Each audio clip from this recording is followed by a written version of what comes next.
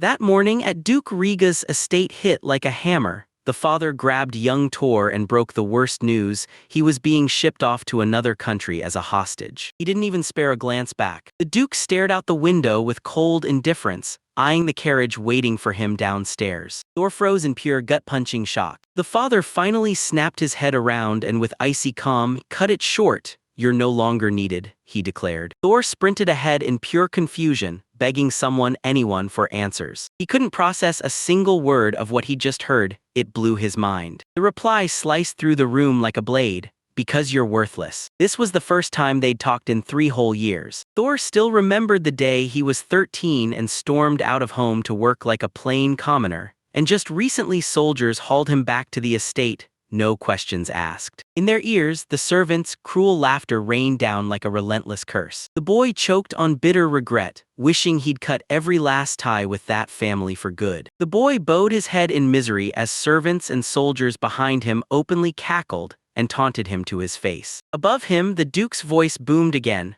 openly spitting on his son for being clueless in combat. The knight dipped his head in a deep, solemn nod, agreeing without a single word. A monocle-wearing steward leaned in and delivered a deadly serious warning to the captain of the guard. The scarred Duke snapped, demanding if this was really just a way to test Thor's power. His fist trembled with raw nerves. That malicious grin twisted the examiner's expression, because at just 10 years old, the family's heir still hadn't learned a single combat skill. Right away, those aristocrats moved to poison the boy, snarling that he was a disgrace and pushing for his immediate expulsion. The steward let out a heavy sigh. The second inspection nailed it. No combat magic at all, and it crushed the family's hopes into dust. Young Thor cowered in guilt as his father's brutal shout ripped through the room. The Duke seethed as he dragged up the legendary warrior ancestors and watched his own shattered hopes collapse all over again. The man turned his back and shut his eyes hard, like the pain was ripping straight through him. Then he exploded into a wild scream, pouring every ounce of his despair straight into the air. The father jabs his finger at his son and snaps in fury, "Without the power to fight, the Holy Sword's grandson is useless to me." Thor's blood went ice cold as he finally sensed the fate chasing him down. In a ruthless empire where the weak get wiped out, a young man quietly buries his one true secret: an alchemy power nobody else has. In the Dulgarian Empire, always pushing its borders by force, only raw military power mattered and nothing else held real weight. The commander bared his teeth in pure, bitter disapproval. With a grimace, the young man admitted he didn't know a single move in a fight, then straight up reminded everyone he still had alchemy in his pocket. He leaned in, arguing with fire that these skills are the only way to fix state property, and that with them, will eventually forge brand new artifacts no one has ever seen. The officer bellowed for silence, then slammed his heavy fist down and shattered the table into splinters. Even with the tension cracking the air, the young man dug in his heels and swore he'd save every coin so he could open his own workshop. The commander's eyes clouded with raging fury. He openly laughed at the dreams of craft. Why build something fresh when the Empire already hoards the most powerful sacred relics ever left behind by past heroes? The young man went completely still, utterly stunned and lost. Rage snapped through him as he tensed hard and clenched his fists tight. With defeat crushing him, the alchemist swallowed his pride, bowed to the order, and pleaded to be told where his new assignment would take him. The commander sat through a crushing silence that felt like it lasted forever. Staring at the broken bits of furniture, he muttered that nobody ever truly got him. Leaning over the smashed table, the officer voice dripping with ice as he declared the verdict: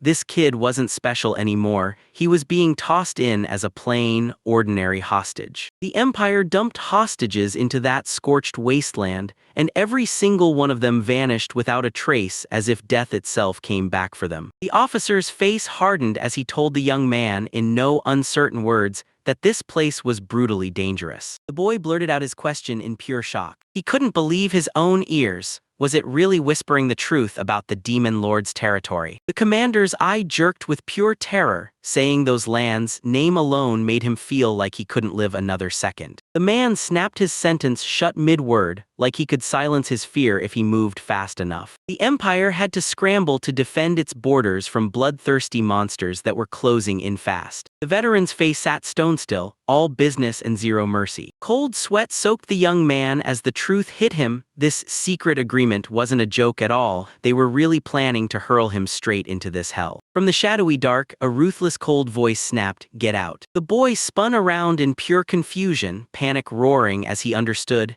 He was about to become another victim, no escape in sight. He dragged himself off, resigned and defeated. Meanwhile, the officer stared out the window, lost in memory, replaying the old tradition of sacrificing a living tribute every few decades to keep peace alive. Behind his back, the knights openly started skinning victims, praying the feral demons would finally slake their thirst on human blood. The guard shoved the young man hard and he crashed to the ground, powerless to stop it. The uniformed man snapped that it was over, then turned his back and walked away from the fallen young man like he didn't care. Wise, the boy barely got the words out behind him. He gasped for breath, shaking with raw helplessness and searing pain. Teeth clenched tight, the young man hissed through a blaze of rage. He couldn't stand Duke Balgarigas. The scarred, stern man didn't even look back. He just coldly barked that the dead don't get words. So the boy got permanently thrown out of the country where he was born and grew up. They dragged the convicted man into a cage-like barred carriage and under heavy guard hauled him toward the demon and half-human lands, the ancient enemies of mankind. That road cut straight through a dead wasteland and slammed you right into the gloomy mountains, the Demon King's own territory. The prisoner crumpled into a helpless ball in the cramped carriage, clutching his face like the world couldn't see him. From beneath his messy hair, a sharp, exhausted gaze snapped into focus like a warning. A brutal prison cart, guarded by mounted knights, slammed forward into the unknown. Hundreds of years ago, a demonic invasion got crushed only because heroes were yanked in from another world. And after that brutal war, the two races never even saw each other again. A pillar of light tore through the darkness, unveiling a boy sitting there, stunned, right on the magical summoning circle. It all kicked off when the Demon King marched in with a massive army, hellbent on wiping out humanity. Hundreds of years back, they tore into each other in a brutal war, fighting tooth and nail over the Teikoku Empire's territory. With nowhere left to run, the people made their final move and called in heroes from another world to save them. The aliens proved terrifyingly powerful. During a brutal clash, they smashed the army of darkness and threw it out of human lands for good. Then the line was finally carved in stone. The Empire's south stayed with the people and the monster-infested north was cordoned off for them.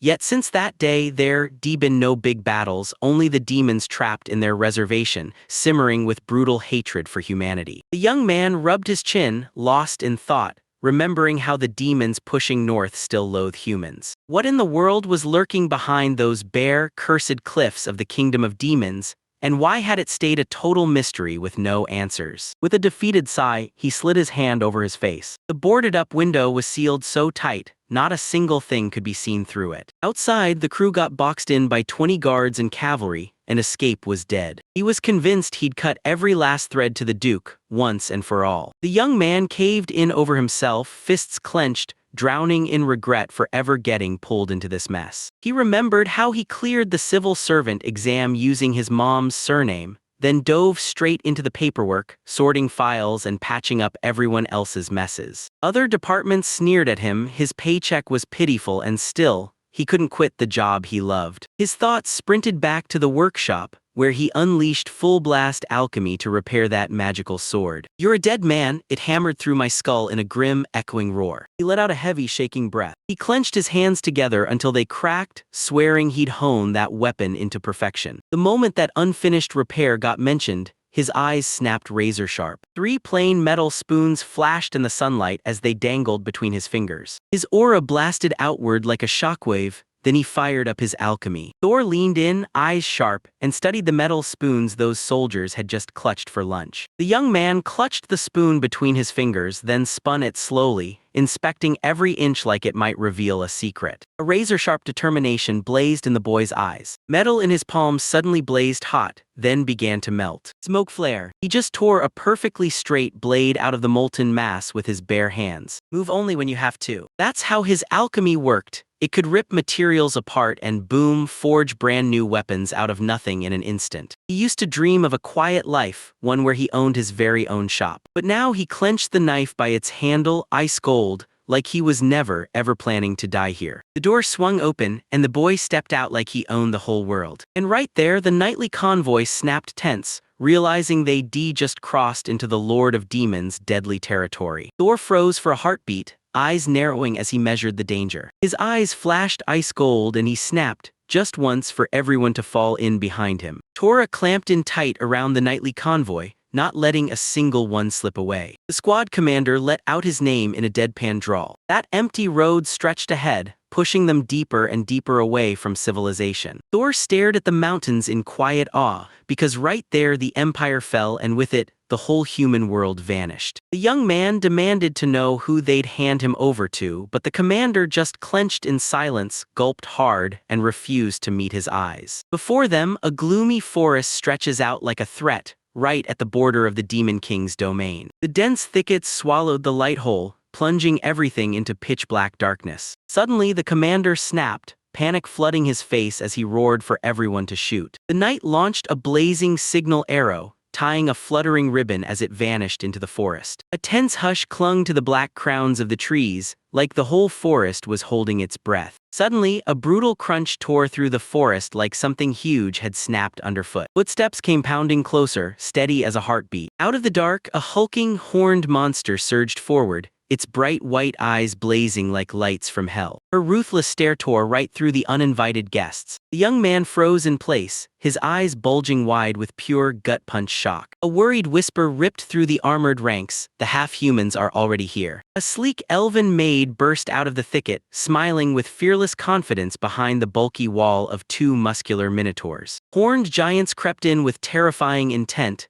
and the boy's body locked up with instant fear. Right ahead of him stood a real-life elf, rocking a maid outfit like it was completely normal. And out in the distance, a giant minotaur loomed. He'd never seen one alive until right then. Thor hauled himself up with a "no one's better than me" grin, greeted everyone politely on the spot, while the Imperial Knights behind him shook with fear. The young man strode forward without a flinch, drowning out the guard's pathetic, rambling cries. The boy surged ahead and the guard trailed behind him, mumbling "wait" like he didn't even understand what he was saying. The escort knight shook from head to toe, tremblingly blurting that they had to be half-humans, right? He narrowed his eyes and fired up the plan in his head. Smile at them, drop their guard, and then bolt the second he found an opening. Mabel the elven beauty snapped into a graceful curtsy and welcomed Thor to their lands, speaking for the Lord of Demons himself. The young man blinked, totally thrown off, because this didn't look like a hostage deal or some desperate sacrifice at all. Even those hulking minotaurs dropped their heads in respectful bow. Imperial legends paint them as bloodthirsty nightmares, elves who wipe out whole crowds with magic, and minotaurs who smash skulls with their bare hands. "Trap!" the escort knights screamed, panicking as they realized they were marching in unarmed. When their cries hit the air, Thor stayed stone calm and shot back, saying the demons aren't hostile at all, they bow and greet them with full respect. Those cowards shoved him in the carriage and kept him there the whole ride, and the boy fumed,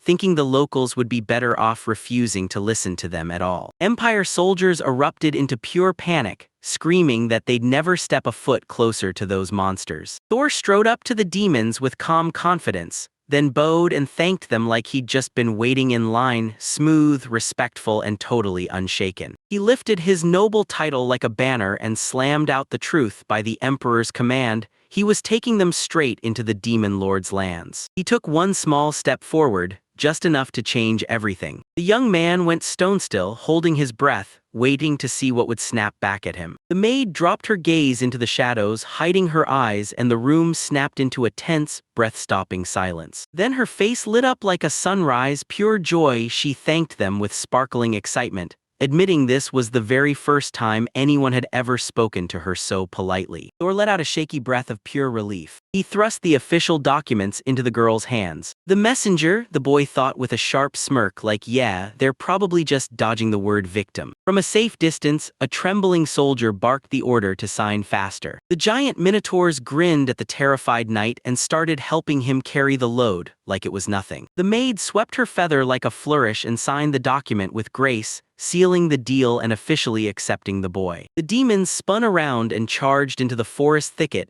pounding the ground with each crushing step. She stared at the bright, cheering soldiers and prayed with everything in her that the truce between the Dulgaria Empire and the Demon King's lands would never break. The girl dropped her eyes, ready to call out the messenger's name. The boy heaved a shaky breath, then choked on another, like something inside him wouldn't let him breathe easy. He and the maid went rigid with terror when the scream hit. Get out now, or death would be waiting for them. The elf wore a gentle smile and admitted it. She'd never seen a human like him before because he wasn't scared of them at all. The boy stayed stone calm and said, "There's a peace treaty between the races, so if you're scared, that's just plain disrespect." Then he froze for a second, glanced aside like he couldn't stand the truth, and admitted in a low voice that he was terrified. The massive, muscle-bound Minotaur gripped his hand like it was a lifeline, then helped him scramble up the hill. The young man followed the towering horned shadow, his mind racing as he realized these monsters weren't hunting him,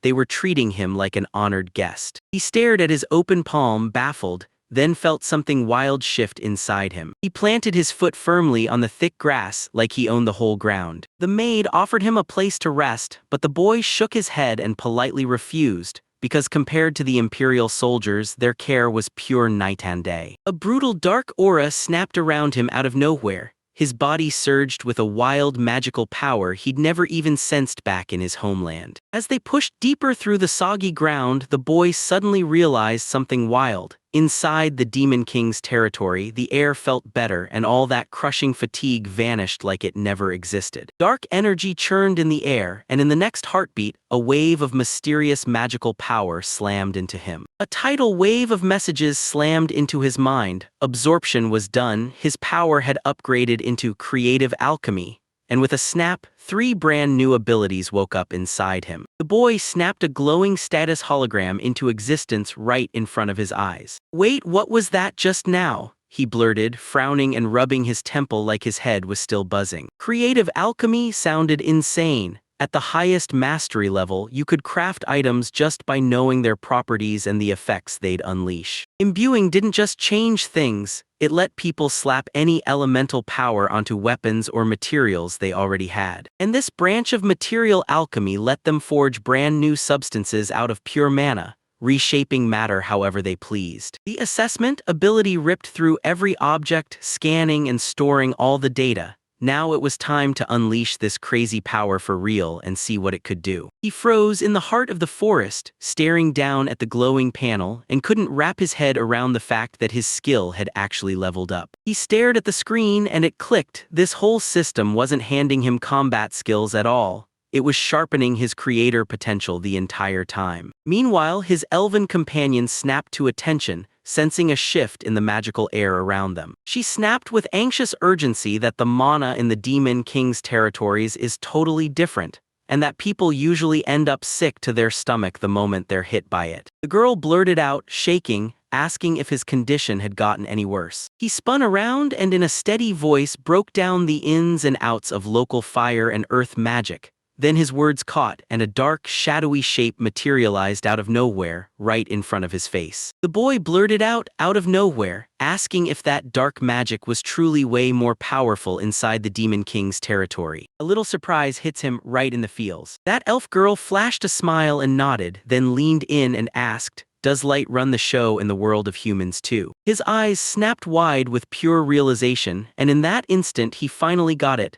This was exactly why his powers had awakened right here. He never had the missing spark in his human capital, until the moment he swallowed the local mana and the whole puzzle snapped into place. Power surged through the boy until his body blazed with light and swallowed darkness. Then he bound earth, water, fire, and wine together, and at last he unlocked creative alchemy. The boy whipped his head around, panic buzzing in his chest. With one lightning-fast move, he grabbed Mabel mid-fall, yanking her out of danger before she hit the ground. "Thank you," she breathed out, and then crack, a branch split under her boot. The path got rougher by the second, so the young man snapped at her to step carefully while the Minotaur trailed behind in silent, terrifying focus. Mabel jolted with a scream. Then a hairline chain snapped and her pendant dropped straight off her neck. The young man stopped dead in his tracks. Panic flared bright in the girl's eyes. The torn decoration ripped loose and crashed down. The pendant sat in the grass and she shot back that the chain was already snapped.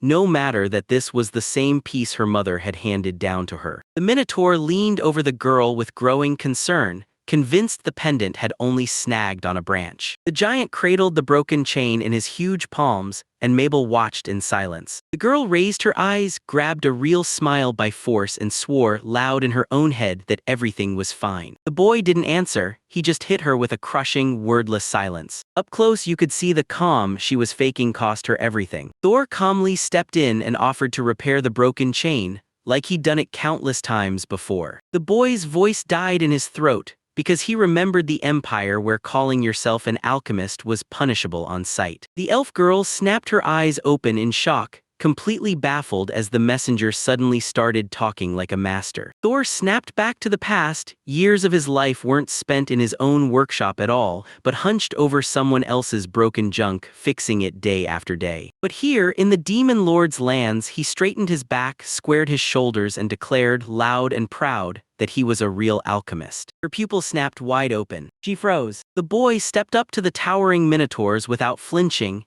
introduced himself as Thor Regas, and dared to ask for permission to break their chain. The elf girl clenched her fist so tight her knuckles went pale, swallowing her words and holding back her answer. The timid maid asked if he'd take orders from something not human, and Thor just smiled, like it didn't matter to him at all. With trembling hands, the girl slowly pulled her mom's precious heart-shaped pendant into view, and prayed he'd fix it. The young man's eyes lit up like lightning as he fired up creative alchemy. He planted himself by the tree's roots, then got to work in total calm, while those monsters watched every move. Thor flashed a confident grin, basically daring the universe to watch him crush that request. He fired up the assessment and stared down at the torn pendant in his palm, hunting for answers. The interface flashed a mystery metal and those old battle scars, but Thor didn't blink. He swore magical alchemy could rebuild the chain and load it with the power of water. Just aim the mana at your head, and picture the alchemical cauldron churning like crazy. With earth magic, the novice could forge any metal she wanted.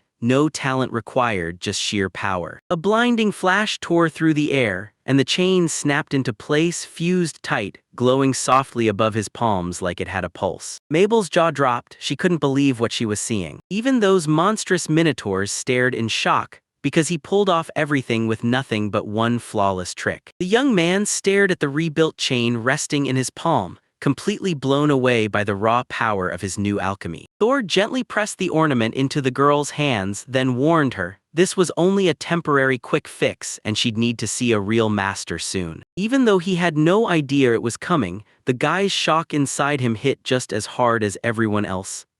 Mabel dropped her eyes, called him by name in a soft voice, and basically dismissed the messenger's official status like it didn't matter. Thor snapped his eyes wide, utterly confused. She cradled the restored pendant to her chest, like it was the most precious thing in the world. Tears of pure joy streamed down her face. He just rescued the one last memory of her mother. The Minotaurs and that elf hype crew swarmed around Thor, showering him with non-stop praise for his insane talent, one breathless compliment after the next. The boy just blinked, totally lost, like that insane spotlight slammed into him all at once. He grinned with real warmth, thrilled to death that he'd finally snapped the broken chain back to perfect working order. Thor's eyes snapped wide, because for the very first time in his life, alchemy didn't just work, it earned him heartfelt, breathless thanks. The cruel father's contempt and the Empire's mockery flared up in his mind like a storm, but the elf's warm promise to help people hit so hard it instantly drowned the past. Tears burned in his eyes as he leaned in and admitted, voice shaking, that he was just so happy to be here. He dug up the dusty legends about a long-gone alchemist who forged an earth-shaking magical weapon. The elf calmly cut into his thoughts and told him, "From now on, just call me Mabel." Now Thor finally got it, those legendary masters back then forged their artifacts with one mission: to ignite the pure joy in someone else's eyes. She winked right at him with a playful grin, basically calling him out as the real-deal alchemist. Thor sobbed through laughter and tears, then gratefully snapped up her mentorship like it was a lifeline. So there, cradled by towering mountains, his brand new life kicked off in full force. Thor leaned toward the carriage window, eyes narrowed with suspicion, trying to figure out if he'd really landed in the Lord of Demons territory. They didn't hit hell at all. This crew sailed straight through the endless, calm steppe like nothing could stop them. Far down the river, trading ships drifted along, and the young man's eyes widened in shock because instead of sailors, hulking fishmen were yanking the rigging. He clutched that magical flame in his palms like it was lifeline, while a sinister ghost mask towered right behind him. Through the window, a burly shape-shifting bear strolled along while casually hauling a massive sack over its shoulder. A little farther out, the wolfman calmly munched on grass, quietly grazing a whole flock of sheep in the tall grass. A long-haired mermaid sprawled on a coastal stone, completely at peace, like the ocean had paused just for her. In the Empire, everyone swore these lands were nothing but bloody chaos. But Thor had seen the truth with his own eyes, and he'd watched half-humans live in quiet peace. A whole family of rabbits chased a trail of carrots across the road, and the world around them felt weirdly peaceful compared to the chaos of human cities. All his life, people scared him with tales of vicious monsters lurking just past the border, tearing travelers apart with zero mercy. The elven maid cut through his thoughts like a blade, saying with a calm smile she'd been waiting for a real job from Thor. The girl gave a soft smile and told her that with a tiny population like this, every single worker here is worth their weight in gold. Thor's fury flared as he snapped that he'd been brought here as a hostage. Then he demanded answers about what happened to the last human captives. "Wait, am I working right now?" he shouted, and it finally hit him. This was his new reality. Thor pressed the elven maid for answers. What happened to the folks who'd crossed into the Demon King's borders before him? The girl admitted the last time this happened was a half-century ago, before she was even born. The last messenger slipped out and raced home, dodging death in that cursed forest. The old coachman said the man slipped away on his own, right on the dot,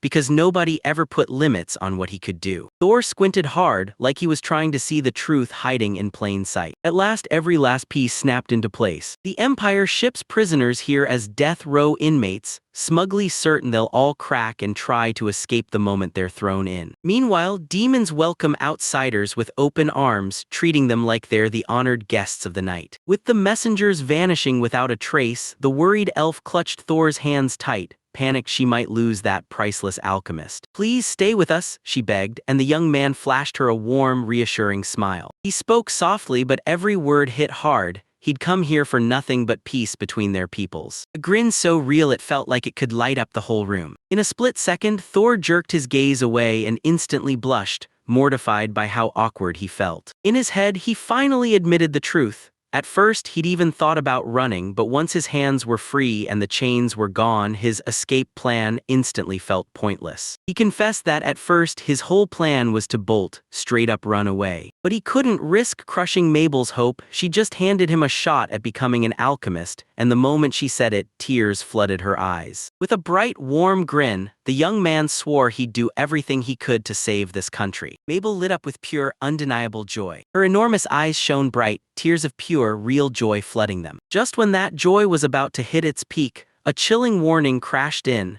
In 1 hour, he'd be facing the Demon King himself. The moment they brought up the ruler, a nasty chill shot down my spine. Everyone in these lands knew the one rule that kept you alive: don't you dare spark the Lord's wrath. The monster satellites welcomed him with open arms. Their warm smiles didn't stop the terror that waited, because the one on that throne was still there, ready to crush them. Right ahead, a towering Gothic castle loomed over them like a dark fortress from a nightmare. The road shot straight ahead, carrying him right into the jaw-dropping throne room. The young man dropped to his knees beside Mabel and the Minotaurs, bowing his head before the towering figure. A stiff, horned demon in a sharp business suit stared the guest down with an icy, wordless glare. The young man's nerves took over. He jerked his eyes away and yanked hard at his collar. Her heart hammered in her chest as the girl beside her beamed with pure joy. A sinister face with a sharp nose and a predatory grin leaned in and hissed, asking if he might be a guest from the Empire. Just moments later, that massive Minotaur guard slammed a roar into the air,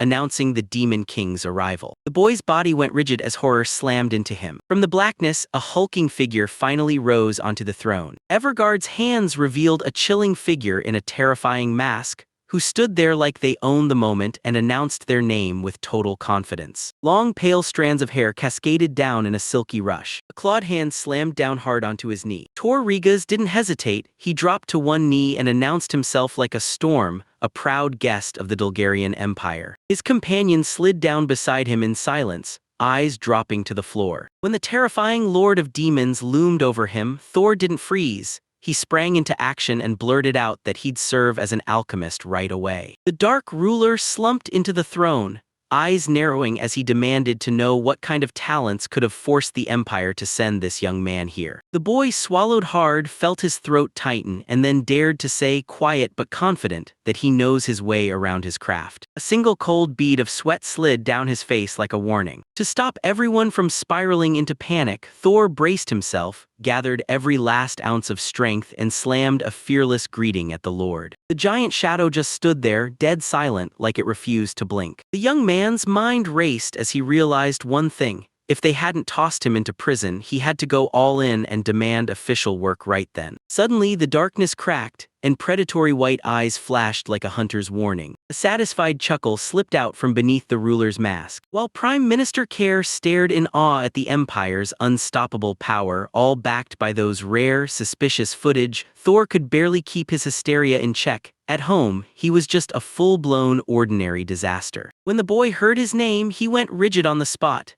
Then the Demon Lord surprised him by promising full control over his actions and thrusting him into the task of prepping the workshop. Thor's eyes snapped wide with pure shock. He dropped to one knee on the spot, bowing his head to his brand new patron. With his trembling hand pressed to his chest, the boy still couldn't believe it. His wild plan had actually worked, and all that stood between him and victory was the equipment. The Demon Lord didn't hesitate. He instantly promised every last resource. He leaned in and demanded, what else? Thor demanded a room right beside the workshop, like he wouldn't accept anything less. Even after all that, the young man was still stunned by their kindness, until the ruler nonchalantly told him to make a list of exactly what he needed. But the alchemist wasn't just worried, something else gnawed at him deep in his chest. The demon leaned in and stayed perfectly still, waiting for the question to finally drop. Thor stood before the throne and demanded to know if he'd be allowed to mass-produce inventions, so the demonic people could finally benefit. He's a foreigner from a hostile empire, and he genuinely can't wrap his head around this kind of generosity. Why are you doing this? The boy blurted, panic snapping through his voice. The king shot back without hesitation, to learn. The white mask hid every flicker of emotion like it was locking his soul in silence. The ruler dragged up a painful past. Back then, human wisdom ruled the day and summoned heroes who carved the demons down. Thor's eyes snapped wide with pure, stunned confusion. Hundreds of years ago, people dragged warriors out of other worlds, watched them unleash a massacre just to sharpen their skills,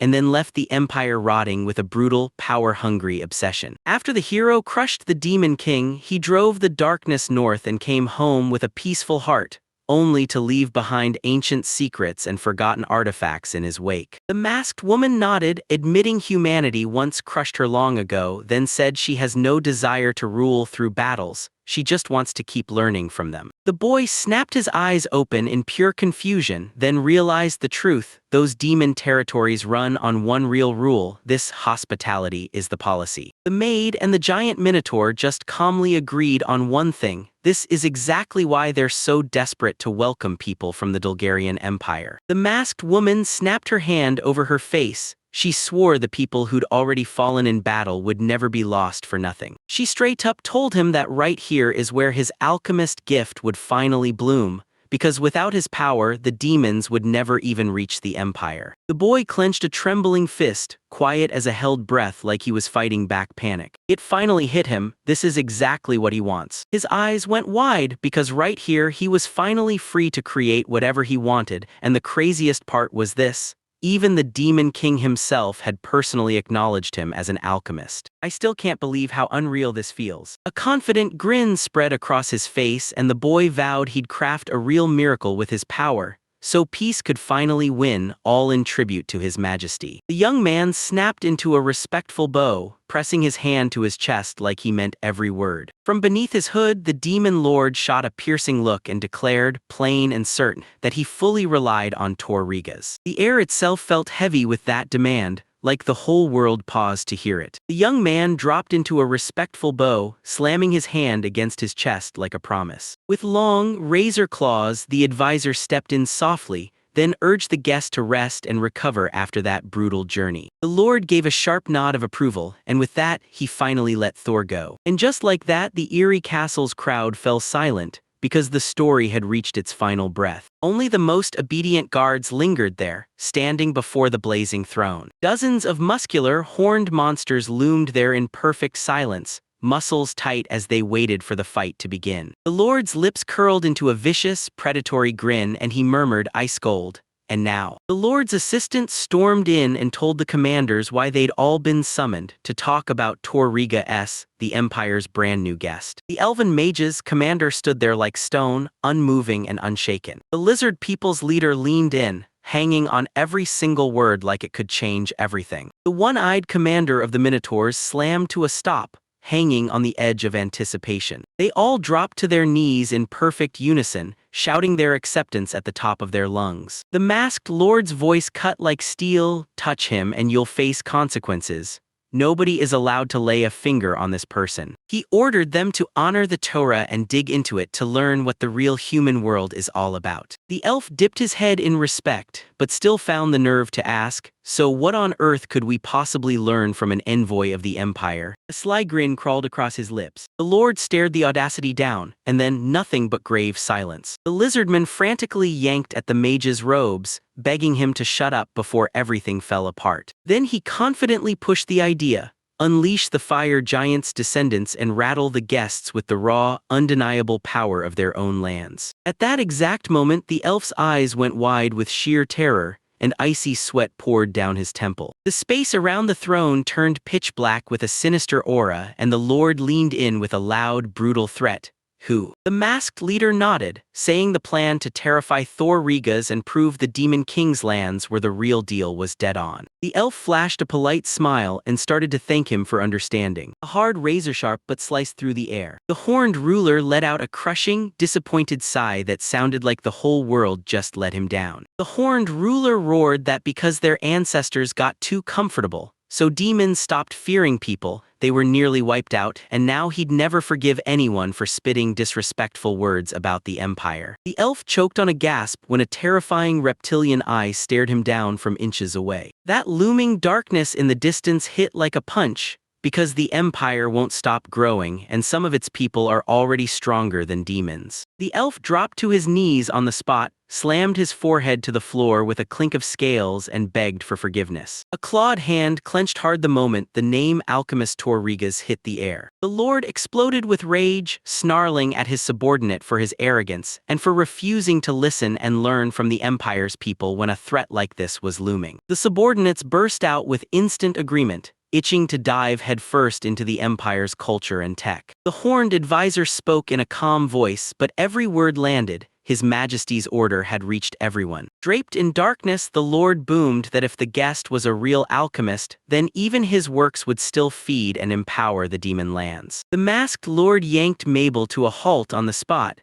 then decided to test the boy's real power first. Just as Torrigas charged in from a hostile empire, the advisor snapped him a warning about the general danger ahead. The elven maid dipped her head in reverence and wasted no time accepting the command to become Thor's caretaker. The ruler just froze everyone with a dead, crushing silence. Mabel nodded once, thumb brushing her pendant as a bright grin flashed across her face. The advisor snapped to it right away and grilled him, demanding to know if it was truly Thor who had fixed that ornament. The girl owned it without hesitation, beaming with proud, no-mask confidence. The ruler leaned in and realized something crucial. Pure magical silver was actually powering that water spirit pendant. His hands clamped down on the chain, and the moment it touched his grip, his assessment instinct snapped into action. Mabel stood her ground and said she had zero doubts about him, because she'd watched his work on that shining artifact with her own eyes. The advisor shot her a hand to stop her cold, claiming her words were so easily checked just by looking at the thing itself. Behind the mask, the figure spoke in a low, careful voice, wrestling to understand how Torrigas forged magical silver out of sheer nothing. Panic hit like lightning, and his eyes snapped wide at the instant the truth landed. In some hidden corner of the world, a horned man in a sharp suit summoned a maid named Mabel. He snapped his eyes shut for a split second, going all in with pure focus. The man leaned in and asked whether the pendant had been handed to her by her mother, and the girl nodded, saying it was an ancient family relic, cursed to lose its magic forever. Suddenly her eyes locked on him, and shock hit like a punch. The three beast people just stared at each other, totally lost, trading baffled looks. The horned one thrust his palm forward and a blinding beam exploded, like a victory signal, that everything was instantly fixed by restoring the damaged magical stone right at the heart of the pendant. The horned demon lifted the water spirit's shining stone, and Tor somehow snapped the artifact back into place, even though every demon tech on the planet failed it. He lifted 2 fingers, and that one gesture hit like a warning and a promise at the same time. The elven maid froze. She couldn't believe what her eyes were showing her. Or the Empire might already be sitting on a whole army of alchemists that caliber. And the moment people learned there was someone who could fix magic instantly, the whole power balance flipped on its head. The demon's grin vanished into grim certainty. If humans keep popping out geniuses like this, the war's already doomed, and that gift is nothing but a brutal flex of how strong mankind really is. The masked man's grin turned vicious, because he knew the enemy wouldn't hand them a master like that unless something dark was lurking behind it. The horned one stroked his chin like he was weighing fate, because only one final conclusion remained. A heavy, suffocating tension clung to the air like it had teeth. The lizardman swallowed hard, panic rising in his throat. Cold sweat poured over the old elf's face like hail, chilling him to the bone. This whole option was wildly absurd. People were so blind they couldn't see Thor's gift, then just tossed him straight in the trash. The horned one calmly admitted that anything could come out of humanity, so they kept their guard up, no matter what. They shoved aside the reflections,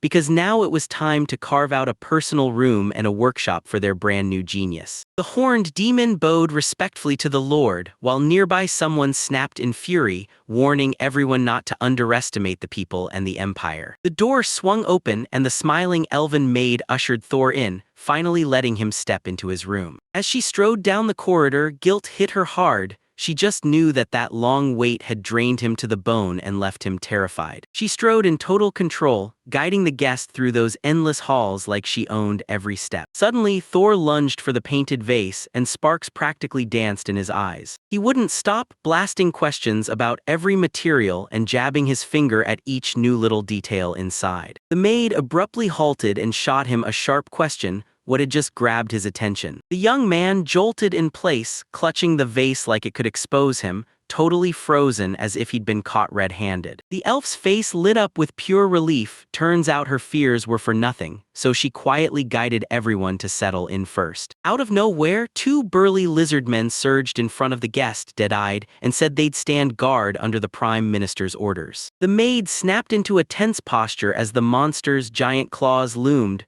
way too terrifying for some helpless boy to face. She spun around in panic, bracing for chaos, but Thor wasn't freaking out at all. His whole body barely trembled as pure excitement burst out, yelling that he still had so much to learn. He fixed his eyes on the lizards, practically vibrating with wild, hungry curiosity. Thor grinned and told the lizards to watch over him. They quickly nodded along, and the maid just let out a confused breath like, "Wait, what?" The elf girl went stone still with shock because she finally heard a human call monsters out by name, like it was normal. Thor strolled down the corridor at her side, flanked by those 2 humanoid lizards, and admitted, calm as ever, that he'd never met their kind before. They just sighed because people always looked at them like they were nothing more than ordinary scaly reptiles. Suddenly, the young alchemist's eyes lit up like he just caught the perfect idea. He pitched the idea of a slick, special fabric that would stop those stiff clothes from snagging and painfully catching on the scales every time they got dressed. Thor's smile flickered across his face like a calm spark before the storm. The maid's eyes went wide. She never saw such heartfelt care coming. Her eyes snapped wide, stunned into total silence. Even those hulking lizard men traded uneasy looks like they didn't know how to say what was on their minds. "Mr. Tor," she breathed out, dread crawling up her spine. The boy leaned in and said he's determined to study the daily life of every local race. The demon lord's lands were packed with dozens of different species,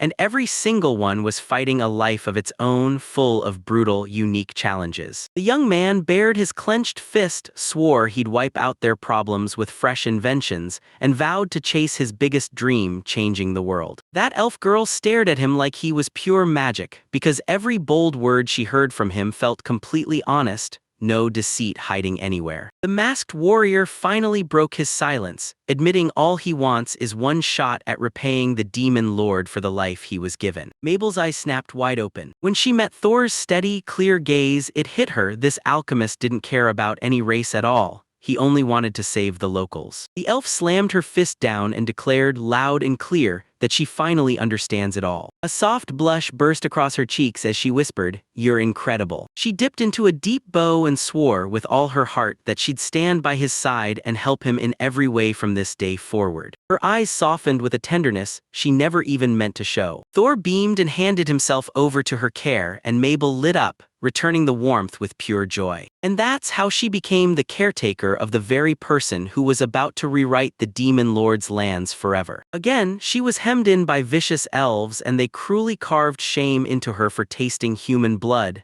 and for being utterly helpless when it came to magic. She jolted upright in bed and erupted into a desperate scream. A tear slipped down her cheek, and those childhood nightmares refused to let her breathe. The girl strode up to the window, yanked the curtains aside, and wrestled with a crushing thought. Would she ever be able to beat the trauma that still haunted her? Breath burning in her chest, she collapsed onto the bed like all her strength finally quit. The physical pain piled onto my heartbreak. My legs turned ice cold again. She tried to massage her feet, but the moment her own touch hit, a sharp wave of pain ripped a gasp out of her. Suddenly her eyes locked up in shock. In her eyes blazed a fierce determination to smash through this damned cold and face her darkest fears head-on. "It can't be that bad," she breathed, cradling a nervous hope like it might finally grow strong. Two huge, fluffy leg warmers were already sprawled on the table, just waiting to be grabbed. That elf girl snapped her gaze away, cheeks burning, terrified she'd look completely ridiculous in front of Lord Thor. But comfort still found her, right there in the form of a maid with a soft smile, tugging warm clothes over her trembling legs. Then bang, the door exploded open, and there stood a buzzing young man on the doorstep, practically bursting with excitement. He tore into the Demon King's castle storeroom, staring at a chaotic mountain of supplies dumped in heaving heaps across the floor. His eyes ignited with pure electric excitement. His eyes snapped to bent shields and shredded armor piled in the junk. At first glance, it looked like this place held nothing but ancient sword sheaths. The young man snapped his hands against his own cheeks, shaking the wild euphoria out of himself. The hand dropped and went totally limp. The young man shot his arms into the air, grinning like he'd just hit the jackpot with the castle's storeroom. It was way too soon to celebrate. This Demon King didn't send him here out of kindness, he shipped him in as a surefire investment for profit. If he doesn't live up to expectations, they'll rip this room away on the spot. He furrowed his brow, then clenched his fists so tight his knuckles practically screamed. Right then a sly, self-assured grin slipped across his face. If he wanted to stay, he'd have to whip up something so mind-blowing it stunned literally everyone. The young man yanked open the catalog of scrap materials he dug up among the junk. The excitement hit him like a wave. He could barely stand still, bouncing with impatience as he eagerly waited to see new useful things come to life. His fingers skimmed the page like a whisper, and then, somehow it felt like a strange massage bath. The cover was plastered with mysterious hieroglyphs, and they probably tossed it aside for one brutal reason: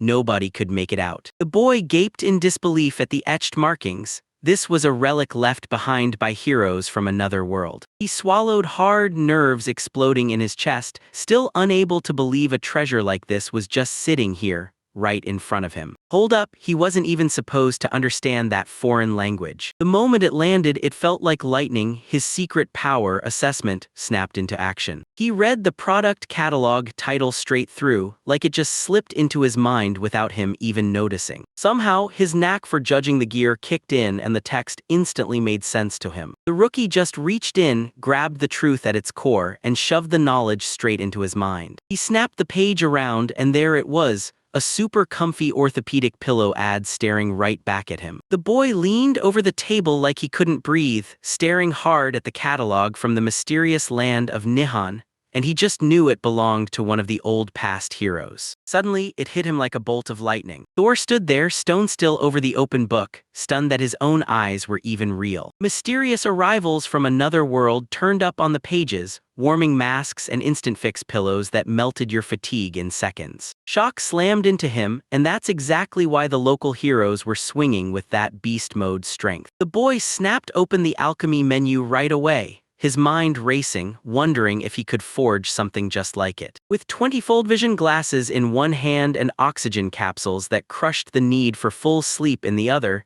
you'd have to be crazy not to feel completely unstoppable. Suddenly, a surprise shout hit, and he jerked off the ground in place. Right at the doorstep stood Mabel the maid, gripping a tray in both hands, ready to strike the moment before anyone even stepped in. She gasped, staring at him, and blurted, "What are you so locked in on?" The girl apologized for barging in, swore she'd called him, and yet he just sat there totally disconnected from reality. Thor let out a faint smirk, thrust the book toward her, and secretly wondered if she could actually decipher those wild, strange symbols. Mabel swept her eyes over the chaotic mess and told me how, for centuries, past demon lords had been dumping all kinds of shady treasures in this very room. She leaned in and scrutinized the page, but the moment she finished, a heavy sigh tore out of her. Every entry was a total mystery. And then she snapped in with a sarcastic jab, saying all that talk was just a pathetic excuse to dodge cleaning the room. A tense pause slotted into the air, and she quietly fidgeted from one foot to the other in her fluffy slippers. Thor stood there totally frozen, like the world just hit pause on him. The cheerful elf maid, Mabel, tossed out the idea of brewing tea, and he jumped at it without hesitation. As she warmed up, the girl blurted out, mortified,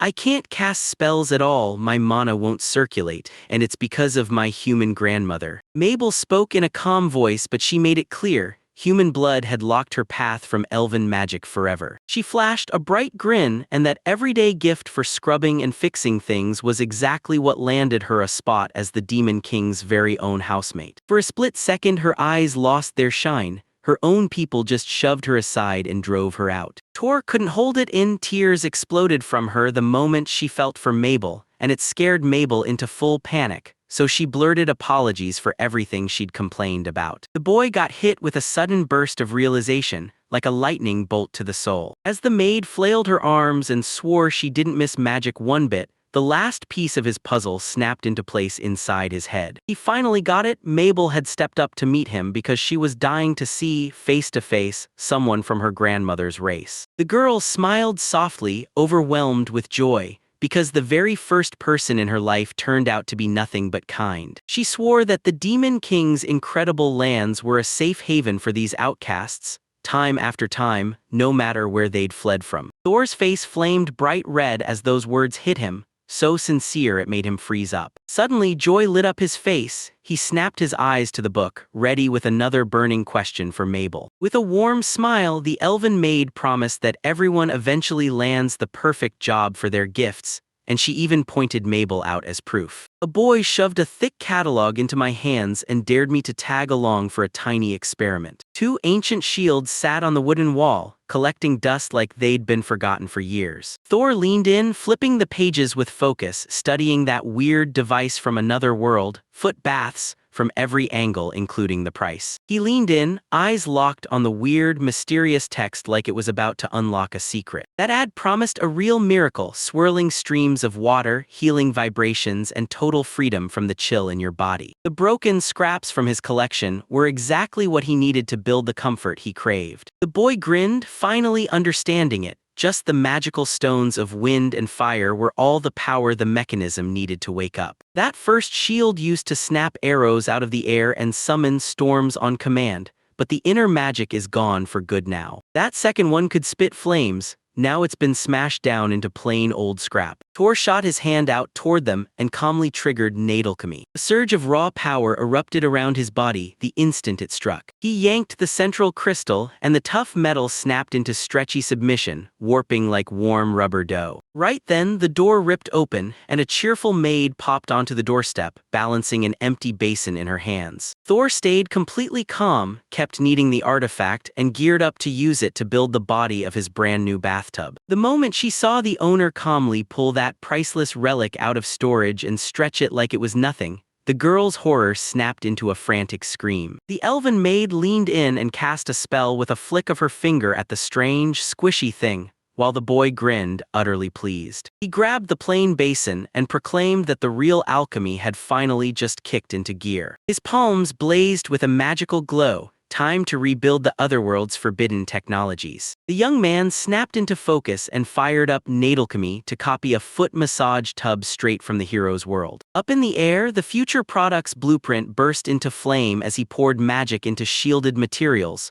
pouring pure power into the design. He shut his eyes tight, picturing the mana bursting out of the stones and spilling into the water like it was melting into the world. Because their tech didn't match Earth's level yet, they couldn't copy everything, but magic stepped in and covered the gap instantly. The wind stone hummed with vibration, and the fire stone blasted the exact heat they needed. The system was built to work flawlessly. Those swirling streams of water would pump life through your veins, then knead the acupuncture points in your feet with every spin. The image snapped into place, locked in like it was never going anywhere. A blinding flash hit boom, the tub just appeared out of nowhere, fully formed. The boy grinned and thrust his hands forward, proud as he presented his creation. This brand new artifact fused 3 rare elements, shrugging off the hits of magical weapons, and it was forged to stay solid for a full 25 years. The creator already had every detail of the product figured out, so all that was left was to slam it into real-life testing. Thor grinned and thrust the ready foot bath toward the totally bewildered Mabel. The boy yanked his gaze away, because back in the Empire he was so strictly barred he wasn't even allowed to get near the workshops. The maid gasped in pure shock. He wrapped up the whole job in under 10 minutes. In Thor's memories, an angry father snapped into focus, roaring that he'd better never get arrogant, because there were plenty of competitors out there just as strong as him. The boy rubbed the back of his head, guilt twisting in his gut, because he'd never seen a real alchemist for himself. He'd just taken his relative's word and ran with it. He calmly figured there had to be a whole army of masters like that out there in the world. The thought of an army packed with freakish geniuses completely snapped Mabel's grip on reality. Tor couldn't wrap his head around her panic. He honestly thought his creation was just a normal copy of something from the hero's world. He casually shoved the box straight into the girl's hands. The boy burst with excitement and begged to be taken straight to the water so he could fire up the artifact and prove it was real right away. Mabel stood there, completely frozen, struggling to believe that an insane treasure from another world had finally dropped into her hands. The boy grabbed the portable tub, then stepped forward and promised, "Watch this," as he set out to show it in action. The minister gave a calm nod, like he'd already won. He finally realized he had to deliver that presentation, because he'd been using their materials for free. Even so, the minister's sudden arrival still rattled him, because all the guest could do was promise it was just plain curiosity. The boy slammed the device onto the floor, then barked at Mabel to drop her legs down right there. The girl snapped a breathy gasp through the choking steam as he explained, step by step, how to feed the firestone with mana. Then, before anything else, he grabbed a plain bucket and poured water out with zero hesitation. Mabel obeyed and lifted her leg. A black stocking glided smoothly down, like it knew exactly where it was going. Her cheeks flared red, and embarrassment hit so hard her heart started slamming against her ribs. She hesitated, then stepped forward barefoot, staring down the device like it might bite. The boy casually asked for more mana to crank up the vibration, and the maid hesitated, nodding like she wasn't sure she should. The scorching hot water soothed her to the bone, and he grimaced as he remembered the next windswept stone lodged inside. His foot barely made a sound as it sank into the water with a soft splash. The boy and his horned companion just sat there, watching the final outcome unfold in calm silence. Not a single muscle moved on their faces, and right there at their knees, treachery shook and trembled like it knew it was about to strike. Bare feet pounded the floor in a panic, over and over, like they couldn't stand still. Taken off guard, the elf's cheeks flared crimson to her ears, and she yelped in a voice that didn't sound like hers at all. Panic slammed into him so hard that even breathing felt impossible. The boy leaned into Tora like it was nothing, saying the magical stone was the one doing it. Her body betrayed her the moment the power hit. She couldn't stop herself, bouncing uncontrollably to every unseen pulse. The elf folded in on herself and muttered through gritted teeth as the water stream splashed straight into her most sensitive spots. She trembled uncontrollably, like her body was fighting off a fever from the inside. Her fingers dug into the skirt so hard they shook, like the strength to keep standing had finally snapped. Gasping for breath, the girl panted about how that scorching heat slid in sweetly and warmed every inch of her veins. Tears poured down her face as despair crushed her, and she screamed so hard she finally lost control of herself. Her eyes went hazy, and a confession burst through her parted lips like it was telling her she just. A shocking wave of flowers slammed into Mabel's mind, drowning her in visions. She felt like she'd stepped straight into paradise. Heat from the water surged through him like a blazing hot spring in the middle of an icy desert, melting away every last bit of cold. The minister snapped her name with worry in his voice, urging her to stop. The elf panted with her face blazing red because right now, something wild was tearing through her like a storm. Mabel finally let out a shaky breath, and her jaw dropped when she realized the mana inside her body had started flowing flawlessly all at once. The minister snapped into alertness the second it happened. He leaned in, eyebrow raised, and grilled Tor like, "So you really used those regular health products from the hero for this?" And he instantly froze in shock, staring as her magical power surged upward. They didn't say a word that these items could mess with mana, only that they were made to smash fatigue in an instant. Thor calmly reminded them that the heroes were always sitting on a ridiculous amount of power. The minister froze solid while the guy spelled it out like it was obvious. These are the tools of heroes, so their insane effects feel downright natural. The horned minister crumpled to his knees, stunned to the bone. He couldn't wrap his head around how those health products managed to heal Mabel when even the best doctors of the Lord of Demons couldn't. The young man shrugged it off with a careless grin, and that single nod absolutely fried the other guy's brain. But that wasn't enough to stop what happened next. The elven maid could barely keep standing, her head spinning so hard she felt like she might drop at any second. As he watched, the boy finally got it. This wasn't just a shock. The hero's object had smashed the pride of this world clean to pieces, proving their fancy tech meant nothing. Her skin soaked and her cheeks burning, the elven maid finally felt her mana surge freely at last, and the young man beside her urged them to test it right now. She crumpled onto the floor in a burst of steaming heat, begging it to stop, while her horned companion hovered over her, trembling with worry. His fingers snapped tense, then clenched hard into a tight fist. Covering her eyes, the girl choked out a bitter truth. She'd already quit trying witchcraft long ago. Panic slammed across her face. She shakily denied it, insisting that magic was totally beyond her control. Then, in the blink of an eye, she shot both palms forward and started blasting the spell from her mouth. "Dark wind," she cried out, shaking with desperation. The young man grinned calmly across from him, absolutely sure that everything was finally going to click. A brutal burst of the elements slammed into the horned one, and he snapped his arms up like a shield in self-defense. In that raging whirlwind, he could only gape and blurt out her name. His companion froze, staring at how brutally strong the current was. Mabel froze. The sky ripped open as a brutal hurricane roared through,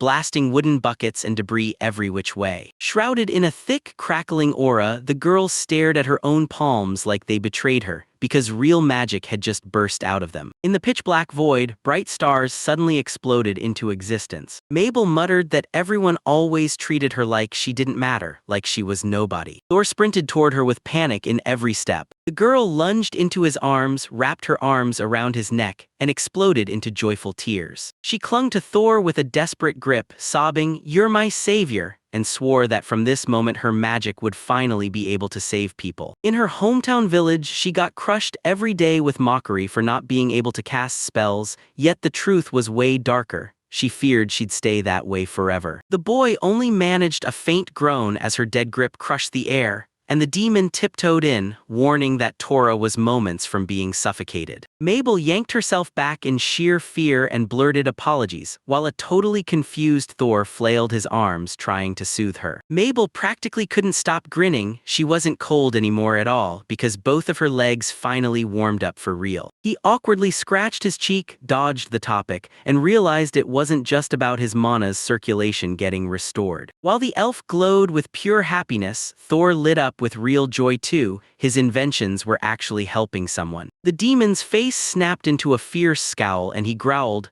"This artifact awakens inner magic and the thought of villains holding it is terrifying." Thor blinked, utterly thrown off by what he was seeing. With a comic jolt, he muttered, "I made this thing just to treat Mabel's legs, nothing more." A booming voice slammed into the conversation and announced that this footbath was now Demon Lord territory. To keep Mabel out of trouble, Thor swallowed his pride, refused to argue with the Prime Minister, and quietly slid his product into the Prime Minister's hands. The boy gaped at him, utterly baffled. The demon shot back with the exact same stunned, confused stare. Thor's eye jolted with pure nervous shock. The Prime Minister cradled the basin like it was nothing, then casually tossed out the idea of paying for it with local gold coins. Tora was completely floored. He could barely breathe from the shock that the thing he made just for himself was suddenly going to pay him. He swallowed hard and cleared his throat, remembering how, back in the Empire, everyone crushed his alchemy and shoved it into a laughable salary. The minister barked his name with real concern in his voice. Thor clenched his fist until it cracked, and a wave of pure joy hit him. His work, his desire to create, was finally being honored here. The memory slammed into him of that former supervisor, always cracking hands, then forcing him to blindly patch up junk exactly by the rules. With his hand slammed to his chest, the boy flat-out refused the gold and demanded his prize come in magical stones for the next project. He pitched the idea of drafting a detailed petition for the future expenses, and the demon leaned in, listening close,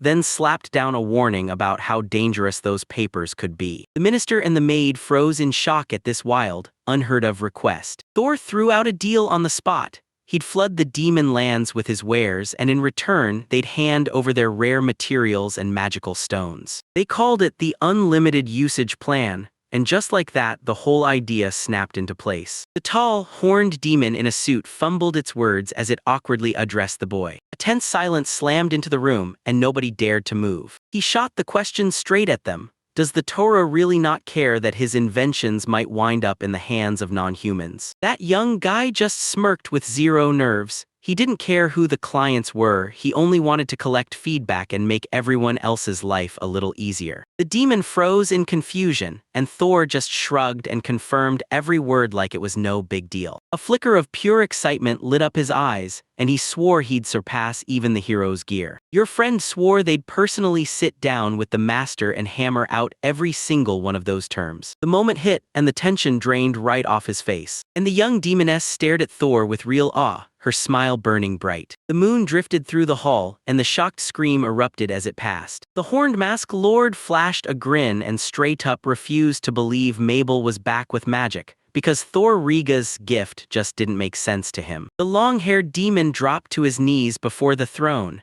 bowing so low he practically waited out the Lord's disbelief. He slid his hand over his chest, cool as ice, and swore he'd seen every single thing with his own eyes. Rage seized the ruler. Those demon-land healers had fought Mabel's illness for years, yet this alchemist snapped it shut and cured her in under a day. In the shadowed hood, when he finally grasped the foot bath trick, his eyes lit up. Firestone warmed the water, and the wind spun it into a wild whirl of bubbling foam. The demon gave a sharp nod, confirming that Torrigas had fused two wild magics into a single, unstoppable object. One of the advisors' face went ghost-white and cold sweat erupted as the reality hit them. They couldn't believe it was even possible. The alchemist just soaked up the fire and wind's energy, then dissolved it into the water like it was nothing. And because Mabel is a water elf, her body drinks in that mana greedily and without breaking a sweat. The Lord's whole body tightened as he finally grasped the terrifying warning hidden in the young man's words. That simple procedure didn't just numb the elf's cold sensitivity, it shattered the problem, then slammed her broken magical flow back into perfect rhythm. The bishop shot up his clawed hand with sharp doubt,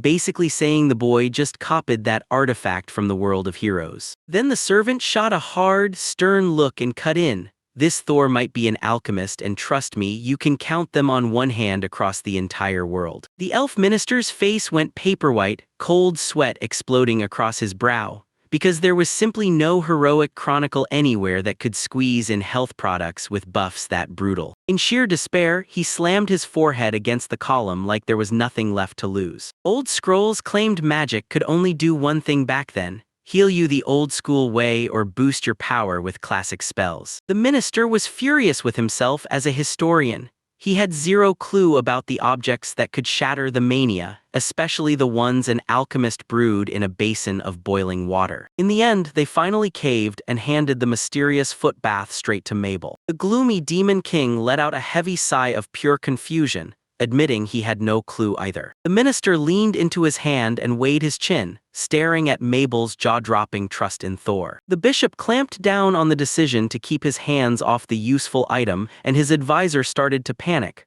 urgently asking if it was really safe. The Demon King went stone still, utterly shocked. The minister stepped before the throne and spoke up, because it's wildly unusual for Mabel to open her heart to anyone since she spent ages in these lands learning how to trust. He seethed as he dragged up the memory of that girl getting mercilessly bullied back in her hometown because she couldn't cast spells. With everything on the line, the elf stepped forward and made His Majesty a bold, no-nonsense proposal. The Lord leaned in, eyes locked on every word, listening like it mattered more than anything. A tense, jaw-dropping silence slammed into the room, like the world just held its breath. The woman flashed a sly smile like she was about to charm Mabel into believing it, no questions asked. The horned advisor cut her off in a heartbeat. Let Mabel marry Thor, then the alchemist finally has the perfect excuse to stick with them forever. This can't be happening, a furious roar ripped through the air. The demon lord exploded in a storm of black aura, refusing,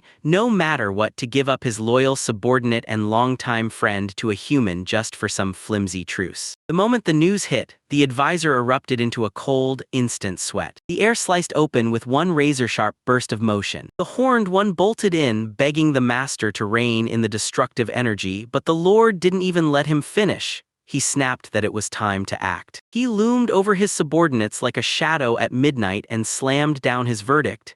He was going to judge the alchemist. One heavy stomp ended the bickering. Turns out the Lord himself is going straight for Torarihas. The mustached officer flashed a predatory grin, glass in hand, savoring the shameful death of yet another loser. Suddenly, the subordinate rushed up to the one-eyed steward and blurted out, "The Imperial Court wants a report on the repair of the magical sword." The steward snapped to attention the moment he heard it, because the princess demanded the weapon be restored to the exact state the hero himself had used. The stout official fumbled the scroll in shaky hands and muttered that even the alchemical workshops wouldn't touch it. "How can it be broken beyond fixing?" An enraged voice tore through the city streets, bouncing off every wall. The one-eyed man slammed a document into his face, black and white words declaring an 80% readiness. He rubbed his forehead with tired frustration and snapped, "Get me the employee in charge right now." The official narrowed his eyes and started whining hard about the shrunken budget,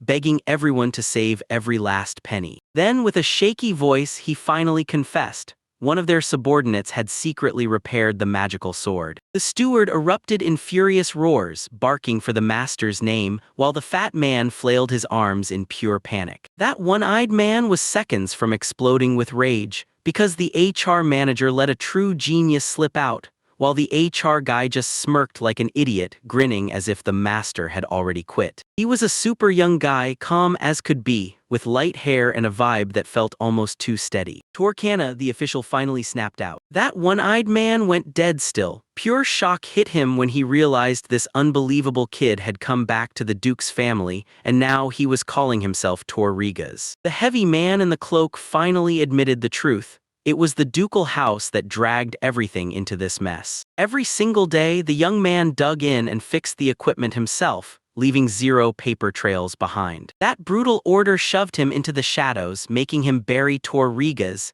name so foreigners never got a clue. The one-eyed nobleman snapped into the conversation like a thunderclap, and he cut his subordinate off completely. No way they were allowed to even say the boy was back. Rage swelled in his chest as he clenched his jaw so hard it almost snapped. Rage twisted his face into something unrecognizable. Snatching the wrapped sword, the aristocrat roared for everyone to wipe Thor's name from their minds, because the duchy will remint it with the finest alchemists. But the very next day, a furious scream tore through the Empire's main workshop, and the chief blacksmith snapped, flat out refusing to touch the job. The Grey Master leaned in and coolly warned that magical blades won't accept ordinary repairs. Hunched over the blade, the old blacksmith let out a weary sigh and repeated, plain as day, that fixing that magical sword was anything but simple. We had to rip into the metal's very structure and engineer the perfect alloy, matching those same properties down to the last detail. The nobleman snapped his eyes open in pure confusion, hearing that he had to pack the blade with the power of fire and earth. The age of heroes is gone, alchemists have fallen from glory, and the secret to restoring those lost weapons disappeared with them. When the final verdict hit, the one-eyed man snapped into a cold sweat, because in the whole empire not a single soul left could ever mend that sword. Koval finally fessed up.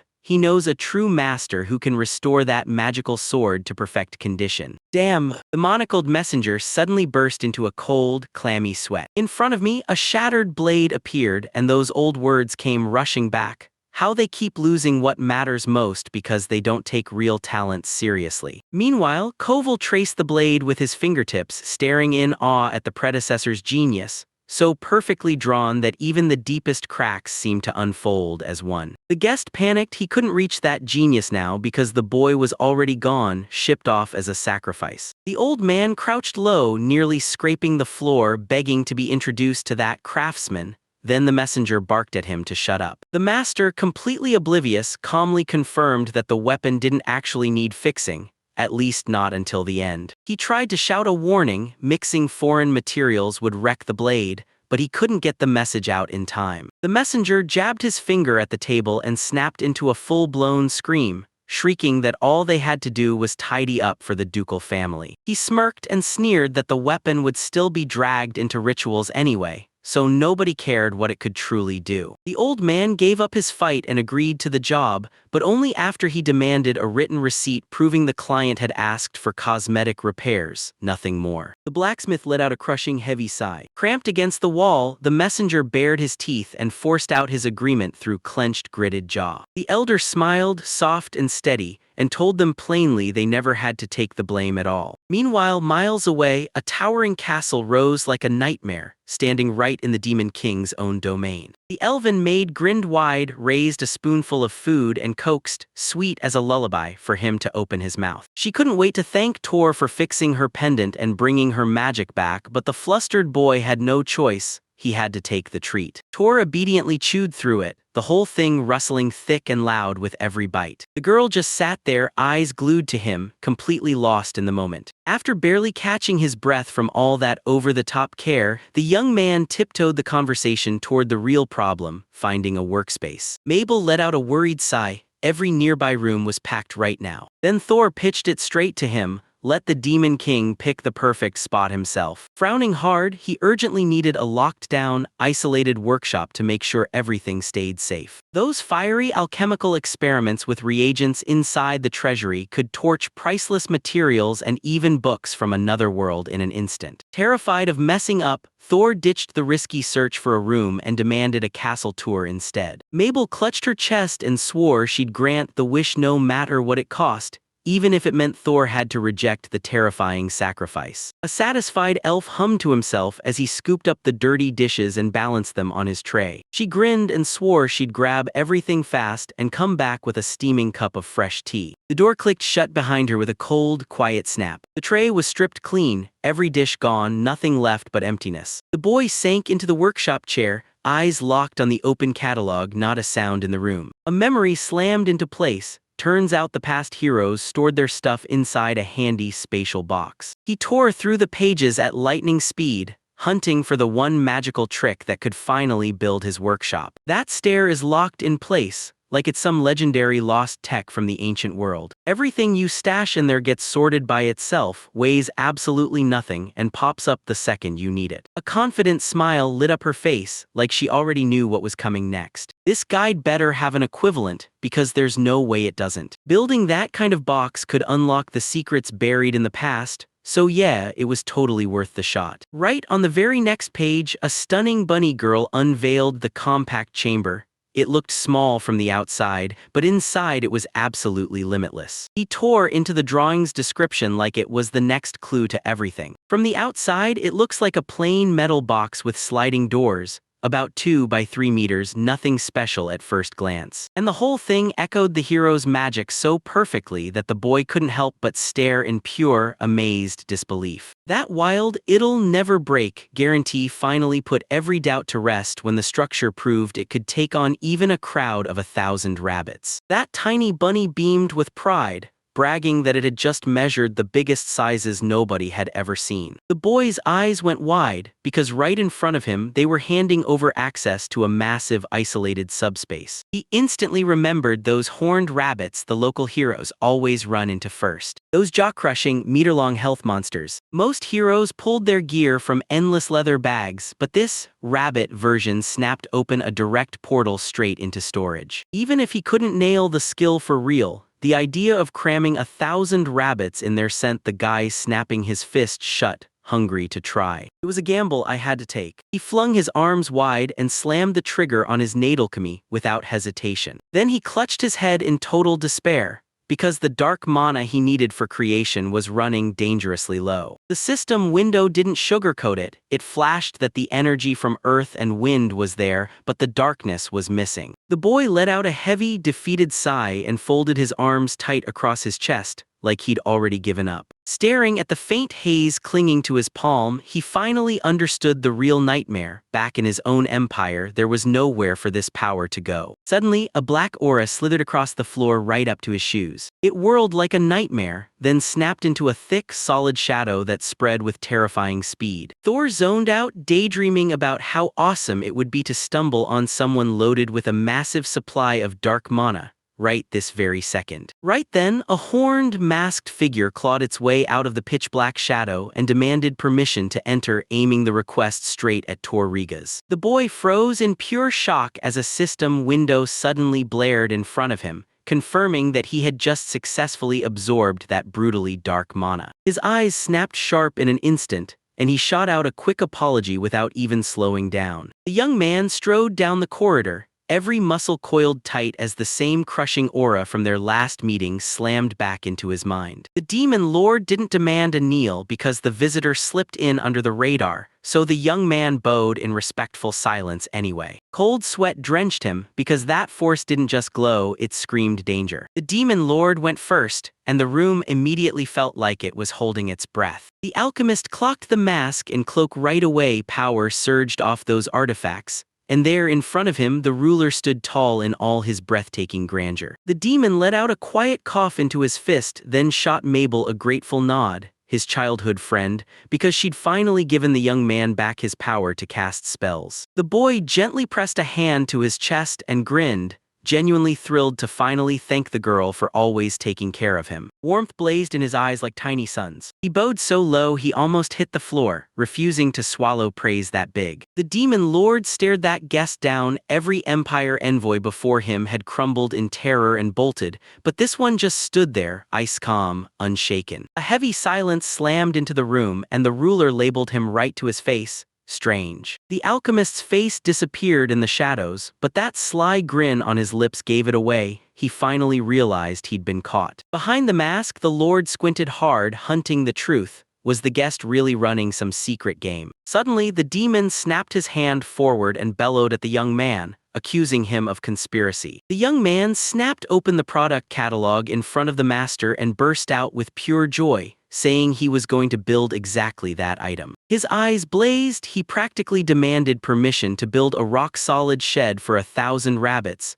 then turn it into a real workshop inside. In the shade, the bishop froze mid-breath, hanging in a tense silence. The boy's face lit up with pure excitement as he nodded, absolutely ready to jump into action. Seeing that fire in his eyes, the lord tilted his head in confusion and snapped that his subordinate was a total oddball. The alchemist flashed a soft smile, pressed his hand to his chest, and quietly owned the moment. The lord replayed his words about craving to rise beyond the hero's world, and demanded, straight to the point, "Tell me it's true, did you mean it?" He jabbed his finger at the hero measurement catalog pages once more. The boy even brought up his fresh invention, a special foot bath he just made for Mabel. He made it clear this guide is packed with a whole stash of hidden treasures from another world. The lord stared at the sky and brought up those massive alien towers, then snapped straight to the young man, had he completely lost his mind to challenge a civilization that far beyond them. But the boy clenched his fist with stubborn grit.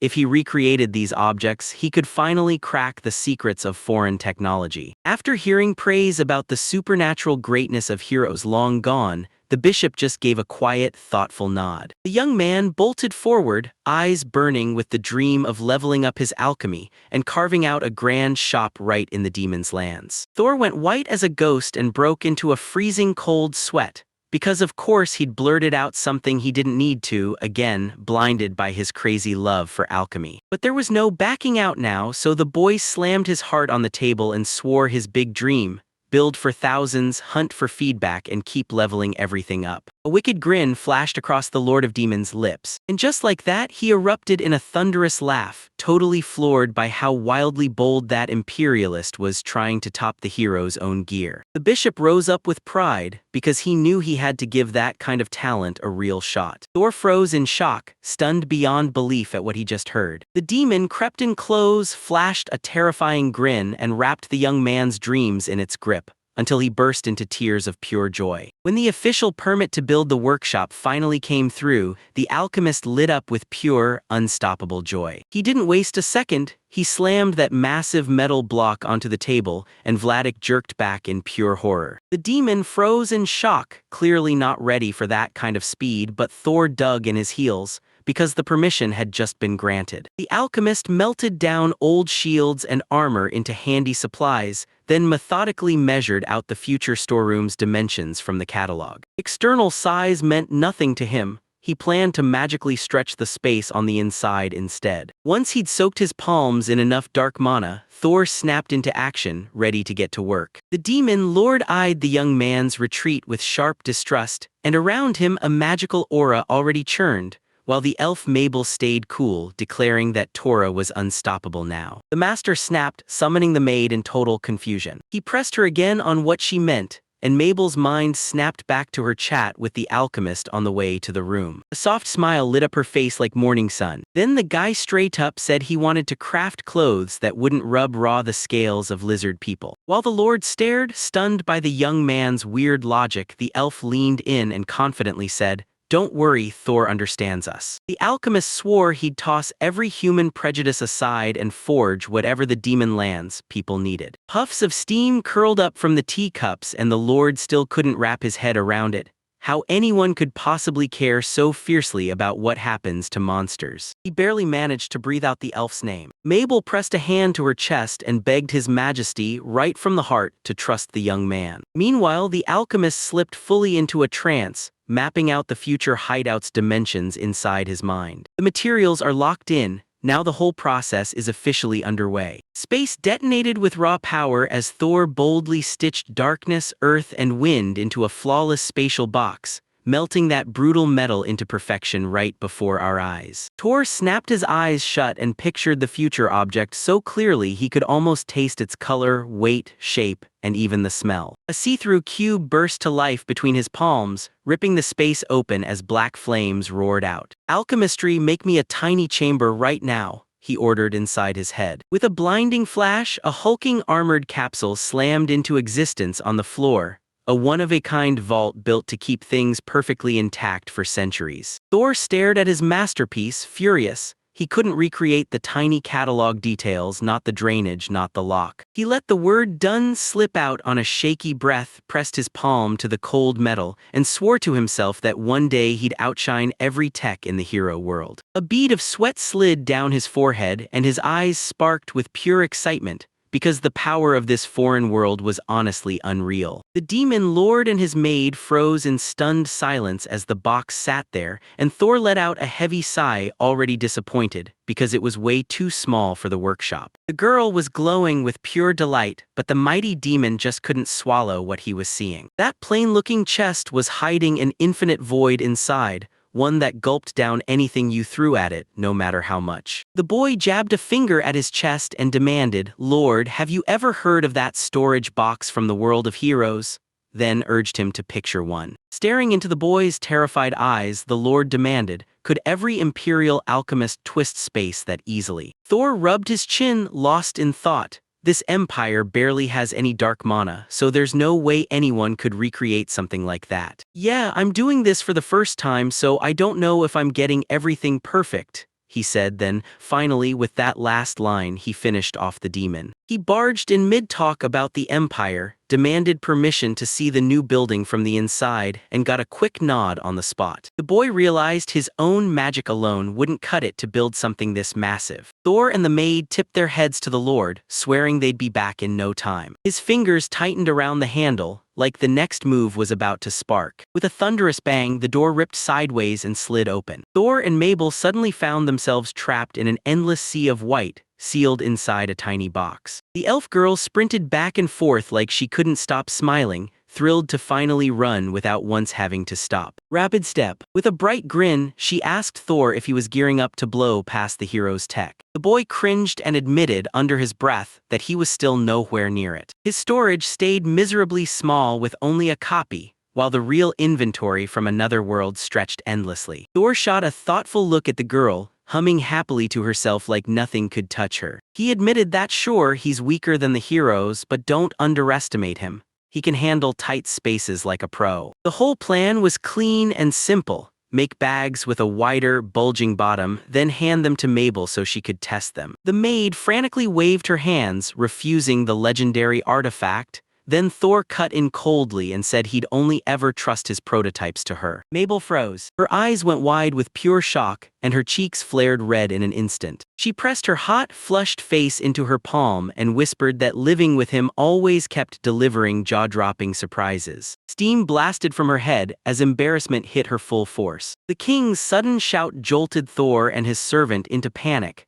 and they blurted apologies so fast you could barely catch them. The bird-masked man deadpanned that, since he ruled these lands, he had to personally check every bit of security himself. With the answer yes ringing back, he snapped, "Can I come in?" Inside, the Lord spun around in shock, blinded by the blazing light and stunned by the sheer size of the real arena. He genuinely praised the boy for pulling off the impossible, squeezing a massive space into something tiny. Suddenly, the guest's dark cloak shimmered like it had a secret of its own. Right in front of a stunned Thor, a system window snapped into view. An SS rank artifact detected and the automatic extraction began ripping into place. The system ripped the ruler's mask and cloak off like they were nothing, exposing the truth and dumping those lies straight into a spatial repository. Thor's eyes nearly burst from his forehead. Suddenly, the hem of a short girl's skirt fluttered right in front of his eyes. The terrifying man was gone without a trace. Right where he stood, an elegant figure now ruled the moment. The moment the mask was ripped away, it clattered to the floor with a heavy, lifeless thud. Hidden under that colossal gear this whole time was a stunning horned girl with silky, luxurious pigtails. "Is this for real?" the stunned boy managed to whisper. With a calm voice, he unveiled the horrifying truth, the demon King Lucier's real identity, blasting his listener so hard they went completely stunned and couldn't speak. A magical chamber yanked in every rare item in the area as if it had a vacuum for destiny. The moment it happened, Demon Lord Lucy's mask and cloak ripped away in an instant, and she stood there in light clothes right in front of Thor, completely stunned. The girl's cheeks went burning red as she buried her face in her hands.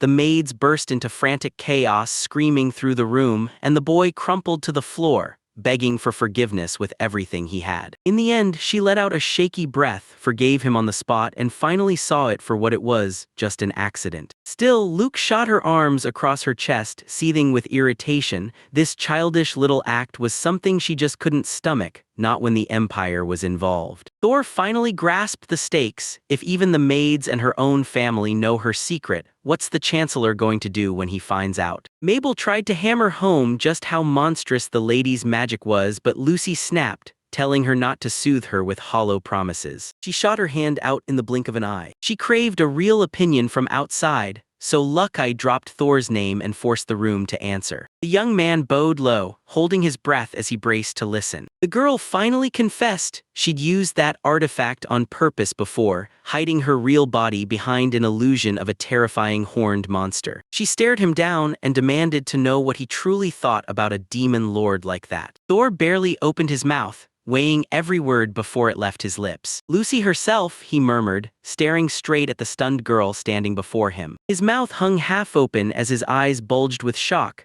like the moment just froze him in place. The young man let out a breath in pure awe, fresh from witnessing the breathtaking presence of a real deity. Kneeling beside her, the alchemist finally admitted he'd have to reevaluate how much power and worth he truly carried. The girl went stone still. The maid blurted that her alchemy didn't hold a candle to Her Majesty's natural beauty. Then the mistress snapped, flared with rage, and hissed, "Shut up!"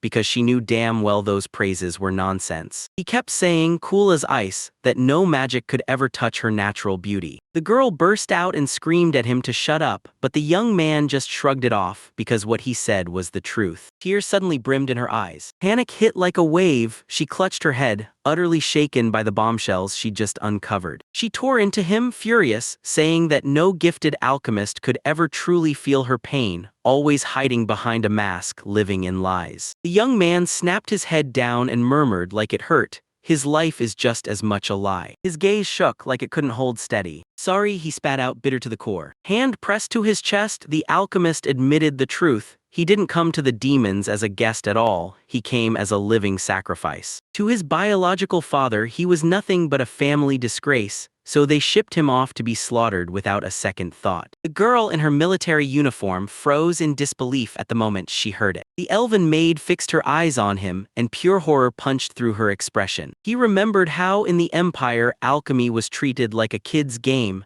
and how, since he couldn't fight, they stamped him as worthless. Thor just gave a soft smile and admitted that showing up here feels like pure luck. The soldier gasped, eyes wide with pure shock. The boy lit up at the chance to create whatever he wanted and watch it come to life, completely brushing off the girl's panicked pleas. He stared at his palm, grinning like he'd finally earned the right to work as a real, everyday alchemist. No lies at all, just a calm, honest smile that feels like the truth. The maid clenched her trembling fingers so tightly her nerves practically screamed. Panic sat frozen in her eyes like it had nowhere else to go. She blurted, straight to the point, did the Empire really toss him here as a sacrifice and a hostage? Kneeling before him, the elf stared in disbelief. Why would he hand them his weakness when, as the Imperial ambassador, he could demand anything and never face a single consequence? Suddenly her heart skipped, and she jolted in shock. Thor flashed a playful wink, pressed a finger to his lips, and whispered, "Keep it locked away, just let my secret stay mine." Thor struck a deal. He'd stay mum about what the Lord of Demons really looks like, and in return she'd hide the fact that he was dumped here as a helpless, powerless victim. Luckier just froze there, stunned beyond words. The elven maid snapped her hand over her mouth, stunned, speechless. The boy stayed cool and patient, because he knew trading the most secret truth would forge unbreakable trust. He realized the monster cloaked in darkness wasn't terrifying at all.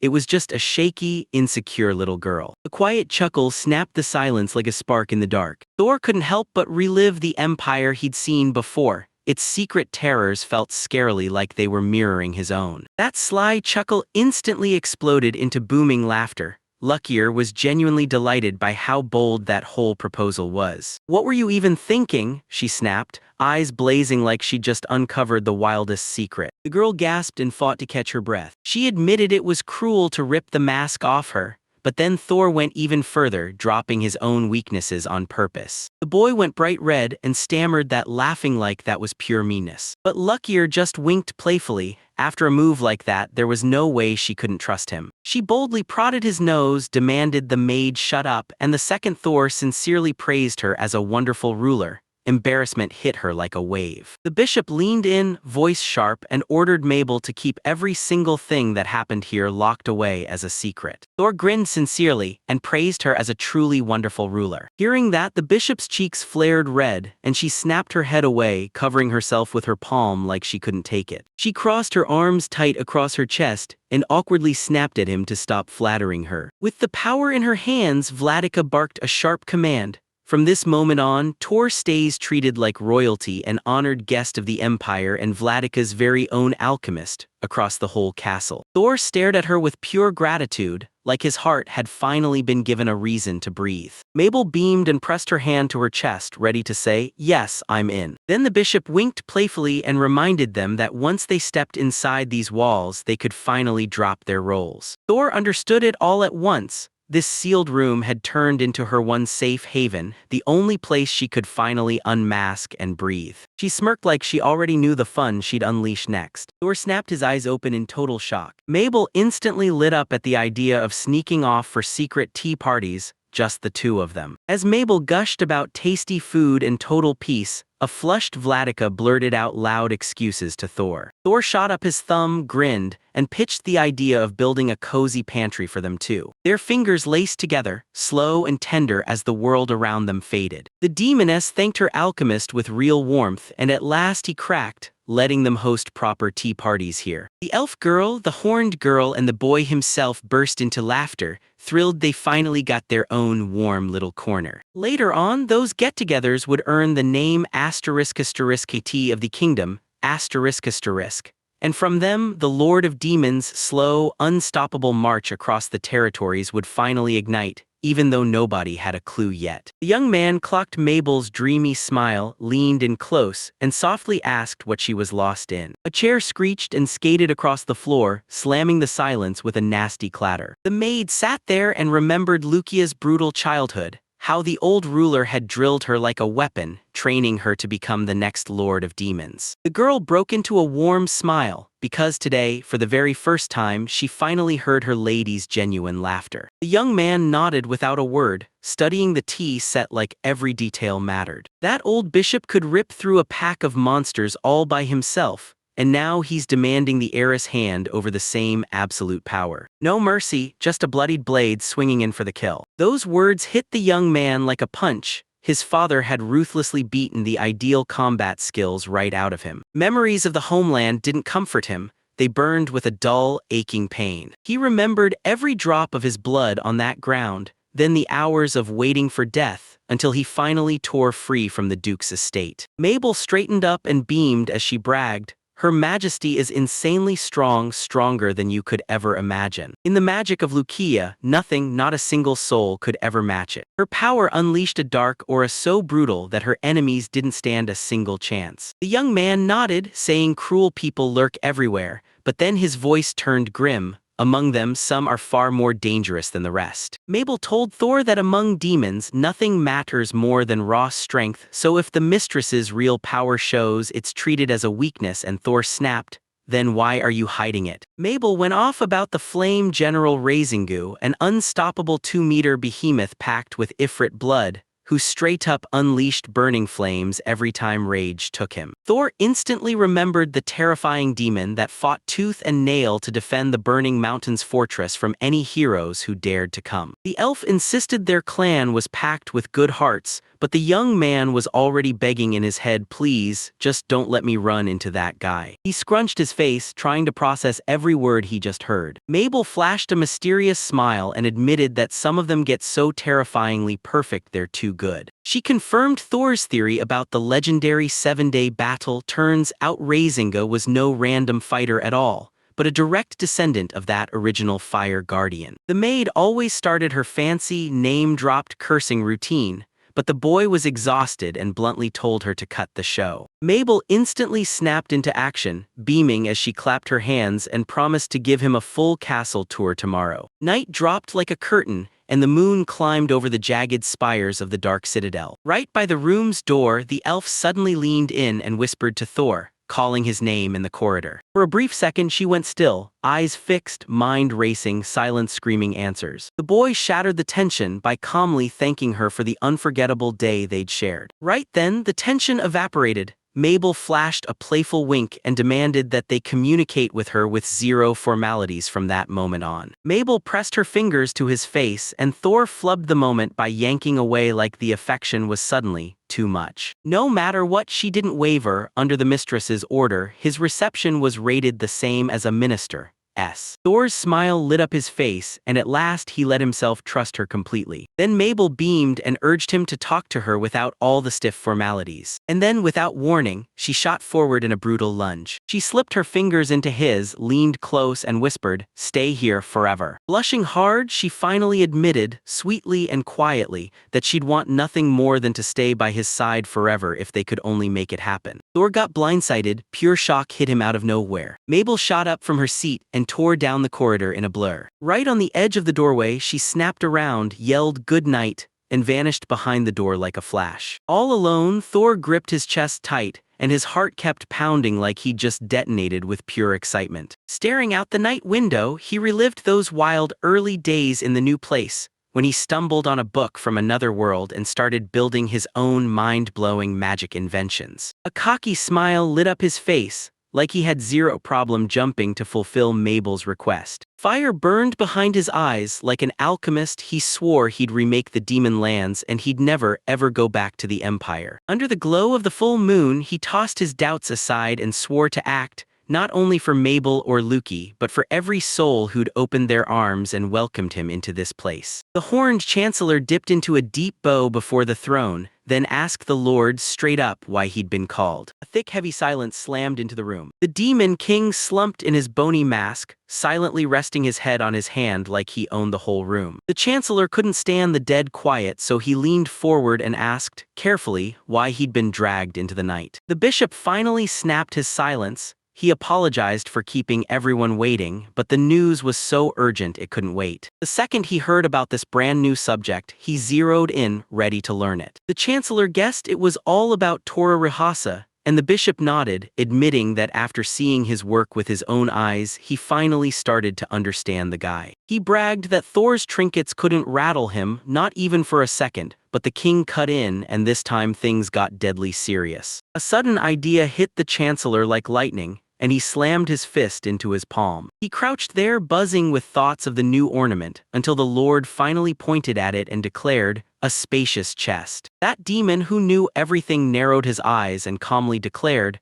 "This is the same legendary infinite stash of heroes." Throwing his aristocratic pride out the window, the chancellor erupted into wild shouting across the room. The demon king jolted in terror on his throne, while a trembling subordinate, half-crazed with panic, scrambled to steady himself after the shock. The chancellor snapped in, raging as he said, "I know this skill too well, it shoves stuff into another space," and the Lord smirked, nudging him with his promise, "Don't lose your cool." Kelv frantically flapped his arms, because only those otherworldly heroes could pull endless power straight from the void, the very thing that once nearly wiped out the demons. Among demons, there was a saying you didn't ignore: when a hero shows up, brace for 100 surprises, because the moment they aren't armed, they'll yank weapons and potions straight out of the void. The plague doctor masked man grimly confessed that because of it, they were on the edge of going extinct. The bishop on the throne gave a calm nod, but inside, he instantly understood just how lethal this rare skill really was. Kelva's fist clenched so hard it cracked with a brutal crunch. The demon could barely stomach it. Tor Rigas had actually pulled off the impossible and recreated that same spatial box. Panic twisted his face and he exploded into a scream, begging the ruler to stop the boy from hogging control of the invention. Vladik suddenly confessed, "I'll make one more for you and Mabel," and Kelv toppled upside down like a cartoon character right there in front of the doctor. The ruler stayed stone calm and told him don't worry, while the frantic off-screen "why" kept screaming like nobody cared. Kelv went stiff with shock and slid back against the wall because he couldn't wrap his mind around it. This global rare artifact concept had just been erased forever. He wobbled on cotton legs, stunned out of his mind, and begged Thor, would he really keep forging more of those things? With a sharp snap of his head, he burst out of his daze like he'd just been jolted awake. Kelv torpidly apologized for the chaos, and Vladika calmly admitted his own part in the blow-up, then told his subordinate to finally bring himself under control. The demon lord let out a low, quiet chuckle, savoring every last word the young man said about wanting to be an alchemist in his service. Then out of nowhere, he dropped a shocking personal message, straight from Thor to his subordinate. The demon girl remembered their secret pact of silence. His promise sounded so solid that she had no choice but to trust him. That long-haired knight even praised how dependable he was. Thor handed them a foot bath without a single complaint. The Lord gave a quick, decisive nod. The subordinate snapped his head up in shock, staring at the screen like, how does some regular nobody earn a score this high? The king snapped his hands up in pure disbelief, admitting he'd never laid eyes on anyone like that before. A warm smile burst out from beneath the mask, like a secret light breaking through. Plopped on the throne like he owned the place, he chuckled as he complained that the boy had turned into a non-stop headache, one you couldn't look away from anymore. Seeing that amazing mood on him, the knight tiptoed closer and asked, cautiously, what exactly went down between them. He bent down, hanging on every word, desperate for the first real detail. Instead, the short answer totally blindsided him. The king tapped his chin in deep thought, then nodded like, see, that's all it was, just a normal conversation. It turned into a real, heartfelt talk. Everyone leaned in and tried to see the world through the other person's eyes, like putting themselves in their shoes for the first time. Those last words thundered across the towering spires of the grand castle. Yeah, this is it, the real end. Meanwhile, inside the Bulgarian Empire, the capital's elite turned a guest house reception into a full-blown feast of entertainment and luxury. Suddenly, one of the nobles whipped around in shock. The lady beside him flashed a sly grin, hiding it behind her fan like a secret ready to strike. The mustached aristocrat practically snatched up the fresh gossip, eyes blazing with hunger to know more. Duke Vargas Rigas strode into the hall, and the crowd split like water, parting for the empire's first true nobleman. Behind him, they instantly huddled and whispered that the duke had willingly traded his own son to the demon king to save the entire state. With fake concern dripping off every word, someone leaned in and asked, "Is your father's heart not breaking?" Vargas went stone-cold silent, then ducked his face into the deepest shadows, hiding his eyes from everyone. The guests erupted into applause together, roaring praise for his honor and unwavering loyalty. The cheers roared louder and louder, drowning the whole room in noise. Sycophants rushed to praise him, dubbing him the perfect model for every aristocrat, their worship glowing, fake but blinding. The duke stood there, a lone black silhouette, swallowed by a crowd of strangers while fake cheers rang all around him. He bowed his head so hard it felt like it crushed him, bitterness flooding his thoughts as he admitted, "Yeah, it's all just like that." The duke cracked a smug grin, soaking up the applause like it was owed to him. Staring at the blade restored to flawless perfection, the expert couldn't stop a shiver, because this jewelry craftsmanship was made by the person they sneered at as the stain. The duke brushed his merits aside, sneering that this stain was all that held their bloodline back, and that once it was gone, they'd finally shoot straight to the top. Their face stretched with pure confusion, like the whole moment just didn't add up. He mustered the courage to remind them how brilliant Thor's alchemy was, because without it, that success would have never happened. The irritated duke snapped that his perfect mood was totally wrecked, then demanded a drink, right now, so the subordinate bolted to get it. The duke snapped on the spot, snarling that they'd never speak that name again, because Thor wasn't the threat, just a pawn who'd already done his part. The subordinate snapped the topic away fast, gushing about the legendary sword of the hero era, and its shocking new owner, the Princess of Swords, crowned with cherry blossom hair. Out of nowhere, a thunderous shout ripped through the hall. A sharp female silhouette burst into view on the balcony. When the light spilled in, Rihanna stepped forward. The Empire's 30th queen and her breathtaking aura grabbed every single eye in the room. The duke tossed out flattering greetings, but the ruler snapped in a cold, icy voice and ordered him to kick that unwanted guest out,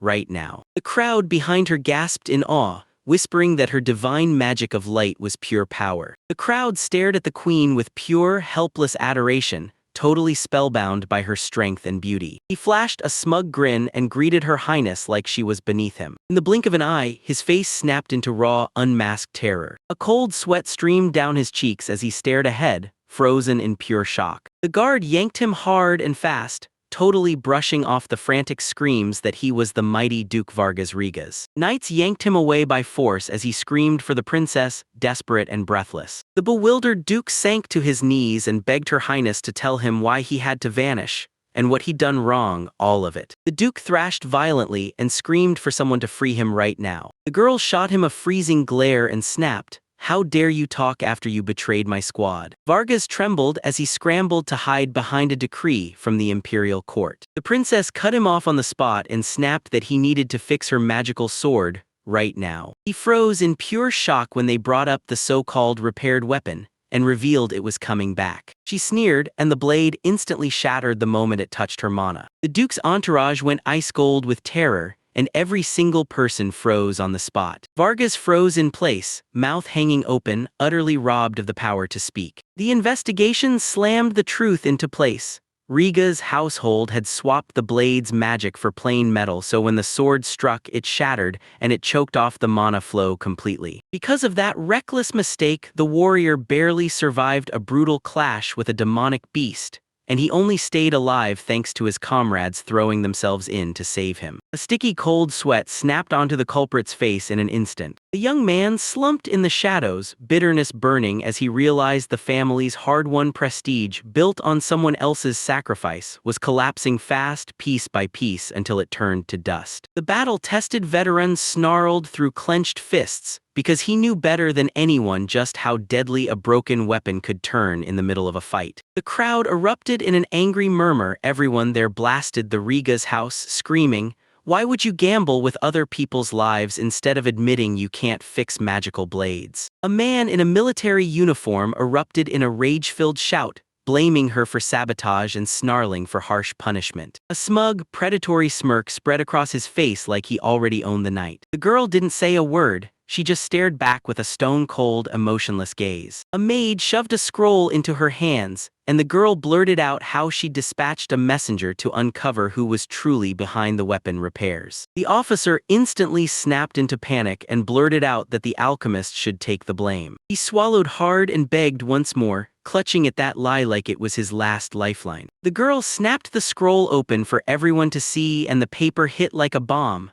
The repairs were just cosmetic, and the Riga's house officially took full responsibility. The crowd erupted into stunned gasps. The abuser's face contorted with pure horror. The maid laid the magical sword's shattered pieces out on the floor, and the girl started firing off the master's report. She traced the level cuts in the details, and then, with a twist of irony, caught herself wondering if it all somehow felt oddly wrong. The girl calmly told them the weapon cracked exactly because of tiny hidden flaws nobody noticed. Her magic tore the original details apart, but the alchemist's restored fragments held together, so she survived the demonic beast's assault. The accuser finally broke, then let out a pathetic groan, fully realizing he'd failed. With bright madness crashing through her, the princess grabbed this sword and swore she'd go hunt demons. The duke fidgeted and warned, trembling, that the magical blade was meant strictly for ceremonial use. She grinned like a hunter and demanded the name of the man who fixed the weapon, so she could bend him into her personal tool. Because it was this exact work that just saved her life. When he still wouldn't give her what she wanted, the princess snapped shut on the moment, then with a sharp, icy command, ordered the duke to get out. Sweat poured down his face as he muttered that the sword had been handed to a roaming alchemist who's vanished and can't be found anymore. The duke stomped out into the hallway's dead, heavy gloom. The door slammed shut with a thunderous clap. He froze for a split second right before the deafening doors. Just then, an elderly subordinate slipped up behind everyone and spoke in a shaky, careful voice. The duke whipped around in a flash. The old man shook and drenched in sweat, but his mouth locked up. He couldn't force a single word out. The duke exploded into a blood-curdling scream and tore into the servant, because instead of doing a neat cover-up, he left clear signs of real work behind,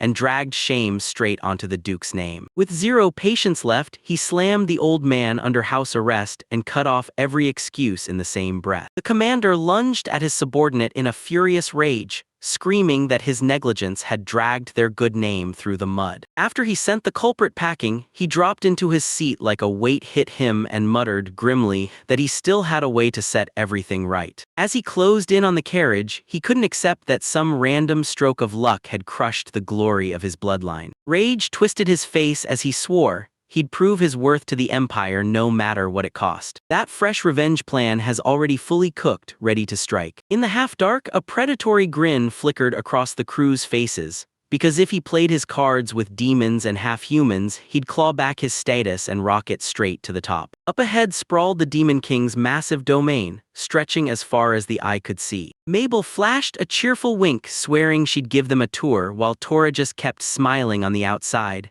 because the elf had totally revamped her hairstyle and fully threw herself into the role. She snorted with pride, her excitement blazing like a spotlight. They kicked things off with logistics. The boy got rooms on the third floor of the West Wing while the servants were shoved on the first. Tora stared wide-eyed at the rune-covered vase like it was calling to him, and Mabel watched with bright, joyful excitement. Inside the castle, workers buzzed with life. Horned maids laughed as they thumped the fabric and scrubbed the floors clean. In the kitchen, a hefty chef churned a stew in a gigantic cauldron, and Tora strolled through the brand-new domain with a spring in his step. Mabel strode forward with total confidence, pulling him right along. Her warm, genuine smile lit up the boy's face like a promise. At last, they burst into a wide, grand main hall, flanked by two towering sentinels that stood there like living walls. Tora just stood there, frozen in pure shock. The elf told him to memorize every corner of this hall, because it was the gateway that would funnel him to every other part of the castle. Caught by the towering stone statue of a horned woman brandishing a sword, the young man froze and demanded to know who she was. Tora couldn't believe it. The twist hit hard.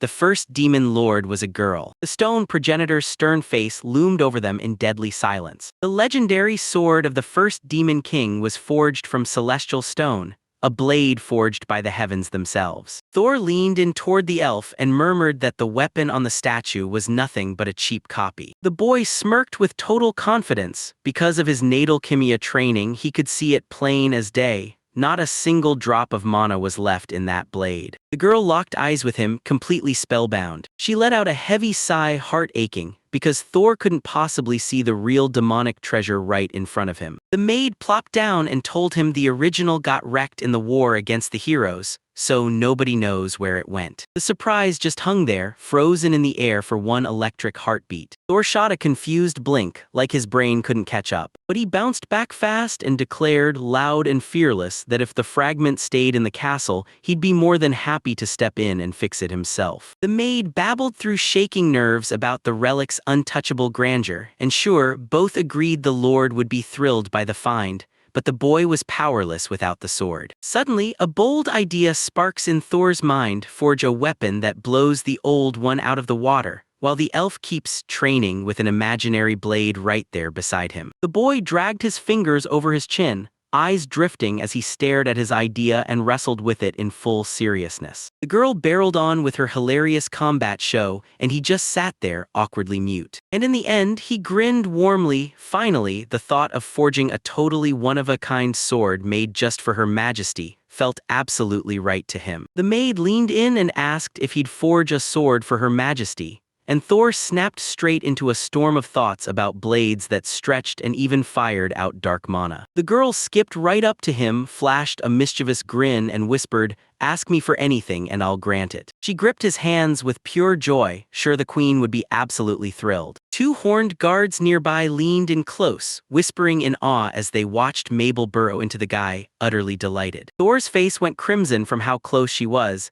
and he only managed a shaky, nervous nod. Suddenly, the guards jolted back, eyes wide with terror, like the air itself just went deadly. A thunderous bass blasted from behind, and someone shouted for Thor like he was a guest the Empire had just summoned. They spun around in shock, like they couldn't believe what they'd just seen. Mabel's eyes went wide. She gasped, yanked the guy's sleeve, and yanked him back fast like she couldn't afford even a second. A towering halberd warrior slammed into the path, sneering that this guest looked way too weak to pass. A towering, armored giant surged up like a living fortress, blocking the entire luxurious corridor. Thor slammed to a halt, staring in terror as the massive blade of the weapon swung toward him. His eyes shot wide with pure jaw-dropping shock. The stranger loomed over him, towering past 2 meters like a walking wall. A bearded warrior narrowed his eyes, staring straight ahead like something was coming. His eyes locked onto that straight red hair, fluttering like a living flame. A shadow in dark clothes stood perfectly still,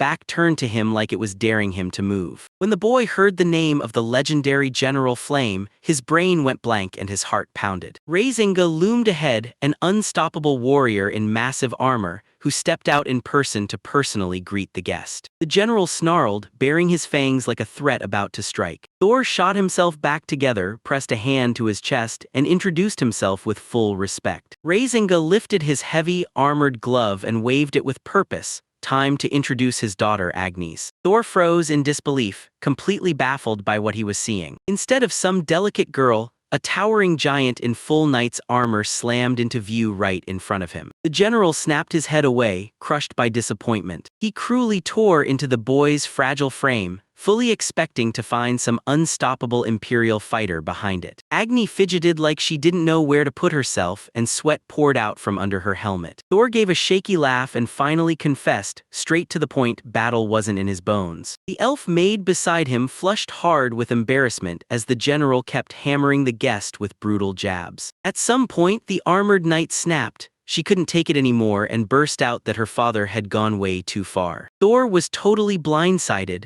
This sudden family fight knocked the air out of him and threw him off balance. The man's face twisted with disappointment. He'd been dreaming of putting his daughter against an elite Imperial warrior, but instead he got a total mix-up that crushed everything. The armored knight couldn't even act brave. He just jolted in panic, steam hissing out from under his helmet. The giant snapped his head toward the young man and growled, "And now, Tor Rehace." The giant shot his eyes to his armored daughter and barked a warning, because heat and flames were already leaking out from under her armor. He told everyone his stash sat in the mountain country near the border where the Imperial forces kept showing up.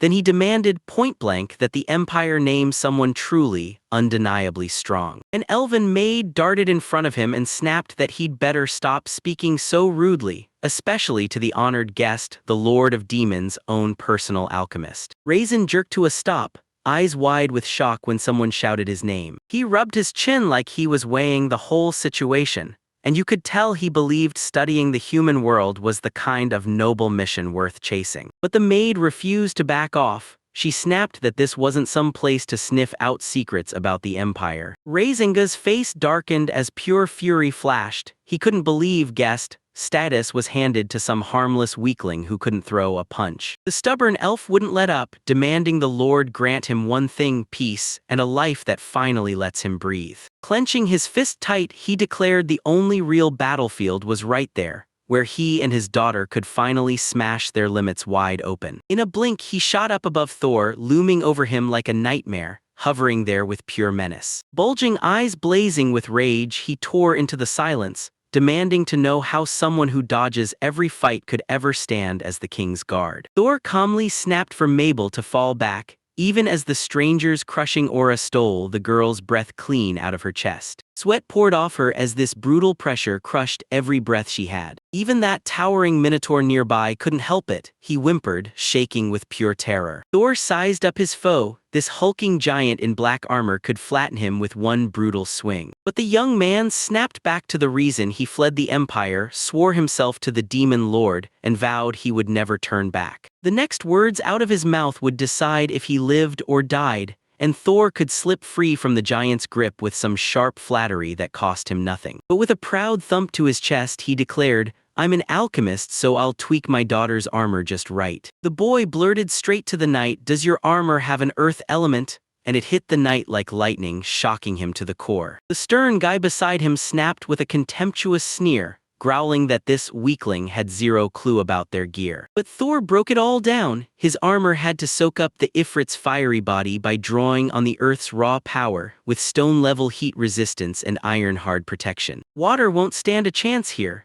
It'll either blast everyone with scalding steam or get wiped out by the flames in seconds. And right there, the giant knight started nodding with pure, satisfied joy. The shaggy warrior straight up went speechless when he saw that spectacle. Mabel stared at Thor with wide-eyed awe as he once again peeled back the mystery of that foreign power, like it was nothing at all. Thor grinned like a dare and hurled an unbelievably rare dual-earth artifact into their path, straight up calling out General Flame as the target. Thor shot back with an alchemist's idea: reinforce the armor, because this thing couldn't survive that kind of heat and the joints had already started to come loose. Raisinha lunged in, snarling and blasting the truth. This was none of some human alchemist's business. The elf and the minotaur guards went stone still with terror, bracing for the punishment that was about to hit. The armored giant went deadly quiet, then clenched his fist like he was ready to unleash hell. A sharp clatter of metal ripped through the air. The general snapped in rage, refusing to let the feeble alchemist so much as lay a hand on his daughter's clothes, and yanked her back while she fought back with desperate arguments. Instead of swinging in for a strike, the mighty general suddenly dropped into a deep bow before the stone-calm Thor. The warrior lowered his head in a deep, respectful bow. The elf's eyes flared with pure, unfiltered devotion, locked on her master like nothing else mattered. Those massive minotaurs crowded around the boy with warm affection, showering him with praise for his fearlessness, while Thor awkwardly jerked back like he didn't know where to put himself. The girl couldn't wrap her head around the fact that he had the nerve to stand up and openly challenge one of the Demon King's 5 strongest fighters. Thor barely cracked a smile. He didn't want praise, he wanted to prove to the general just how sharp his alchemy skills were. Just a second later, he whipped his hands around, panicked, and blurted that he wasn't brave at all. He was just frozen, staring at the stunning armor like it owned his soul. The young man couldn't stop staring at stern General Razinga and his daughter, but he knew better than to say a word about it, at least for now. The elven maid flashed a warm smile and immediately went to Mabel for every last detail, right after the tour. That boy couldn't wait a second longer and pushed for them to move on, and the girl lit up and agreed right away. They strolled down the corridors so calmly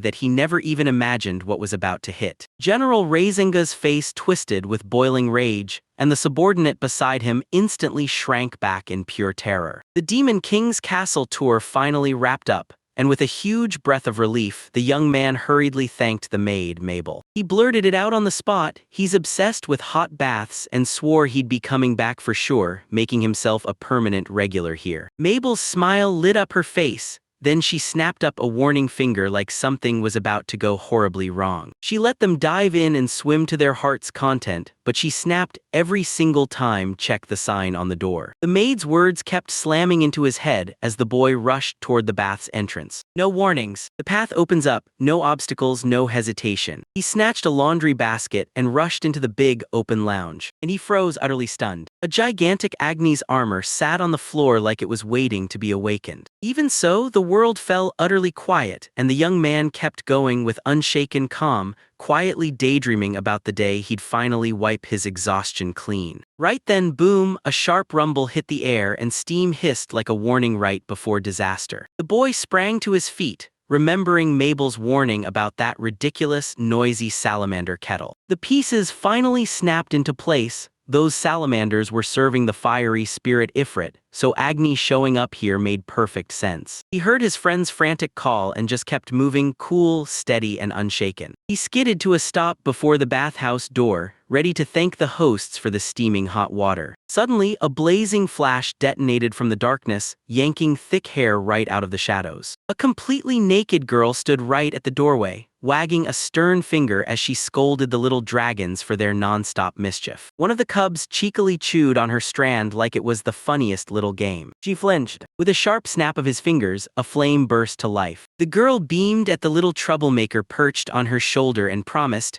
"I'll play the moment the water starts boiling." With a sharp cry, she snapped her hand forward and blasted a savage jet of flame through the air. Ringed by wriggling dragon hatchlings, the girl blurted an awkward apology and confessed she couldn't control a single spark of her own flame. The young man on the other side of that door sucked in a shaky breath, because he was finally seeing her without that towering armor for the very first time. His eyes snapped wide with shock, Agni's of all people. The smoke left behind charred scraps of fabric, and that's the truth. The Ifrit's blood is so scorching it instantly turns any normal clothes to ash. Still scrubbing the sweat off his skin, the boy couldn't stop staring at her silhouette, right in the middle of that blazing, fiery aura. The woman's blood went cold when she spotted the boy strolling by her camera with that smug, indifferent stride. Out of the shadows, a deep, ominous growl rumbled through the air. She spun around and there it was, a dragon standing right behind her. But instead of chasing adventure, the young man turned his back and walked away for good. But the lizard snapped into action and launched a sudden attack. The dragon slammed a blazing wall of fire into the boy's back, scorching him as he stumbled forward. He erupted in a scream the moment the shockwave smashed into the cloak. The boy spun his head around, totally lost and baffled. Then he snapped a tiny black cube forward and barked an order. Spatial storage would gulp up every last flame. The artifact worked flawlessly. The young man grinned with smug confidence as his little invention calmly swallowed the deadly attack without a single hitch. Just as he was basking in his victory, the woman right behind him snapped into full-on panic. Fear shook her to the core, and all she could manage was a muffled gasp from her throat. The black cube, meanwhile, gulped down the final tongues of flame with a sharp, sizzling hiss. She yanked her hands to her own head and screamed in sheer terror,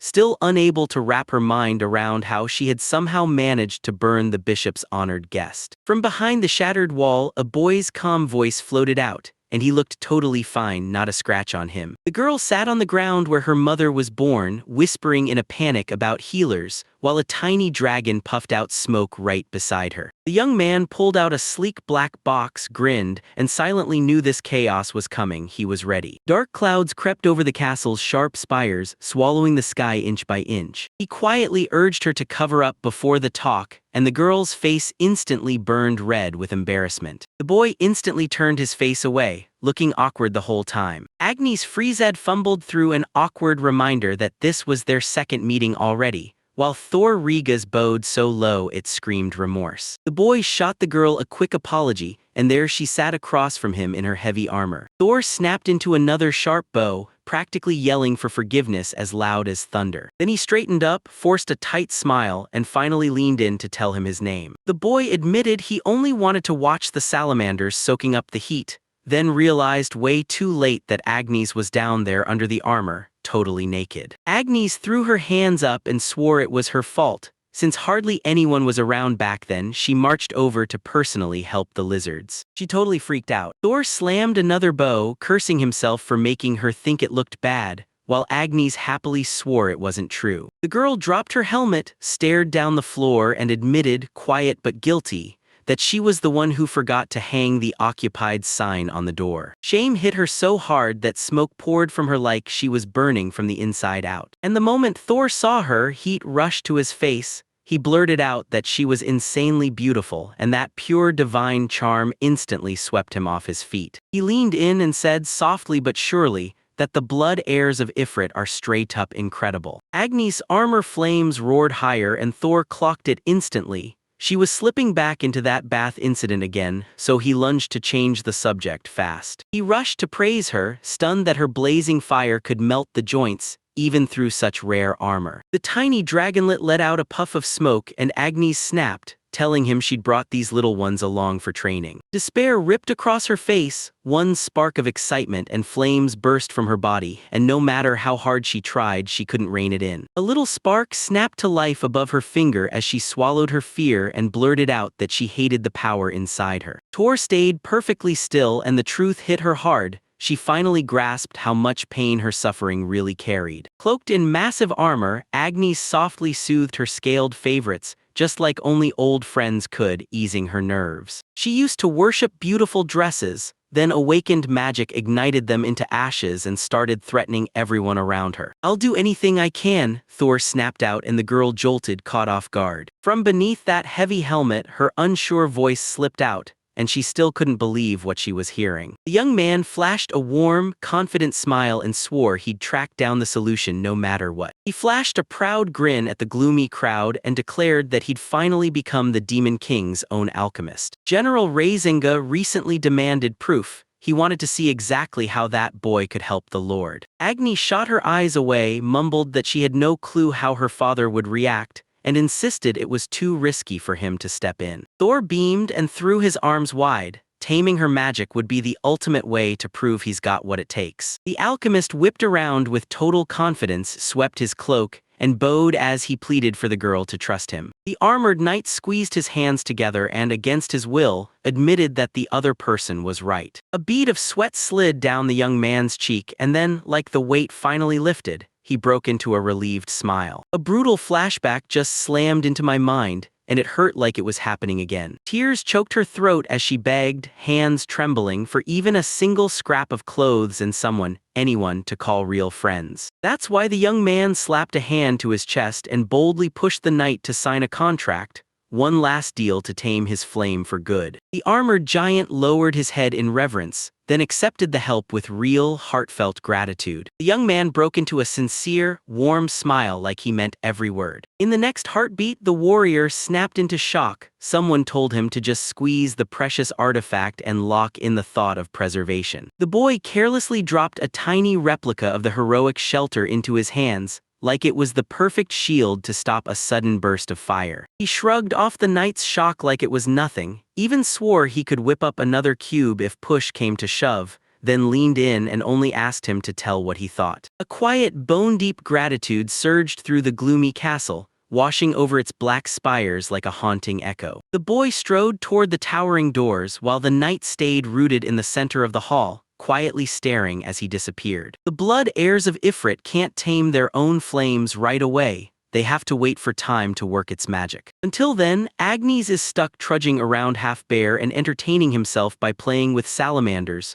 No escape, just survival. By the time she hit 20, her predecessors had already seized total control of the fire. That choice nailed him to the wall for another 5 brutal years asterisk of pure suffering. Thor clamped his jaw shut, eyes burning with grim resolve. His eyes locked onto that thick catalog, pure gold, packed with rare goodies from the world of heroes. He paused, then patted the top of his head with the reference book like it was a cue. Something there is definitely an artifact that can crush the heat. Looking for something, Mr. Tor? A voice snapped from behind you out of nowhere. Seeing helpless Agnes trapped in the flames burned away every doubt those weak stopgaps wouldn't cut it this time. He had to dig for a real, fundamental solution. The maid froze when she saw the doors left wide open, then leaned in close and listened to his fever-pitched plan, heart pounding. Her sneaky little smile flashed, and the boy froze, blinking like he didn't know what hit him. "Please help her," she begged, slamming her hand to her chest like it was going to rip open. Thor stood there in total silence, then snapped into action the moment he was ready to get to work. Mabel spilled her memories. Ever since she was a kid, she'd worked in the Demon King's castle, and day after day, she kept seeing it. The girl beamed with a warm, genuine smile. Thor leaned in, eyes bright, and asked if they were real close friends. He stared at his hand, remembering the kind of magic that could wipe away burn scars completely,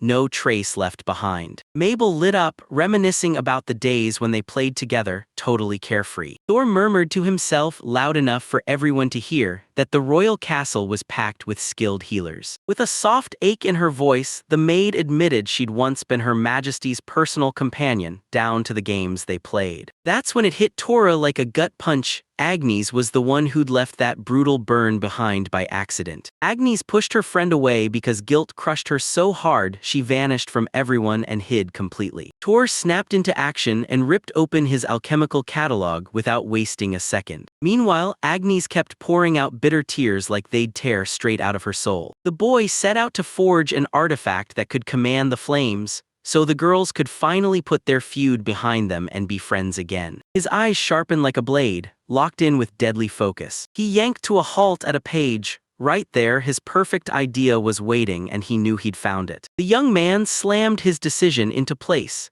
He'd forge an artifact that would finally let Agnes master his own raging flame. Right before my eyes, a healing pendant from the hero's world flashed into view, and its power snapped my body's balance back into place. Local masters swore up and down that everything that exists is powered by Kai, the lifeblood energy of life itself. As he tried to explain the idea to the elven maid, he suddenly saw just how wildly different their worlds, magic really was. The girl gaped at the drawing, stunned as she heard the weird word feng shui for the first time. A fire of excitement flared in his eyes, because their magic swung on 6 elements, while the hero's system only had 5 to work with. The plan was simple: keep spinning the power of wood, fire, earth, metal, and water over and over until their hidden potential finally burst to life. The elf girl froze, then gasped in disbelief when she realized those strangers were channeling Kai instead of the mana she'd always relied on. But when he digs through his recordings, all that's left are pathetic scraps of text. The tree fuels the flames die into ash, the ash hardens into earth, and that earth gets hammered into metal. 4 sacred beasts wrapped the artifact in sacred glory, while the mythical Tsilin hovered in the center. Somehow, that was all the guidance they needed. The young man narrowed his eyes. There was no way anyone with another world magic would ever spill the secrets of elemental transformation so openly. Even the trimmed version of the mechanism still promised full cleansing of the magical channels,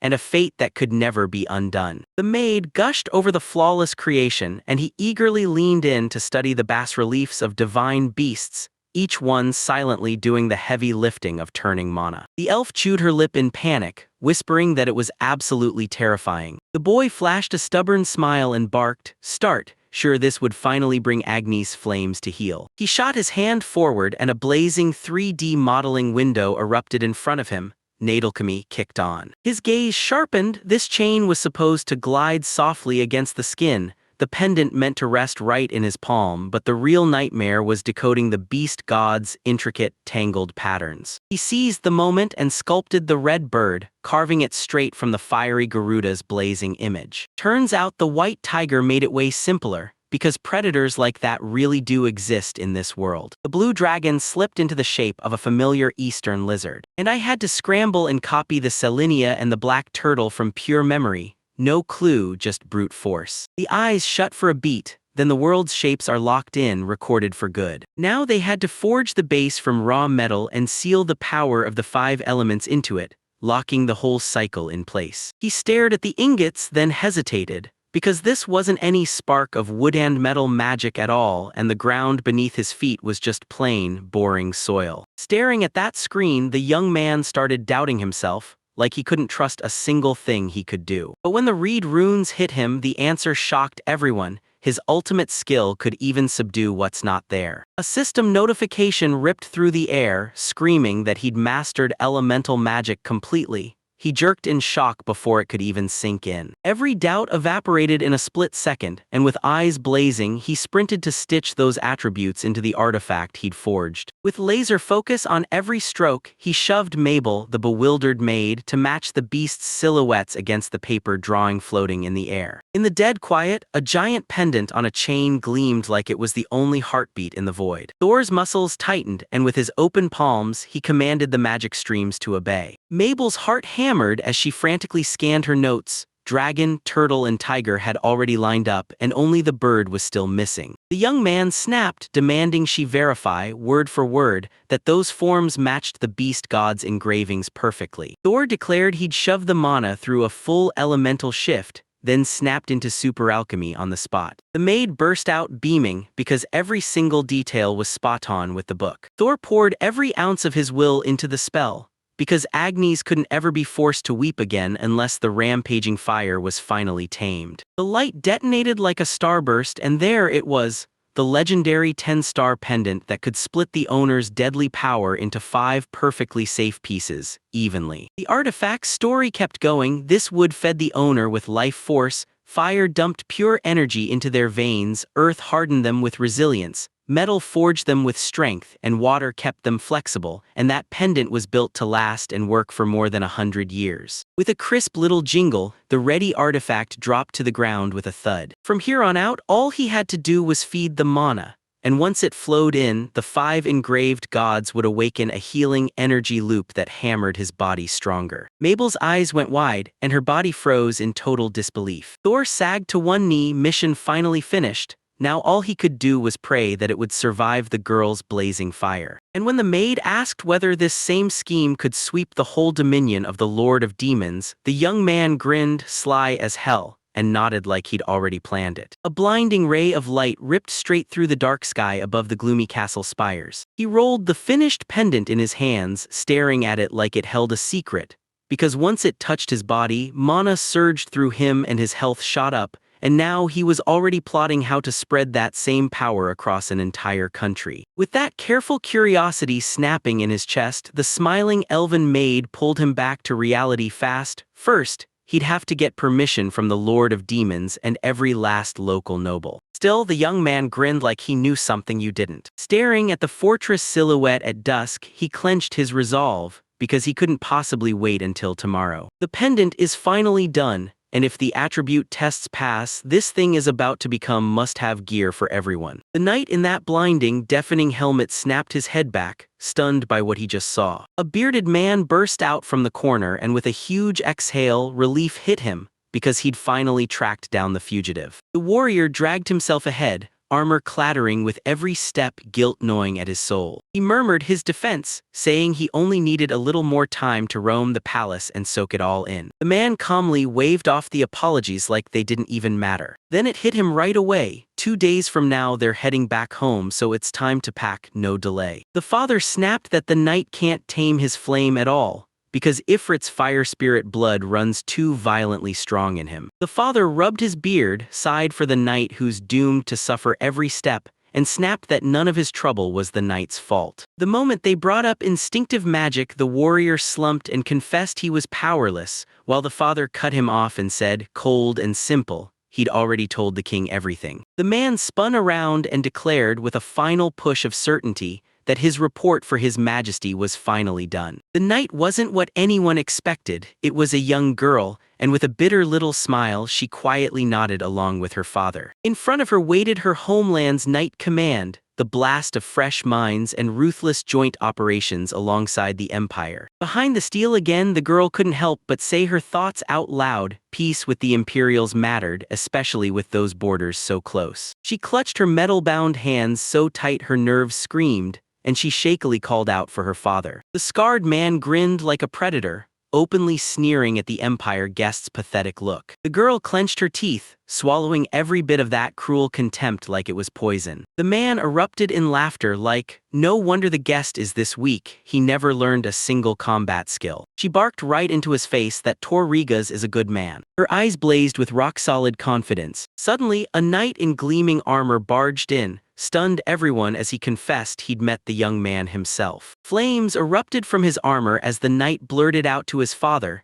begging him to shut down the insults before they consumed him. To seal the proof, he revealed a mysterious white box, an unbelievable gift from Thor, earned by taming the magical fire. The father dropped his eyes, then murmured, so that's how it really is. The girl went completely still. The man went dead quiet, thumbing his beard like it was the only thing keeping him from snapping. A blazing magical aura erupted above his chest, surging upward like it was alive. His father yanked the steering wheel and snapped into a sharp turn. How dare he? He snapped, spun on his heel, and completely ignored the shout blasting from behind him. Then the father snapped in, cold and blunt, no armor can mask the truth. Agni still hasn't mastered his fire. Iron wrapped around her like a cage, and she snapped her fist into her palm with pure irritation. He brushed off her objections and with a deadpan snap told her to just take it. Beneath that mask, Agnes knew it all. Her father was playing the hard line, not to hurt her but to protect her. He slammed home that the entire mind scheme, and those letters to the Margrave, was only ever meant to secure her future. Dad, she exhaled so softly it barely made a sound. The plan was brutal. Once talks with the Empire sealed the deal, Agnes would strike fast and torch the monster nests deep in the mines. Then he grinned, sure that once this moment hits, demons and humans alike will finally see her for who she really is. The girl dropped her gaze with a heavy sigh, then nodded, obedient to the core. In his head, his dreams thundered. General Razinga's daughter would scorch their enemies to ash, and the Imperials would quake with fear. But she didn't need war. This power had been wrecking her loved ones for years, driving them into flight and leaving them only one dream: peace. Everything got flipped upside down by that strange young man. He stood fearless before her fire and swore, straight-faced, that he'd find a way out. Agnes caught the warmth sparking between him and Mabel, but she clamped down on her own feelings and refused to step into their world. As long as that cursed flame still burns inside her, she'll stay her father's loyal weapon, never once dragging his name through the mud. His father's voice boomed across the dark castle silhouette, giving his son free rein until the day after tomorrow when everything was set to end. The slick-back-haired warrior blinked, thrown off for a second, then quietly snapped that he understood the order. Under the moon's icy glow, the fiery girl stood alone and stared, crushed, at the abandoned knight's armor. Tears glittered in her eyes as the truth hit. He didn't have the time to snuff out the fire in her. With departure breathing down her neck, she trudged past the empty helmet, shoulders slumping like time had already won. Staring at the mysterious thing cradled in her palm, the girl finally steadied herself. Its warm words were all she needed. Staring out at the towering night window, she clenched her resolve and swore that tomorrow she'd find him, then thank him from the bottom of her heart for every bit of care he gave. The demon lord sprawled back on his throne, smiling as he said the hunt for the perfect home for Thor had finally hit a dead end. Kelv shot back with a grim nod, finding a ready-made workshop where an alchemist could indulge every whim. That mission was almost impossible. And nobody's about to let people roam the streets and grab resources for free. This crowd will shut down any human who tries to set up a shop nearby. Kelv pushed for an untouched stretch of land, packed with wild beauty far from the judgmental locals. Vladika rubbed his chin like he was weighing the odds, then nodded. Letting Thor loose in the crowd was just too risky right now. The conversation suddenly exploded into a whole new direction. And about Razinga, the ruler drawled, sounding straight up mysterious. He barked, "Don't you dare quit. Keep hunting for that location no matter what it costs." Kelv dropped his eyes and felt it hit. Tora didn't just need help anymore. He desperately needed a ruthless, powerful bodyguard. Razinga's fierce face flashes in his mind. Punishing the general isn't a move you can make, because the moment you do, everyone starts eyeing you like you're suspicious. The demoness shut it down fast. She'd already ordered her troops not to hurt the guest, so the general had no choice but to choke down his rage. The bishop heard him out and then slammed down the final call.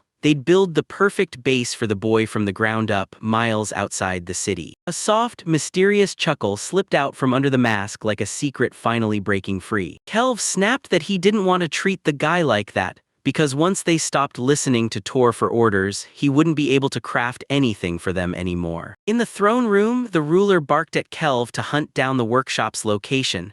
And the horned demon didn't argue, he just bowed his head in submission. A brand new day is here, and it's about to change everything. On the sunlit balcony, the knight in massive armor stood tall and bowed respectfully before Thor. The young man spun around with a small grin and thanked Agnes for coming by. She leaned down even more, stunned. He was still there waiting for her. "Is he like that?" A quiet girl's voice suddenly cut through the air. Agnes suddenly jerked back, eyes wide with shock. Mabel peeked out from behind Thor and, with the most awkward grin, confessed that she'd volunteered to tag along as a maid for her master. "Mabel," the knight blurted, eyes wide with pure shock. Thor clocked her mood in an instant. Agnes was here to say goodbye forever, still tormenting herself over that brutal scar she'd once burned into this girl's life. He softly told her he respects her feelings. Then she shot it down, saying she just won't have time to leave. The knightess blurted in confusion, totally lost, and Thor just stayed calm, saying, "Everything's already set." She clenched her fists in heartbreak, telling herself that tomorrow her father would finally take her home,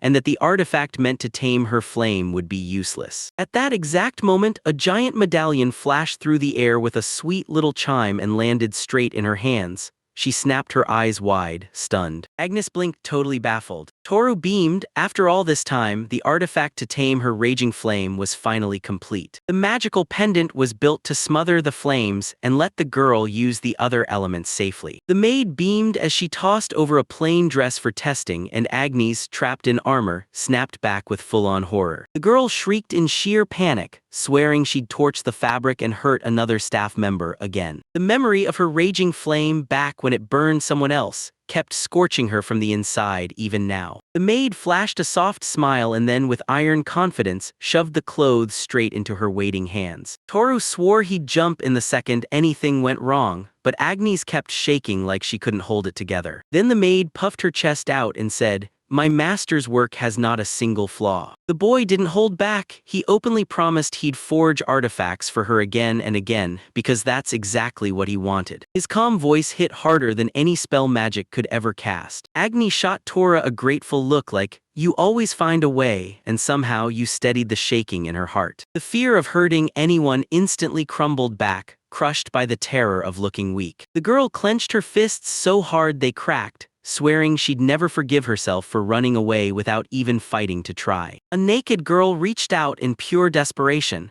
begging Torrigas to let her use the artifact he'd made. Dark clouds drifted over the grand castle in eerie silence. Thor didn't hesitate. He nodded, took the pendant from her hands and slid it over onto a chain. That little dragon was blissfully puffing smoke, like it had all the time in the world. Thor lounged in that chair like he owned the place, while a bunch of scaly little ones sprawled asleep at his feet. Suddenly, someone dropped their head so low it looked like they were begging the world. The boy snapped his eyes wide in shock as that sharp clatter ripped through the air. Right in front of him, a girl dropped into a deep bow and kept whispering apologies for making him wait. She stood there, stiff and unsure in her brand new maid uniform, feeling painfully out of place.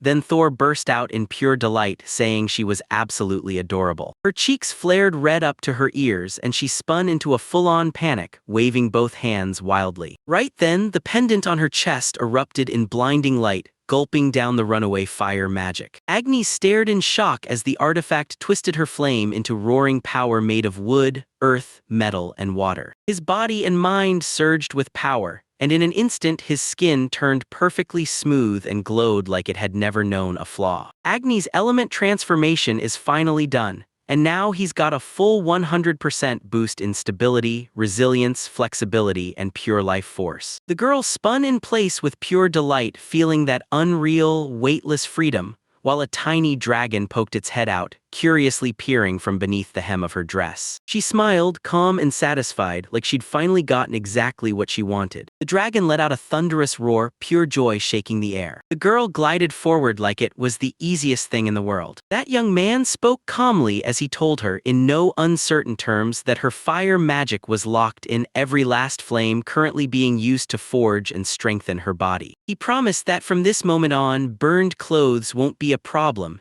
Then the girl abruptly gasped, terrified. Paint splattered all over her and she freaked out, sobbing, "I'm not wearing any underwear right now." The dragon snapped its eyes upward in pure shock. The girl shot her hands over her skirt, then tried an awkward wink at her frozen companions. Heat rushed to his face and suddenly his voice vanished. She kept narrowing her eyes, sweat pouring down her face as anxiety gripped her. The magical pendant suddenly ignited into roaring flames. The girl rushed to reassure him everything was fine, but the young man fumbled, turned aside, and swore he saw nothing. The system unloaded a huge list of enhanced traits, and this poor young man could only cringe and apologize for the ridiculously awkward side effect. He flashed a smile of pure relief. Thankfully, the health pendant worked flawlessly, and the experiment wrapped up with total, undeniable success. The elf Mabel clutched her hands together with pure joy, spilling that her biggest wish had finally come true. She beamed and thanked Tor, but Agnes just stared at her like, "Wait, what?" Suddenly, Mabel lunged forward and wrapped the girl in a crushing hug. Agnes instantly panicked.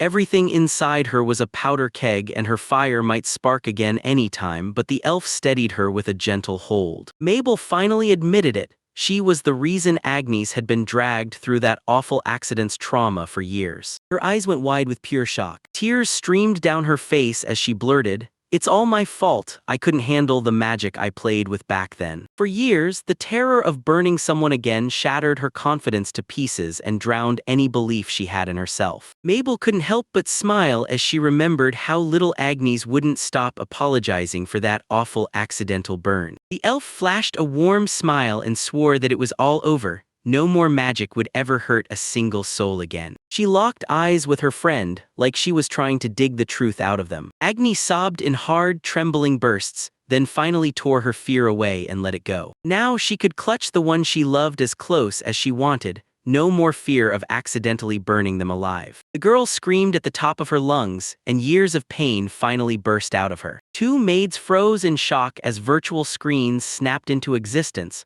hovering in midair before their eyes. The words on those things were just a mess of symbols so twisted and unreadable, my brain couldn't make sense of a single one. Thor let out a calm, confident smile. The girls practically melted into calm, bursting into bright, happy smiles. The boy blinked, totally baffled, like his brain just short-circuited. The elf girl shot him a mischievous wink and dared him to squeeze someone too. Her friend's cheeks flared red, and in full panic he stumbled over his words, trying to blurt out why Mr. Toru needed it. The elf girl planted her right hand firmly, shoving herself straight into the boy's arms. She grinned and declared, "All right, your turn." The curly-haired maid's heart sank hard, barely managing to whisper that Toru probably wouldn't like something like this. The elf leaned in close, murmured to her that this was her golden shot to finally feel another person's touch. Then she spun around, flashed a sly grin, and hit Thor with a straight-up question. Did he really feel that disgusted just at the thought of hugs? He snapped right into action, but the moment he realized it was a sneaky strike, he shrugged it off like it was totally his kind of move. His heart hammered like crazy as he awkwardly froze in place, arms outstretched, waiting for something big to happen. Agni's eyes froze on the spot, fear gripping him, cheeks burning scarlet. A thunderous cry tore through the corridors, "Agnes!" With the girl clutched to his chest, the boy suddenly froze, because under the maid's uniform she wasn't wearing any underwear at all. The scarred brute snapped his head up in shock. He bolted for the baths, determined to corner the salamanders and find out where she had vanished. Striding through the echoing hall, he kept yelling for the runaway. That hard, stern face cracked wide into a joyful grin, because he'd finally found his daughter. Just like that, the joy got ripped away. Standing in front of him was a stranger clutching his Agnes tight in his arms. The cloaked young man clumsily cradled the stunned girl, right as her shocked father burst into the doorway. Thor spun back with a guilty grin, scrambling to explain that this mess is way more complicated than it looks. General Razenga's face was locked in a furious, unblinking rage. A choking black aura flooded the room, and the enraged father erupted into a thunderous roar,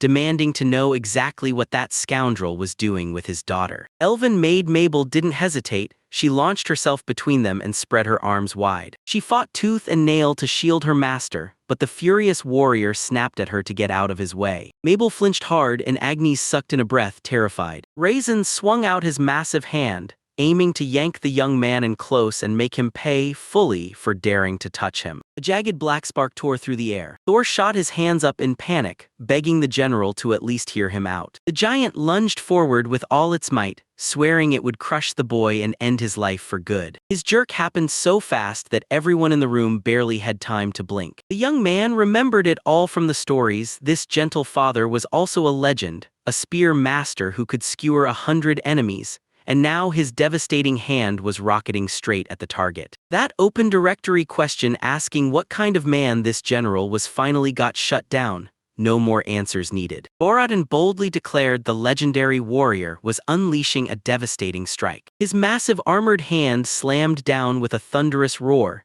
and that terrified young man knew it was seconds from being crushed. A sudden step blocks his path. Agnes, wearing the maid's disguise, snatched a giant fist out of the air with her bare hands, blasting the ground into rubble at her feet. With a cold, unblinking stare, she pinned the attacker in place and snapped at her father to listen to the boy. The young man went stone still with his mouth hanging open, because it was her who slammed the deadly attack to a stop. Her eyes snapped open with deadly intent. Her father blinked, stunned out of his mind, then burst into frantic screams of her name like the world depended on it. Agnes' body blazed with magic, fire blasting his endurance so hard it sparked a chain reaction. Then it twisted into earth, metal, water, and wood, multiplying every one of his powers like crazy. Dark flames clung to her as she stood perfectly still, while her father choked on panic and screamed for answers. He yanked at his armored fist, only to freeze when he realized it was clamped shut in her grip. The armored warrior stumbled back hard, because right in front of him stood the free Agnes, wrapped in a blazing golden aura. Her fire magic didn't just burn, it supercharged the life energy by several times, and now the overflow keeps feeding every other element nonstop. Back there, Lord Thor stood like a storm behind the calm, watching everything unfold from the rear. The enemy general's jaw dropped the second he saw that girl in plain clothes, no heavy armor in sight. The real secret was tucked away in the magical pendant sitting on her chest. Zdoravan blinked hard, totally refusing to accept what was right in front of him. He narrowed his eyes suspiciously, like he was hunting for the truth. Thor refused to stall, no long explanations tonight. He claimed that as an alchemist he just followed Agnes' guidance and forged the perfect defense for her. But the enemy snapped and erupted into a scream, shouting that Thor was a pervert who dressed the girl like that on purpose, because he wanted to watch her burn in battle. With patience gone for good, the general ripped open the box and blasted a deadly column of black flames. He begged to witness his absolute power at full blast, but Thor just shrugged and asked, calm as ever, what he even wanted. At that exact moment, the general's face twisted in pure, jaw-dropping shock. His deadly fire fizzled out the moment it hit, snapped up and swallowed straight into Thor's bare hands. The alchemist didn't flinch. He kept his eyes locked as he worked for the Dark Lord himself. The young man stood toe-to-toe with the giant, refusing to back a single step, while the giant only grimaced through the pain. He marched up to the shogun, begged for one shot, and demanded he just hear him out. The giant snapped his teeth shut and let out a low, guttural groan. Mr. Razenga, AI the maid, burst to him in total panic. The young man kept his cool. His only mission was to repair Agnes' magic, so the demons could finally live in peace. Raisin barked at I to tail him right now, because this talk could wait but the moment couldn't. The shogun clamped his grip around her hand with a dead serious hold that wouldn't let go. The giant yanked his daughter along by the hand, crushing her grip as she fought back with all her might. Energy crackled in the air as the alchemist clenched his resolve, ready to unleash every last drop of power. "Let go, I'm doing this for you," the girl begged, panicking as she shouted. She broke down in tears, pleading with her father to get out and leave them in peace. Heavy armored boots slammed into the ground, roaring on impact and blasting a cloud of debris into the air. A hulking, muscle-bound menace towered over the fragile maid, like a shadow that meant to crush her. Suddenly, the space around them got swallowed by a crushing blanket of thick darkness. The cloaked young man snapped rigid. He couldn't believe what he was seeing. The girl beside her also snapped still, stunned to the bone. The giant jerked mid-action, then, just like that, fell deathly silent. Barely in time, he snapped his hands up. Then a flood of fire slammed down on him, and the giant bellowed through the chaos, roaring for answers about where that girl had got her power. Her enemy was soaked in sweat, trembling with horror as the hellish explosion detonated, igniting a sudden, unstoppable surge of rage in her. But the maid, Agnes, didn't flinch, ice calm, while the pendant on her chest blazed like a spotlight, and she declared without hesitation that Lord Thor was the reason she'd grown stronger. The young man narrowed his eyes, and the moment the girl snapped with anger, that pendant started sucking up every last drop of her extra magic. He stared in total shock as her life energy erupted past the usual limit, times over, like it was never going to stop. He finally realized it. This girl had funneled that massive power drop by drop right into her pendant. With one sharp motion, the maid tore loose a blazing fiery whirlwind that froze even the ruthless sorcerer Raizang in his tracks. Zdoravan went wide-eyed, blinked hard, and could only squeeze out this pathetic little wheeze. Agnes sobbed through her tears, begging the flames inside her to stop hurting people, because with Lord Thor's gift at last, she'd finally be able to guard the ones she loves. A memory of a lord's promise hits him hard. Just call the flame by name and it'll blaze with the power to save people. Sharp jerk. With the fire element fueling her, that tiny maid got a massive 400% boost to endurance, and she effortlessly hoisted the huge enemy straight up over her head. The moment anyone said Tora Rihas, it lit a fire under her and pushed her forward. The giant roared in raw panic, shaking his head like he couldn't possibly accept how helpless he truly was. The system logged a wild, abnormal surge in her physical readings. Clutching the captive out at arm's length, Agnes closed in on the stunned Thor and the elf Mabel, then barked that the enemy better apologize right now. That poor wretch staggered in misery, cursing his own name under his breath, and begged the Lord for one last chance to apologize. Staring at this ridiculous scene, the girl in the witch's hat suddenly remembered those wild old stories about heroes who could hoist giant dragons with nothing but their bare hands. At first, these stories felt like pure nonsense to her, but now the truth hit and she just froze. Above the castle spires, a giant's hysterical howls kept screaming for ages, pleading with Agnes to finally set him down. Turns out the legend of the risen dragon wasn't just a bedtime story, it's real, and it just confirmed itself as the pure, undeniable truth. Thor spoke in calm tones as Elf Mabel leaned in with a soft, gentle smile beside him. A hulking, stone muscle warrior dropped to his knees, brooding as Thor forged an artifact meant to smother fire, specifically for Agnes. Agni herself pressed her hand to the sparkling object on her chest. Suddenly, sweat streamed down his face like hail, and his voice barely managed to crawl out. The girl flashed the pendant of vitality with pure pride, because it sealed her fire magic so tight it couldn't burn a thing. Because of him, she finally got to slip into that adorable maid uniform, just like Mabel. What was all the shocked giant could barely choke out. Thor backed up her words with a polite smile. Meanwhile, the warrior was already trembling with pure panic. Agnes twirled in her dream dress and shot him a furious glare, demanding what he'd done with Lord Thor,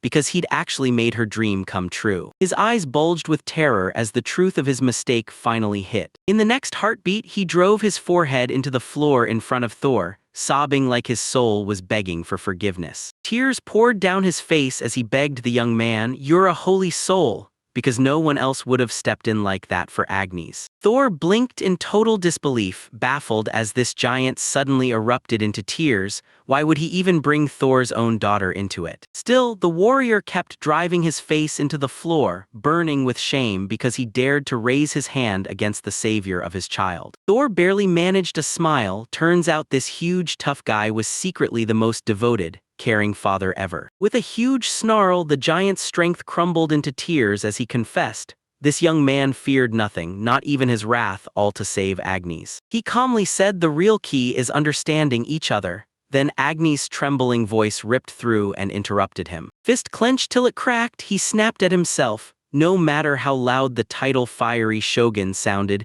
his eyes were still blinded and he couldn't see people for who they really were. Her giant father burst into tears, raised a trembling thumb, and vowed he'd immediately gouge out his own worthless eyes. Thor bolted ahead in pure panic, yanked hold of his muscular arm and barked, "Stop this madness right now." The master grimaced and grudgingly froze in place, groaning under his breath through clenched teeth. The young man let out a heavy sigh and said, "Great, I'm about to live in demon territory now," and made it clear he didn't have time to deal with any more trouble tied to someone else's injury. Thor grinned, then switched gears and told the blacksmith, "Name your price. I want Agnes' gear made no matter what." The young man paused, bracing himself, and figured he'd hear that exact amount. But the giant suddenly crumpled to his knees beside his daughter and pleaded for her to take him with her, because if he didn't, his conscience wouldn't let him live. Eventually, Thor caved to that demand and their talk rolled on as dark castle spires loomed overhead. The young man finally pressed the master for answers about Agnes' condition during those blazing outbursts,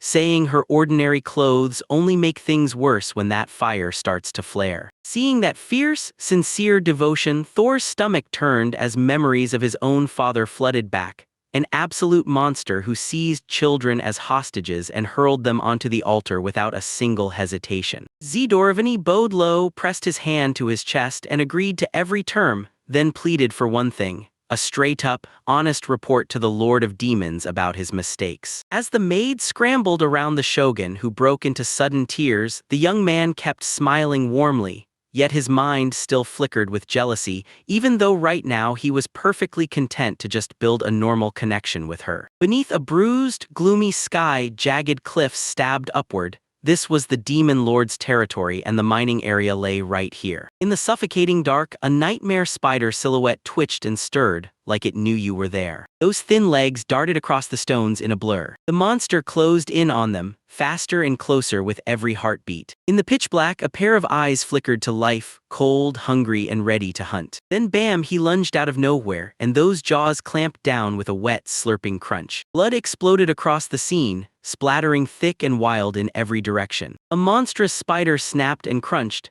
then tore the beast's severed head apart with a sickening chew. And up above, beneath the towering arch, massive cocoons hung and swayed, clutching their awful past prey like trophies from a nightmare. Suddenly, the dead quiet of the forest snapped as heavy footsteps thundered through the trees. A band of tough mercenaries strolled straight toward danger like it was nothing. The one-eyed fighter shot the leader a panicked warning, telling him the fearsome demons and the flame general that prowl here are no joke. The bald leader flashed a bright grin and pushed his crew onward, chasing treasures no one could see, because they had to be claimed. Zdorvany hurled a massive axe over his shoulder and swore he'd cleave in half anyone who dared cross their path. He says he doesn't know a single demon or the flame general, but if someone steps out to meet them, then they're basically handing themselves their own worst nightmare. Three bandits cackled with total confidence. Out of nowhere, that giant blade swung down and sliced one of them clean in half. Giant spiders dropped from the ceiling like a nightmare, and yet the crowd kept chanting their boss's name like they didn't even notice. The mercenaries kept roaring that their boss was unbeatable, then totally missed the spiders dropping on them from above. Animals slammed into the crowds, sending people crashing to the ground. With a deafening crunch, a massive black silhouette slammed into him, wiping the man away into a bloody smear. A massive spider snagged another mercenary in its web, and he erupted into terrified screams as the rest scattered in panic. The one-eyed man snapped back in fear as the giant blade whistled through the air and slammed into the ground inches from his face. Panic detonated, mercenaries shrieked and bolted as spiders ripped the laggards to pieces. The survivors went stone stone still, staring upward like prey trapped by pure nightmare terror. From behind the trees, a towering many-eyed monster surged up, then slammed its axe-like hand down with brutal force. That brutal strike exploded the forest into a million splintered fragments. A gigantic root slammed into the ground and turned several fighters into a horrifying, bloody wreck. Thick blood erupted and sprayed everywhere. A savage wet crack of breaking bones echoed through the air. A monstrous predatory spider sprinted across the ground like it was hunting for its next meal. Meanwhile, the young man stood there like he owned the moment, staring at the castle through the window while a magical flame burned in his palm. Inside the roaring flame, a black cube hung in the air, meteorite iron laced with a rare element stolen from outer space. Right then, a message flashed across his vision. New magic had awakened, and it worked. He blinked hard, stunned, and stared at the stone Agnes had just shoved into his hands. A young man grinned like he'd finally hit the jackpot, because on the Demon Lord's lands he unleashed his real power at last, the same power the Empire had been too stubborn to ever see. His eyes snapped to the storeroom next door, packed to the brim with rusty junk and stacked weapons. With time on his hands, he started tidying up, because he couldn't stop thinking about that bishop's promise to show him something in here. Suddenly, his whole body snapped into silence. His eyes sparked with pure excitement, and he couldn't wait. He dove in and started digging through the strange artifacts. Bursting out from behind a stack of boxes, he practically shouted that he'd hit a legit mountain of treasures by pure luck. That find was insane. This magical sword turned out to be a perfect clone of the blade etched on the statue of the first Demon Lord. A sharp knock slammed through Tor's thoughts. Then boom, the king himself stood at the door and Tor scrambled to wave him in. But when Thor finally clocked the guest up close, his face snapped tight, his whole body tensed, and he knew something about this was dead wrong. Lucy slipped into a brand new outfit for the party that was coming fast. She clicked forward in her heels and leaned in, demanding his opinion. The young man stared, fully enthralled by her black dress, and then bowed as he hailed her as the magnificent queen of demons. That official, stiff vibe instantly rubbed her the wrong way. She leaned in and reminded him, loud and clear, that they've got a shared secret between them. She snapped her eyes away, then let him call her name, calm, quiet, but not a bit unshaken. With a playful wink, Lucy practically announced, "A tyrant queen's power means I can indulge every whim I want." With a smug grin, she commanded, "From this day on, we're friends, and you'll call me only Lucy." The boy shot her a worried look and reminded her they had to keep it under wraps until the celebration's announcement, only to earn a tired groan from her. And in the end, he caved, broke into a gentle smile, and like it was the only name he could say, called her Lucy herself. The moment it happened, she exploded into a deep, instant blush, and her commanding composure vanished like smoke. The young man went still, and the truth hit him. Right then, she was irresistibly charming. The word almost tumbled out of his mouth. Suddenly, Lucy's smile vanished. She snapped serious, pointing at a discovery nobody saw coming. Lucy said she was cleaning the workshop and tossed out like it was nothing, a question: what was he really doing here? Thor leaned in and scrutinized the blade, spotting it was shorter than the statue's weapon, then turned to Lucia and demanded to know where it came from. The girl locked eyes with him, then challenged him to figure it out on his own. He raised the blade to the light and instantly felt the truth. This was only a crummy iron prototype, a failed try at rebuilding the lost magic sword. Lucia's smile spread wide, because yep, he was totally right. Thor tapped his head with the blade, testing it once, then proved the metal was totally dull, useless for any real battle. The girl told me that back in her grandfather's day, an elf and a dwarf tried to resurrect a legendary weapon, but all they managed was something with rough, shaky durability. She threw her hands on her hips with full confidence, basically telling him, "This is your workshop now." The boy's nerves shook his hand as he clutched the handle and begged to keep the find all to himself. Tor dropped into a deep bow, thanking Lucia as she finally handed him the sword. The girl went still with shock, stunned by what he said next. Thor's eyes flared with excitement. He couldn't wait to forge a real magical weapon from this prototype. The boy finally confessed, "I can't fight at all," but his heart still burns with a wild dream to forge a blade that could outshine the Empire's holy swords. He pictured the monsters waiting ahead, then bolted forward like he couldn't wait another second. Tor clung to his promise and swore he'd forge this masterpiece just for Lucia, and she took his devotion without a word. The young man blinked stunned and asked, "Wait, for real?" and right away a short yes hit back. The horned girl gave Tor a gentle smile, thanked him for worrying, then said the magical sword couldn't help them, at least not right now. She dismissed the quiet Kelv with a sharp wave and told him, "Forget swords, I need gear that lets me hit the enemy safely from afar." The young man clenched his trembling fist, realizing this could change everything for Lucy and the whole squad. He let out a quiet breath, finally getting the whole truth. His eyes blazed with wild excitement, fist clenched. The young man let out a joyful shout that he would absolutely find a way to make it happen. She winked playfully, then let out a teasing sigh like, "Will you ever sit still?" at his restless energy. Then, with your permission, he shouted on the spot and then bolted away head first like he couldn't waste a second. He flipped open the guide and started studying demonic beasts, mindless monsters that snapped at anyone without a second thought. The pages whipped and flickered like they were on fire. Mabel, the maid, inched closer with wide-eyed curiosity and demanded to know what he was about to build next. Thor let out a heavy breath. Looks like he'd have to shelve the sword idea for Lady Lucy, because right now they desperately needed weapons to go hunt monsters. He shot the open book up so fast it landed right in front of the girl's face. With a cocky grin, the guy announced that he'd already picked his next project. Mabel's eyes snapped wide, staring at that eerie black cylinder drawing like it had to mean something, anything, because her brain just couldn't click. Thor leaned in and asked her for help, and the maid lit up, happily ready to jump in. When he said this could wipe out demonic beasts, the girl burst into clapping, pure excitement exploding in her eyes. The whole space around them jolted out of nowhere. Thor flicked the switch on super alchemy. In his head, a perfect plan snapped into place. The light stone would fire a beam and the darkness stone would clamp it down, stopping it from scattering so the power kept driving straight ahead. The boy locked his eyes on the drawing and raced through calculations in his head, figuring out exactly how those materials would clash and react. To make sure that beam tore through the farthest distance, he stuffed the formula with wind magic, turning it into a built-in accelerator. A bead of sweat rolled down his forehead. Thor barely breathed, clinging with his last shred of strength to that razor-thin mental vision of the future weapon, knowing it could shatter the moment his focus slipped. Thor shut his eyes, exhausted, because the second he let his guard down, that whole vision would vanish on the spot. Right then, a razor-straight beam of light squeezed through the grip of darkness, cut across the sky like a blade. Thor roared that he was firing up super alchemy, and a massive, glowing ingot started materializing right in his open hands. And right then, the laser pointer burst into the world,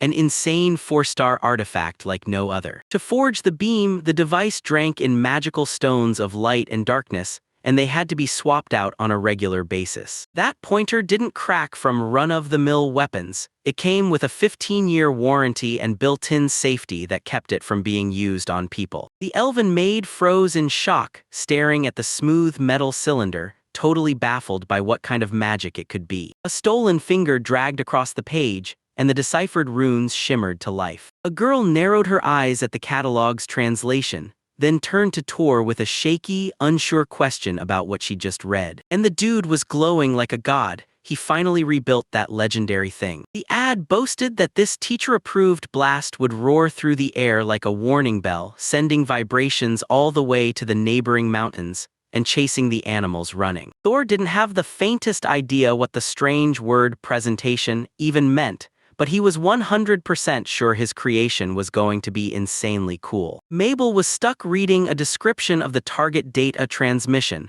totally baffled why in the world teachers had anything to do with it. She shot a shaky glance at her master, like she wasn't sure what would happen next. The blade sliced with a razor snap, so fast and so quiet you'd think the enemy vanished in midair. The girl kept reading those infallible instructions and the eerie quiet around them, trying to snap the whole puzzle together. The boy said with grim certainty that the commander had to name the exact target, no guessing, so the soldiers could destroy it. They huddled over the catalog, and the moment they saw the competition talk and the strict don't hit people rule, they realized this thing was built for hunting monsters. Mabel's eyes flared with excitement and she shot up her finger, because that mysterious presentation was secretly a beast destruction tournament. As the picture finally clicked into place, it turned out the heroes from another world weren't training for peace at all. they were locked in a brutal contest to see who could slaughter the most monsters. Thor beamed with warmth, lavishing praise on the assistant's clever mind. He jabbed at the legend of a warrior who, with one single shot from the far side of the mountain, wiped out a colossal monster and scared every would-be challenger off for good. Because that device was used only to hunt beasts, nobody ever wrote down a single fight against demons or half-humans. On the page, a goofy bird silhouette popped into view, and in this world that was basically the face of pure primal terror. A fresh drop of sweat slid down his face as horror hit.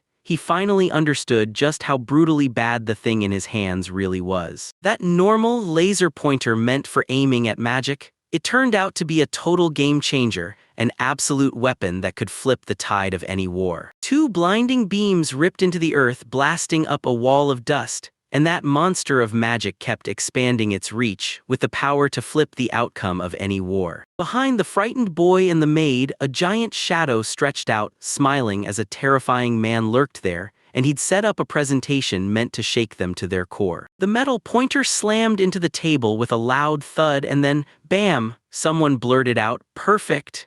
As they realized it was exactly what they needed to study animals, so they immediately threw it into the test. Thor and Mabel stood there as a roaring minotaur and a furious elf tore into each other over the battle strategy they couldn't agree on. The elf stammered out hysterical reasons for his fear, while the minotaur raged about being buried under endless waves of demonic beasts. The argument exploded into a full-on shouting match, voices clashing like thunder. The giant felt the sheer terror of a colossal arachnid, and the elf fumed because the rear was left wide open with zero cover. The second spider Gargarossa showed up. Tiny monsters swarmed in from every side to back her up. The plan was simple. The minotaur would crash in head first, charging forward so hard the elf would lag far back, waiting to cast magic support. Thor stood there calm as thunder, soaking up their swearing, and he already had the whole problem figured out. While the vanguard yanked the main monster's attention, the smaller creeps slipped around it and swarmed the back line to tear into the helpless mage. Later, Mabel jabbed a shaky finger toward a far-off target, and you could tell she didn't even believe they could hit it from this distance. This line slammed into the ceiling of what the standard spell could ever handle. "All right, let's kick this off," Thor smirked, yanking a creepy black cylinder into view. The whole training was about one thing, aiming dead center on that wooden target every single time. A sly smile curled across the boy's face.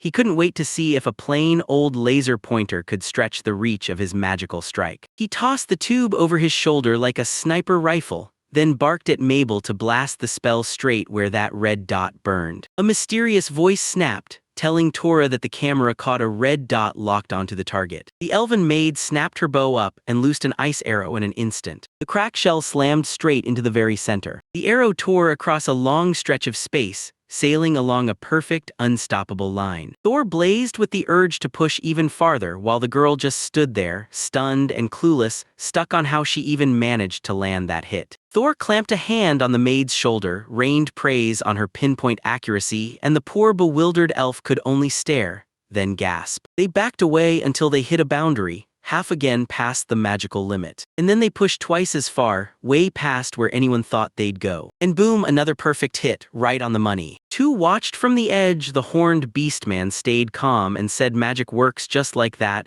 but the old elf practically erupted, insisting spells only hit right when the distance is exact. The old elf slammed his words down and swore there's a hard limit to spell range, and that mages had better stay stuck behind the front lines. The old man's eyes jittered as he measured the gap to the target, and the thought hit him like lightning. This kind of shot was pure madness. As the elf broke into nervous sweat, the minotaur brushed it off like it was nothing, like the elf was just fumbling through a spell. Above the training ground, fresh magical blasts kept tearing through the sky, whistling past like deadly meteors. The elf maid squinted hard, her face jolting with shock at the bright flash burning in the distance. In the blink of an eye, a brutal magical beam slammed into the target with a thunderous roar, and the nearby observer immediately broke out in a cold, clammy sweat. Tor stared across the scorched trench stretching all the way through the range, This spell had ballooned to nearly 4 times its reach, and there wasn't a single scrap of space left for tests. He whipped around and his cloak spun out like a furious storm. The boy let out a deep, thoughtful grunt, like he was wrestling with the answer in his head. The experiment worked, and that elf still couldn't wrap his head around how he pulled off something that should have been impossible. Thor stayed dead quiet, totally swallowed up by his own thoughts. He snapped his eyes to the laser pointer, and it looked like some kind of magic had latched onto the beam's fading afterimage. Suddenly, it all clicked in his mind,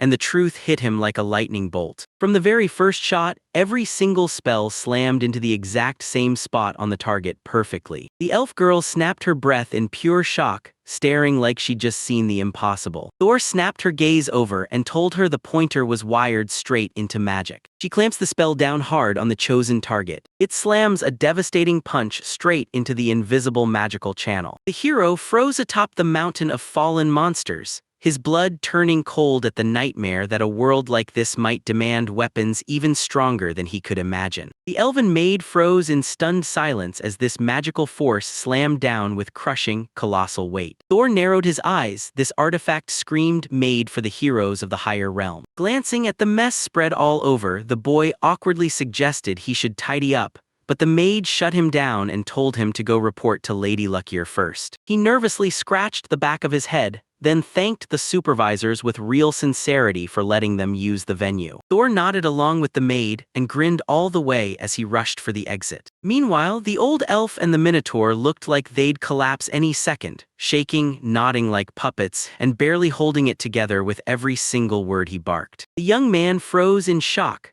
Are the supervisors really about to wipe out this chaos all by themselves? Seeing the wreckage spread out before them, the monsters snapped into full-blown panic, wrapping their heads in frantic terror. The maid bowed politely, apologizing up and down, and Tor just gave a casual nod as he headed out. Both supervisors stood there like statues, trapped in a terrifying silence with absolutely nothing moving. As they left, the boy only let out a worried sigh, picturing the locals judging their training methods from here on out. The old elf's face drained to bone white as dread hit him. This spell's radius had no limits anymore, so the Minotaur snapped, totally losing the thread of the conversation. While the maid beamed and bragged about Thor's genius for making these things, the overseers just stood there, shell-shocked, staring through the wreckage of the testing ground. A few minutes crawled by like an eternity. The Minotaur and the old elf practically kicked the door open and dashed inside. The horned advisor Kurov snapped his head around, stunned by the commanders that just rolled in. Hearing that Thor and Mabel were now serving the demon lord utterly stunned him. The advisor's face broke out in cold sweat, and he snapped that he needed the full truth about that strange object. Right now, no delays. The commanders broke it all down, detail by detail, marveling at how Thor had total freedom to handle everything his way. "Torre, get over here right now and spill every detail,"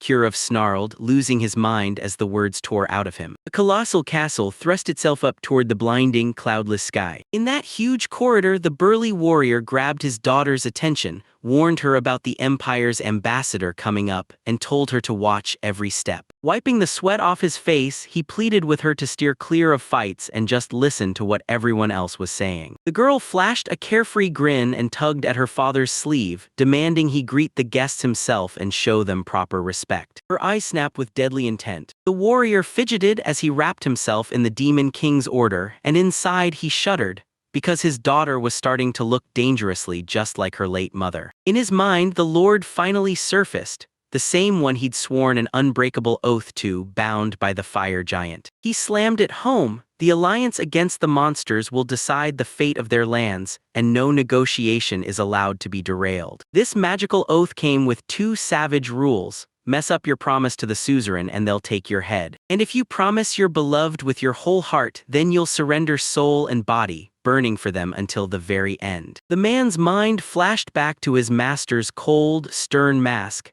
and in that instant he finally felt the crushing weight of the promise he'd made. The daughter clutched the pendant to her chest, let a soft smile bloom, and made it clear, no matter what, they were family. The father snapped into a huge grin, thrilled that even though their vows meant different things, they'd still keep their promises on the exact same day. The fist inside the glove tightened so hard it snapped with a sharp crack. The moment he remembered his own foolish move, trying to intimidate Thor, Reisenhar shuddered again, that nasty chill crawling straight down his spine. Now he's got just one shot left. As he strode down the corridor, the general swore he'd become the kind of man he'd never be embarrassed to stand for in front of these young men. The heavy door's handle went clack as it snapped into place. The maid leaned in and whispered that the ambassador was already waiting inside. In his office, the door swung open and Marquis Gora stepped in, this heavy-set lord from the border, and he flashed an easy, flattering grin the second he saw him. Reisenhar stepped forward and introduced himself with quiet confidence, making it crystal clear that the demon lord personally handed him the job of guarding these lands. The Marquis kept raining compliments on the general's past victories, but the old warrior didn't enjoy the trip down memory lane.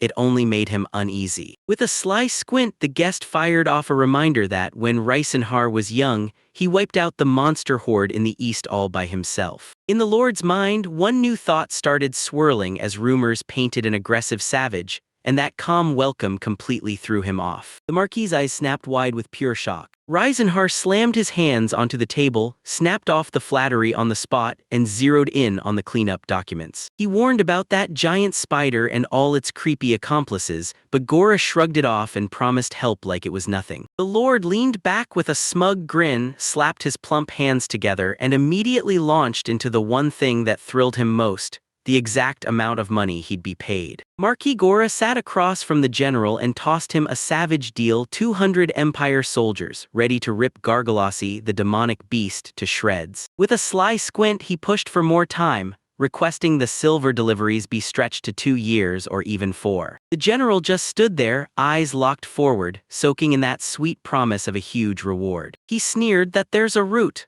but the Lord of Demons is already on standby, waiting for the agreement to finish exactly a year from now. Then the Marquis leaned in and asked, very carefully, if the general could personally take charge of the silver shipment. With an angelic smile, he insisted, straight-faced, that it was all just to keep good, friendly relations with the Empire. Gora slyly teased that the extraction would get reported with a neat little excuse, because paperwork always has some convenient calculation error waiting to be blamed. The general's face contorted with pure rage, because someone had just dared him to lie straight to the Lord of Demons himself. He pinned the satisfied Marquis with a heavy, unblinking stare. He lifted his thumb with total confidence, like he owned the moment. With a wink, Gora told them the stolen silver wasn't just loot. It was a tiny stash that would buy them a terrifyingly powerful ally. The ambassador kept yapping about how doubts feel normal in shady deals, while the other guy had already flat-out called him unreliable to his face. The general flicked his eyes to the side,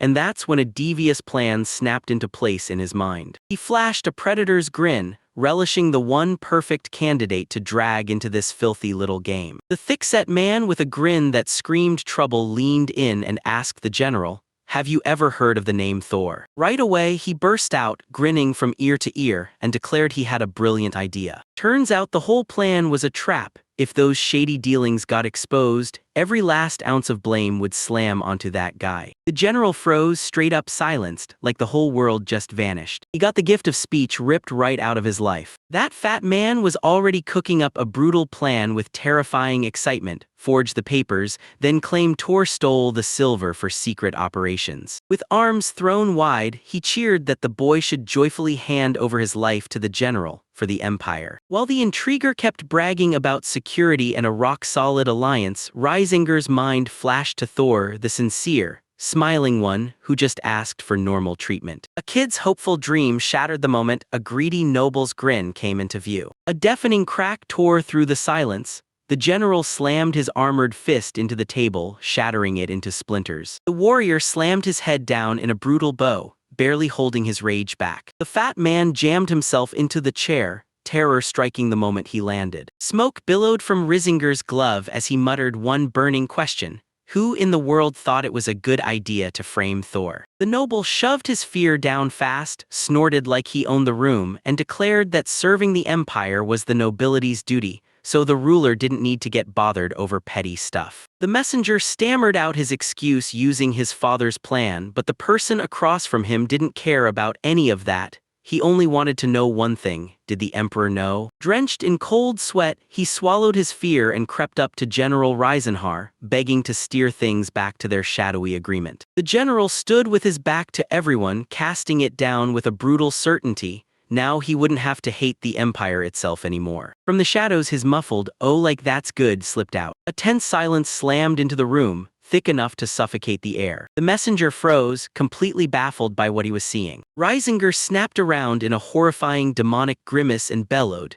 demanding they shut up right now. His aura erupted in raw fury. Those conspirators didn't just dupe the Demon King, they straight up pinned the blame on Thor, the general's friend and the man who was supposed to marry his daughter. The messenger's courage crumpled in pure animal terror, and he collapsed to the ground like a broken doll. Reisenhar's burning eye burned straight through, roaring for this farce to finally end. The messenger choked on a gasp when he heard the news about Thor, and the furious general snapped the negotiations shut on the spot. A thunderous fist tore through the air like a hammer, snapping everything it hit. The messenger shook with terror and blurted out in panic, begging them, "Please don't turn down that amazing offer." Reisenhar's giant presence loomed over him like a final sentence. This talk was done, and the Emperor would get every detail straight from that official letter. The armored giant erupted in rage and snapped at his interlocutor to get out, right now. The boy let out a mournful whimper and recoiled in terror. His face twisted under a terrifying aura, and he didn't hesitate.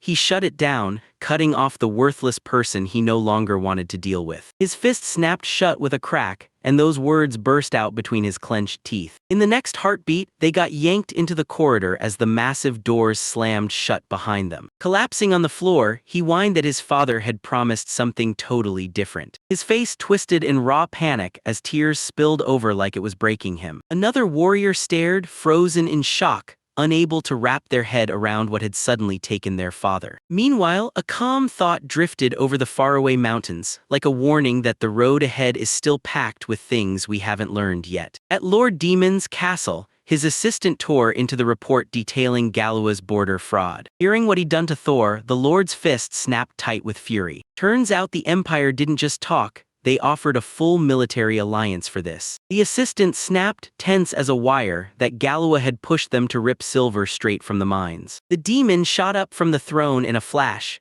and a black, choking aura surged through the room the moment he moved. He rasped through his growl, stunned that this was the last thing he ever expected. Pitch-black darkness swallowed his silhouette whole. Fangs caught the dark like shattered moonlight. The skin stretched wider and wider. A terrifying grin clawed its way across his face. The assistant shoved a letter into the silence and killed the tension with a pathetic cover-up. The Dulgaria Empire claimed every provocation was just the work of local lords. The girl didn't even get a full sentence out before time ran out. The bishop's deadly aura vanished on the spot. He sagged with a heavy sigh, then threw his hand over his face. Then it hit him: this empire did use Thor at all. They threw him away, tossing him straight into death as a disposable offering to the demons. Curve sank into gloom, clutching a heavy heart as he demanded, did it really all come down to using Lord Thor? He bowed deep to the Lord and offered to handle the brutal conversation himself, only to be met with a flat, absolute refusal. The king cut right in, Thor's my personal alchemist, so he'll tell you everything himself. The girl beside her snapped. She covered her face with her hand and sobbed her heart out, furious at how mercilessly he'd been treated. The Lord admitted it was his own decision to let the Empire negotiate and push the mine forward.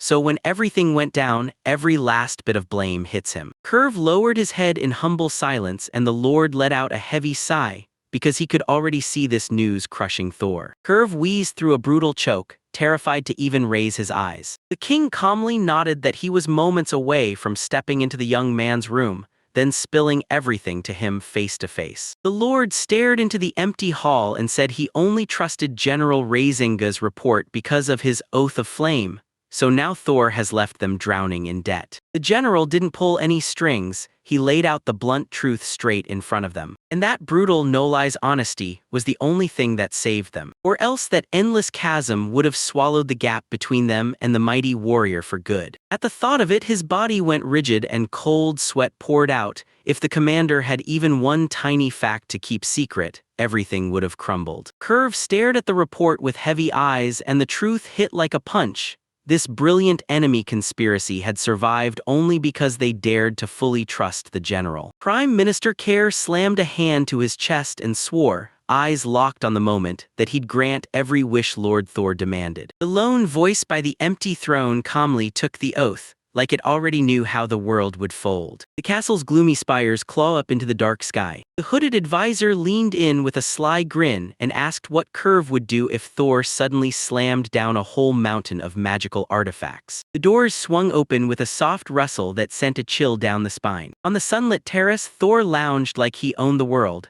casually spilling stories over steaming tea. The maid beamed at his stories, like every word lit up the room. Across from him, the horned demoness sat frozen stiff, drenched in cold sweat because the boy's cheerful chatter wouldn't stop. While Thor was happily gabbing with the maid about a magical laser pointer, Lucy sat across from him, shoulders tight, carefully picking every word like it mattered. She nervously gnawed on a bite of cookie, like it was the only thing keeping her calm. His carefree grin only dug into her conscience. She knew she couldn't hide the truth anymore. The girl kept replaying it in her head. She had to run to Tor and tell him everything that went down during the Empire negotiations. The brutal truth about his biological father's proposal, bury Thor forever and seal every last sin of the Empire with him. With the inevitable looming, Lucy told herself she'd talk after one sip of tea. Then she just let out a crushing sigh instead. She ducked behind her mug, berating herself for cracking open this heavy topic right in the middle of their cozy tea hangout. With a loud gulp, the girl steadied her shaking nerves and clung to her duty like a lifeline. The porcelain clinked, and with her courage finally sparking, she summoned him, voice shaking as she called. Fear slammed into her the moment she saw it again, Lord of Demons behind that mask. And even in the official throne room, it would have been way easier to bring up something like this. Lucy clamped her lips hard against the cup once more. Thor set his tea aside with a calm snap and locked an attentive stare on her. With a fake grin glued to her face, she finally stepped in, carefully bringing up the Empire's latest negotiations. Her voice cracked the moment it went silent. She shot a guilty glance away and fumbled out that her father's deadly conspiracy was just minor difficulties. Thor shot a surprised question at her. What the hell is going on? What feels so strange to you? Lucy's hands fluttered nervously as she remembered that one of the Empire's Margraves suddenly blurted out something completely unnecessary during the negotiations. She grimaced hard when what she heard turned out to be absolutely disgusting. Tears spilling down her cheeks, she blurted out, "The Margrave wants Risenhard for silver smuggling." Mabel froze, stunned beyond words. Thor clenched his fist in furious rage. Some fool of a noble had dared to betray him like that. Lucy stared at her shaking hands, spilling the Margrave's secret conspiracy story, because if the demon lady ever found out, everything would fall apart. Thor and Mabel snapped upright, trembling as they rushed to Mabel's mistress, yelling her name in pure panic. Heavy tears slammed onto the table with a dull, gut-punching thud. The boy and the maid just stared, utterly baffled, because they couldn't make sense of that explosive reaction at all. And Lucy was already openly weeping, breaking apart in real time. Then Tor slammed into the worst truth. Someone was grooming him as the scapegoat and planning to wipe him clean off the map. With tears choking her words, the girl finally blurted the truth. This very Margrave had tried to kill him. She couldn't take the pressure anymore. She snapped and blurted out in the open room, loud as a little kid who's lost control. Lucy just snapped and burst into loud tears, and her stunned companion frantically begged her to calm down. In the dim glow of the room, silence pressed down so hard you could feel it, until one burning question cut through. Did it really happen exactly like that? Lucy was sobbing in pain, and Thor just flashed a bitter smile, because he knew exactly what his father could do. The girl couldn't wrap her head around it. How could that duke ship his own son to slaughter and still drag her into his filthy schemes? The boy gave a calm nod like, "Yeah, this is exactly what a duke would do," and said he understood it all. Their hands stayed tightly clasped,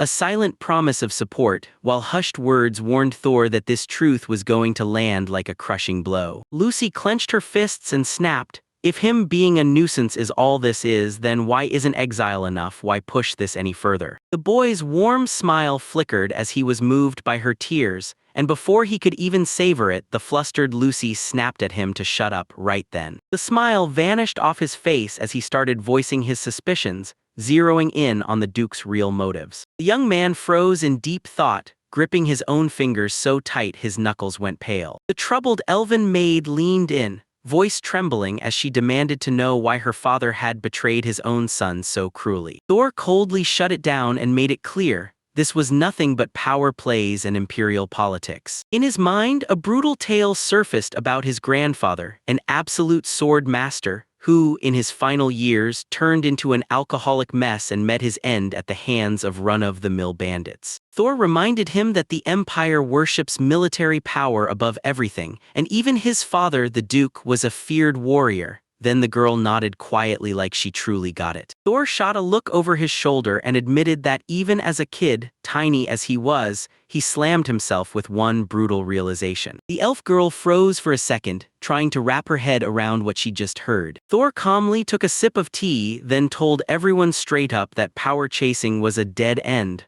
So he turned to alchemy to help people instead. Duke Legaz's stern face flashed in his mind like a warning bell. His father would have never swallowed a peace-filled root like that. The girls broke into warm smiles, and you could tell this kind of real concern for others was totally Thor's vibe. As the boy told the tale of the Empire's blind worship of its legendary founder, gloom swallowed his voice because people just trampled right over anyone in their way. The demoness snapped at their wild fanaticism, until Thor blindsided everyone with a statement nobody saw coming. The elf girl froze, then blinked hard in pure shock. The demoness gasped, stunned to her core. Thor just grinned, cool as a breeze, and nodded like, "Yeah, I'm really changing my name." Now it all makes sense why the Duke nearly tossed him aside, because the young man himself finally admitted he was sick to death of this family. With zero hesitation, he declared that he's done renouncing his parental title for good, and from now on, he'll wear his mother's surname.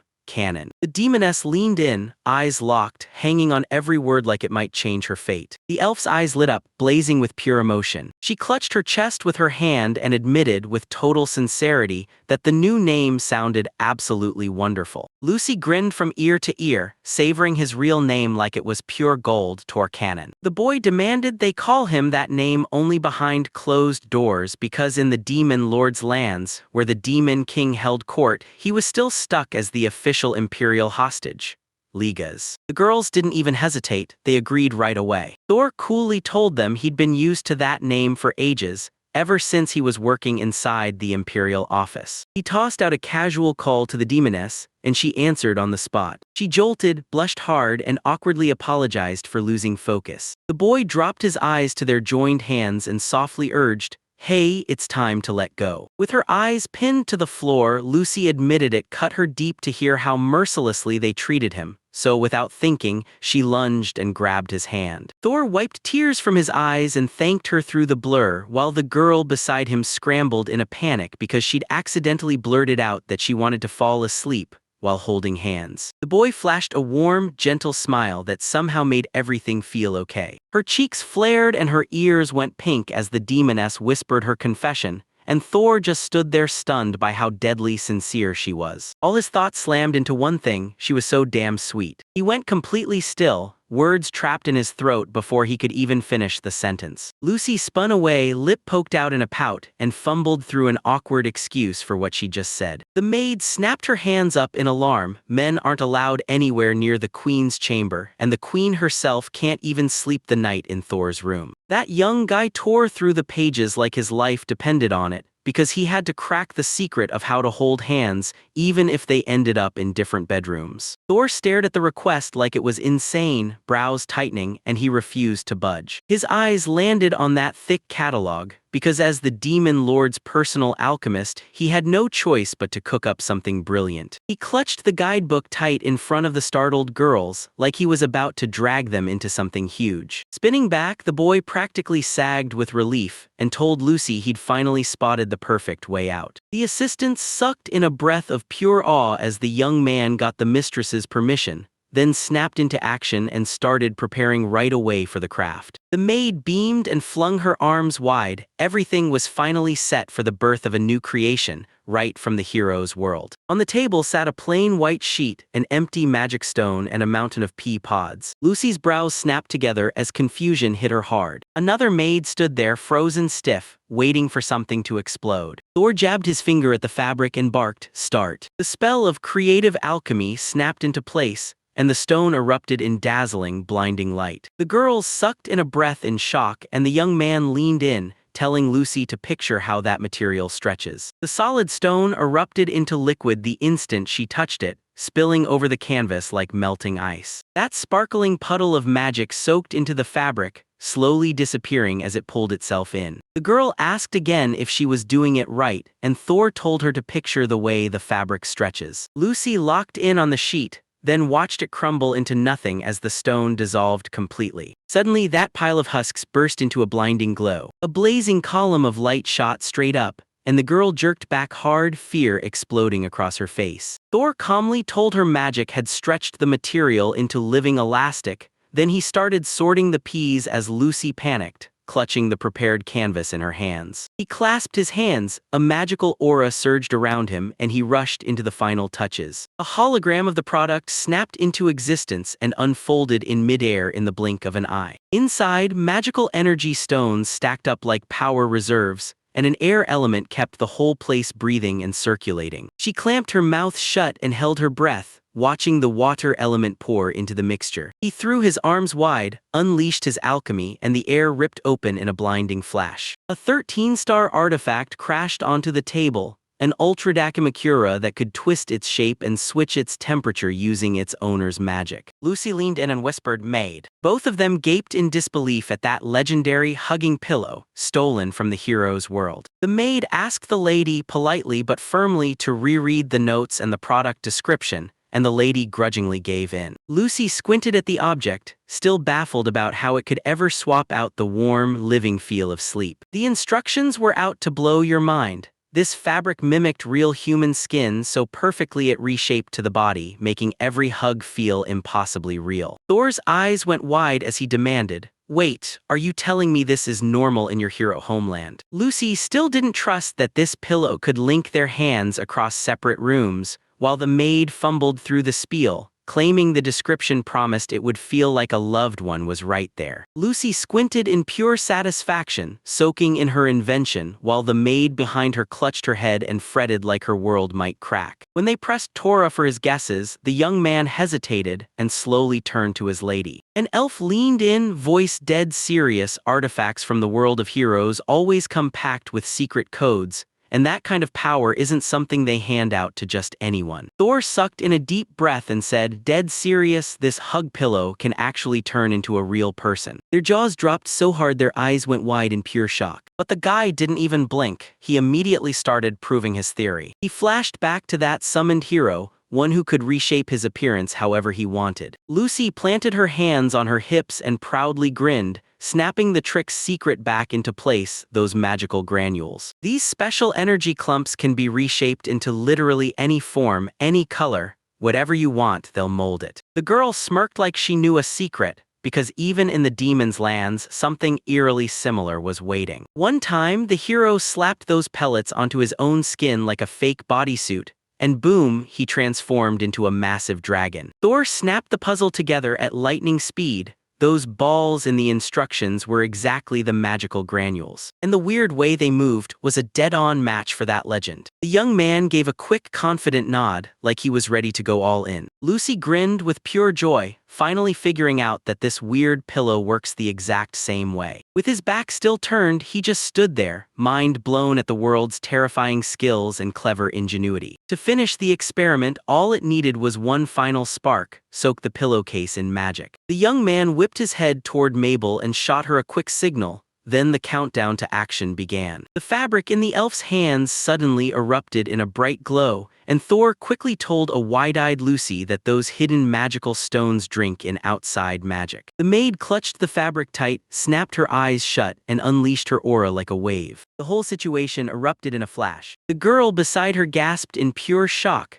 This growth pillow is about to fully copy Mabel's body, no limits. The young man nodded hard, because magic always carries a dead-accurate signature that only its owner could leave behind. An elf girl froze mid-breath, eyes wide with confusion as the scroll in her hands crackled and burned. He grinned with hope as the magical shell floated in the air all on its own. The material's rare stretch and shape memory snapped to life in an instant. Every weird little trait finally snapped together into one unstoppable whole. He squinted through the pain, whipping raw energy into a hard physical shell, fueled by the magical stone's power. A blinding flash erupted across the space, and from out of the air, Mabel's perfect, shining silhouette started forming right before everyone's eyes. The whole trio slammed to a stop, staring in total confusion. The double surged forward and the girls yanked in a gasp, staring in disbelief like they couldn't possibly be seeing it. "It's me, your majesty," the maid blurted, and the little demoness nearly froze in shock. Right in front of them stood a version of Mabel that looked so alive it felt like it might blink. It was all about the dazzling growth cushion from the hero world. Thor hauled it in and changed everything. The girls could barely hold back their excitement as they stared at the flawless double. The true elf let out a breathy gasp of awe.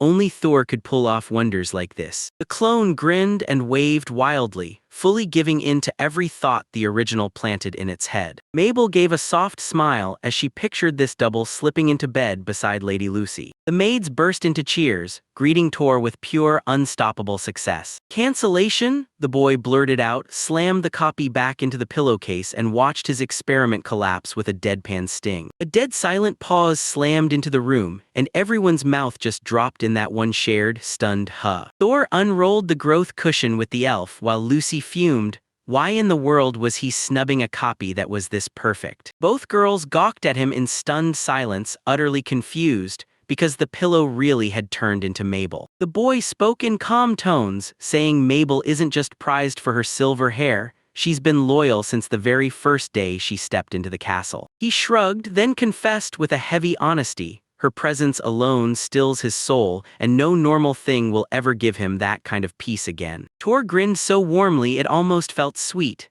The pillow was just too adorable, so he flat out declared it a failure. The elf girl clapped a hand over her mouth, and his words sent heat flooding through her cheeks. Mabel cranked past her limit from all those confessions, face planted onto the table in a puff of smoke, and Lucy immediately pleaded for it to stop, like, "Right now, this torture has to end." The demoness pulled her worn-out friend into a warm hug and beamed, urging them to share the bed tonight. Lucy froze like someone yanked the world's power switch. Mabel shot to her feet in panic and blurted out, "Yeah, I'm with you." Thor slid over a strange little box, swore he'd grant Lucy's wish later, and smugly teased her with the pillow already stamped with his own face. Her cheeks flared red as she spoke straight from the heart. Nothing else mattered to her as much as the real one. She ended it with a grin, saying the original beats a Dakimakura every time. And then the girls all bolted for the exit. A quiet goodbye rolled through the nighttime castle, like a haunting final echo. The Tor blushed so hard she admitted that hearing those words hit her right in front of his face felt painfully awkward. But as soon as he looked ahead, his eyes darkened fast, because the clash with that magical beast still gnawed at him. Right before Lucy hit the bed, he lit up and started crafting a brand new fabric, weaving magical stones into every thread so time wouldn't get wasted. The boy stayed on guard for danger, even while the girl insisted it was totally unnecessary. A blazing surge ripped through his palms. Thor forged a magical sword for her right then and there. Meanwhile, night had already swallowed the castle, and in the dead quiet of the bedroom, a shaky, unsure voice finally slipped into the silence. Mabel's nerves shattered as cold sweat poured down her face. Turns out she'd completely underestimated Thor's power. Elf Lucy shook as her queen's words hit, and she answered in a trembling voice. The girls sprawled in bed on either side of the perfect, life-sized Thor pillow, stunned that he'd even dared to imagine holding hands. From that too-close moment, Lucy's cheeks flared red, her heart slammed like a drum, and there was no way sleep was happening. Mabel panted, her cheeks burning clear to the tips of her ears,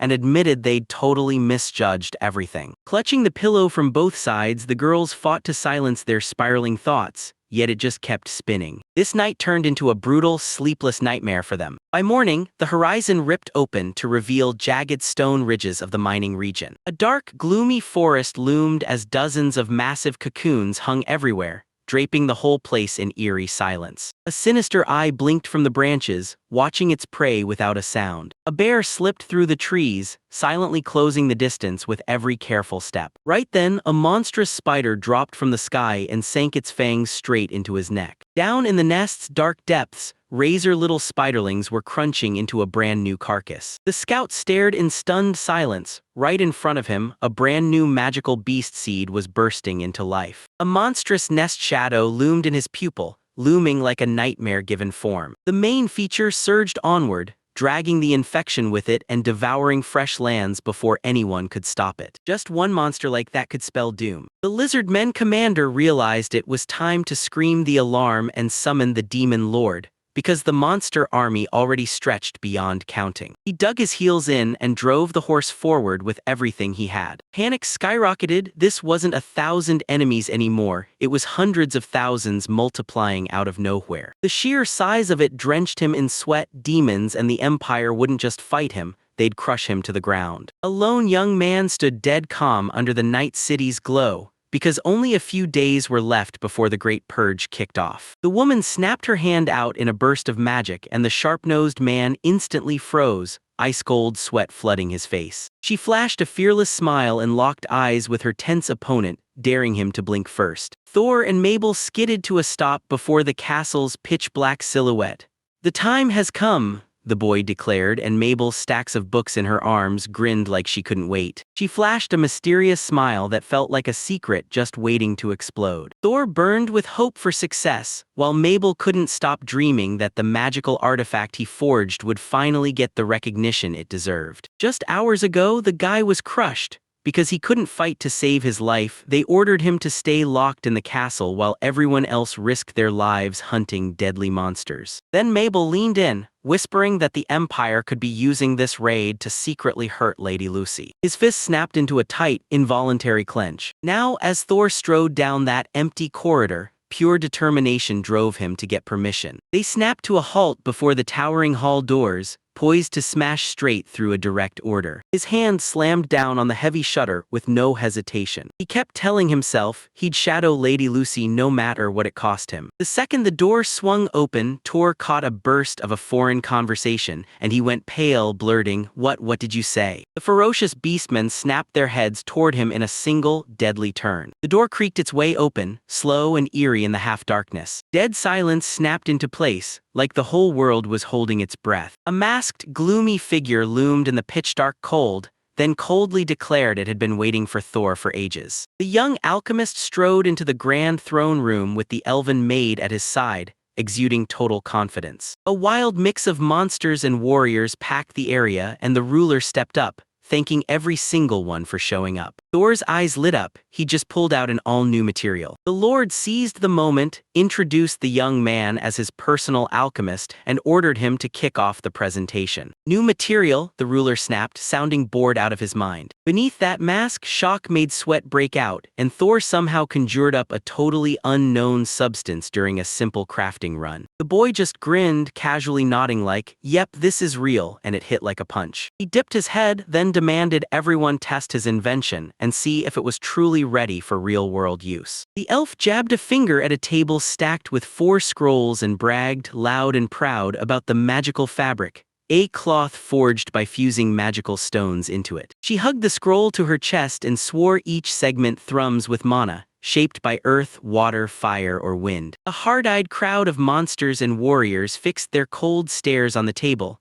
and the whole room fell into bone-deep silence. The Lord snatched the fabric into his own hands and scrutinized every single fiber like it held a secret. The horned demon stroked his chin like he was plotting, because nobody in this world had ever even heard of something like that. The Minotaur flexed his crushing arms until they screamed with tension, but the earth-woven fabric held firm, refusing to break even under his brutal strength. The crowd blew the roof off with pure ecstatic screaming. The dwarf couldn't look away from what he'd discovered. The fire material would blast warmth through winter, the wind material would shield him from the stove's heat, and that meant the clothes had to be stitched right now. The lizardman froze in awe, stroking the water fabric in disbelief. It slid over his jagged, rough scales like silk, and he burst out with a sincere shout of praise for Thor's unbelievable creation. He stood in the middle of all that joyful noise, grinning warmly, watching his alchemy turn other people's lives brighter was the kind of happiness that hit his soul. The horned advisor bowed low, then pressed his hand to his chest with sincere respect. He backed his master up.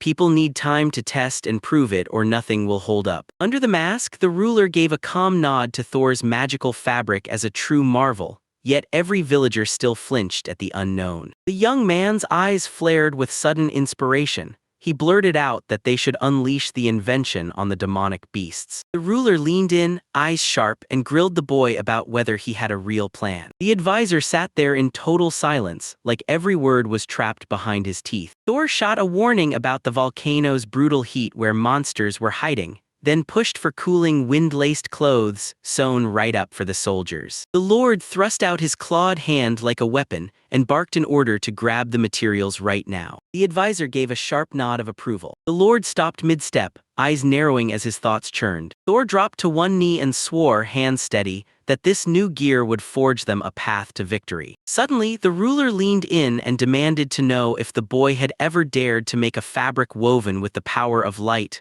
or darkness. So tell me, if Thor has truly mastered the 4 basic elements, what's stopping him from going way past that? At the front, the advisor's pitched tremble betrayed him as he blurted out that even the guy's genius couldn't possibly reach that far. Thor flashed a sly smirk and urged the master to look even closer. At his signal, Mabel practically bounced forward, ready to dazzle everyone with the magical fabrics of light and darkness. The elf snapped the dark cloth up over her head in a sharp, commanding motion. The demons packed behind him erupted into shocked gasps, staring like they'd just seen the impossible. She shot the Lord a proud smile, thrusting the bundle into his hands, and told him the fabric turns dark when it meets the mana. The dark cloak snapped open in the air like it had its own breath. But Thor hit a nasty snag. The material only gulped light at the surface, letting the rays slip through the gaps like they owned the place. That's why he tossed out the idea carelessly, like it was nothing, of sewing thick curtains from it for anyone who loves to sleep through the day. The Lord stroked his chin like he was thinking lightning thoughts, convinced that the second fabric worked in reverse, blocking the usual rules and letting the light slip through. Thor snapped his gaze away, then just fell dead silent. The Lord leaned in and repeated his assumption, eyes locked on the room, waiting to hear what came next. Suddenly, Thor's cloak turned fully transparent, demons froze in shock, and the boy finally confessed, dead honest, that it had failed. He awkwardly shrugged because the fabric didn't make him vanish. It only turned glassy, slicing the light like it was seeing through him. The master snapped that these effects are pointless by themselves, but if you fuse them with combat magic, they become deadly. The masked man stroked his chin in deep thought, like he was plotting the next move. The blonde demoness flashed a proud grin and declared that Lord Thor had once again hauled in massive spoils for their master. A roar of creatures exploded into thunderous applause, and the blonde Kelv awkwardly grabbed his chest like it had betrayed him. While Thor stood before the ruler, the young man burst with excitement and threw his mouth open, eager to blurt out something. But just like that, his voice vanished, full silence swallowed him. He shook himself out fast, then flashed a carefree grin like nothing had happened. Thor narrowed his eyes beneath his mask, and the sheer, fanatical drive of it all sent a jolt of fear straight through him. With a deep bow to the throne's towering shadow, the advisor declared the final gift, right before it could sink the room in awe. He flashed the rope-bound handle and with casual swagger, tossed off that it was nothing more than some dull little trifle. The man spun around and demanded Kelv step in for the final demonstration. The moment the young man blinked, the innocence drained off his face, predatory confidence snapped into place, and with a sharp cut-in he declared, "This is a magical sword." The whole crowd went dead silent, couldn't blink, couldn't breathe, because right in front of them gleamed a magical sword, a perfect copy of the legendary blade of the very first demon lord, and even elves and dwarves working together couldn't forge something like it. The masked ruler's eyes widened in stunned disbelief as he finally realized Tora really had done the impossible. His clawed fingers delicately settled onto the wrapped handle. The boy stood there in silence while the hall's noise kept swelling around him. The non-humans gaped at him like they'd just witnessed the impossible. Out of nowhere, Thor snapped his eyes up and pressed the Lord with a serious warning. He leaned in and begged for a favor. With his hand slammed to his chest, the young man boldly swore he'd march with the army on a campaign to crush the monsters. The horned demoness nodded and agreed, because only Thor could fine-tune the magical artifacts he forged right on the battlefield. Her gaze suddenly dropped like a weight. She flat-out declared she wouldn't let him take part. Thor refused to budge and fired off a furious, heartfelt argument. This expedition was doomed without him and his help with the new equipment. The fight got ripped apart when the Lord himself stepped in, his grim voice dropping brand new intel. They were up against a total unknown, no clear origin, no answers. When they shouted that the monster count was 1,000, the crowd's faces drained, because it was double the size of their entire united army. The masked advisor stared grimly and said the enemy army was swelling every single day, unstoppable. He told Tora to stay put in the castle and made it crystal clear he couldn't promise his safety. The young man balled his fist so tight it cracked, and the tears in Mabel's eyes came rushing back as she tried to warn him about the danger. A sharp, sudden cough ripped through the memories like a punch to the gut. Thor jolted with a sharp shudder and locked his eyes forward. The advisor was already locked in, reading a message from the Empire, demanding that the demon subjects watch the Holy Sword's power with their own eyes. Thor dropped his gaze and the truth hit hard. This enemy was seconds away from unleashing the ultimate weaponry from the hero world. Mabel's words slammed back into his mind. His goal wasn't just wishful thinking anymore, it was a real, burning ambition. With courage blazing in his chest, Thor stepped up to the Lord and reminded him, clear as thunder, what his main goal was. The crowd muttered with sharp distrust when that wild promise hit them. Build a weapon strong enough to shatter the Holy Sword. The ruler couldn't hide his curiosity as the Empire's ambassador suddenly marched off to forge weapons for the demons, because he was cooked up some seriously deranged plan. Thor's eyes sharpened like a razor, cutting straight through the moment. He roared his vow to forge a magical blade, one that would eclipse the legendary weapon forever. The local blacksmiths froze in shock at first, then their faces lit up as they watched Mr. Thor's craft with their own eyes. The shining blade shot upward and Thor snapped with sheer conviction. He had to witness the sacred sword in action with his own eyes. He shot the ruler a desperate, pleading look, like his whole life depended on it. The demon lord clamped his claws around his blade's hilt. Yeah, it's only a prototype for now, but he's forging it for something huge, and it's going to smash every weapon this world has ever seen. Clawed fingers clenched down on the blade's hilt even harder. All he did was hum, slow, thoughtful, and like he was turning something huge over in his mind. Behind that mask, the master stared, grim and silent. This kid had already stepped into their world knowing he was meant to die. That truth crushed his chest and wouldn't let go. Thor dropped to one knee, respectful as thunder, while the Lord pressed, do you really grasp how deadly your request is? The ruler felt ripped in two, heart first. He wanted to back the young man's dream like a true friend, but the demon lord's role demanded he think like someone who'd pay for every choice. Thor's eyes blazed with pure, unbreakable determination. Thor, the master, snapped into the silence, cutting the air like a blade. He admitted he's craving those magical items, but the thought of sending his friend to death still haunts him.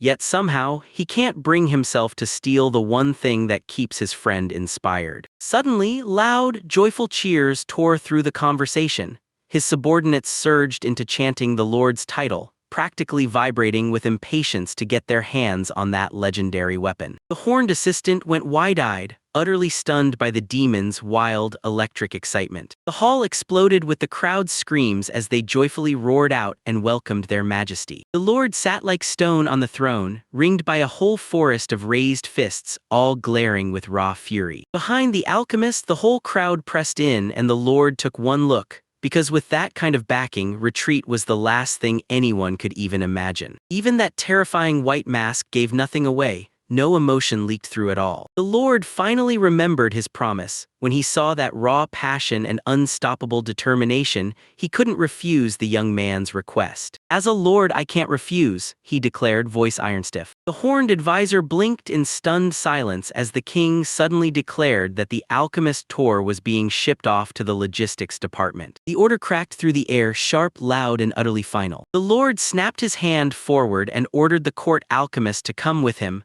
No delays, 3 days only. I'm so relieved it's all settled, Mr. Tor. The cheerful elven maid beamed, like the whole world had finally clicked into place. She flashed him a playful wink like a silent promise. No matter what, she was still right there, always his faithful assistant. Tor burst into a huge laugh, then it hit him in an instant. Mabel had seen this plan coming from the start and she'd been playing him the whole time. He gazed at her with warmth in his eyes and blurted out the truth. He didn't deserve her, not even a little. His face lit up with a heartfelt grin, and he bellowed his thanks to his king with every ounce of strength he had. The horned girl thrust a scroll into Tora's hands, grinning as she said he looked practically lit up with excitement for their meeting with the sacred sword. The boy's eyes flared bright, overflowing with real, genuine joy. The elf girl let out a breath of relief as she watched his joy flare up. She'd been terrified for Thor, but now everyone had his back. The soldier snapped into full panic and erupted into a scream, refusing to hear a single apology. For him, it all boiled down to one brutal truth: total failure and a death that was already locked in. Across the way, the old man kept wiping at his forehead, shaking all over as he whined in a trembling voice about the unthinkable first-ever failure. He slumped into the dark shadow, shoulders caving in as total helplessness crashed over him. In total despair, the officer blurted that the General Demon Lord had slammed every route to negotiations shut, and the moment the old man heard it, his face went deathly pale. Sweat streamed down the military city walls as he roared about his flawless plan, signed off by the minister himself, and the merciless, cruel nature of the Lord of Flame. He didn't hesitate for even a second. Those demons would gladly throw Thor in as cannon fodder. In total helplessness, the officer crumpled into a chair and clawed at his own head, desperate and frantic. Thor was meant to be just another pawn, crushed into dust. But how in the world did the story twist into something this wild? The old man only shrugged like,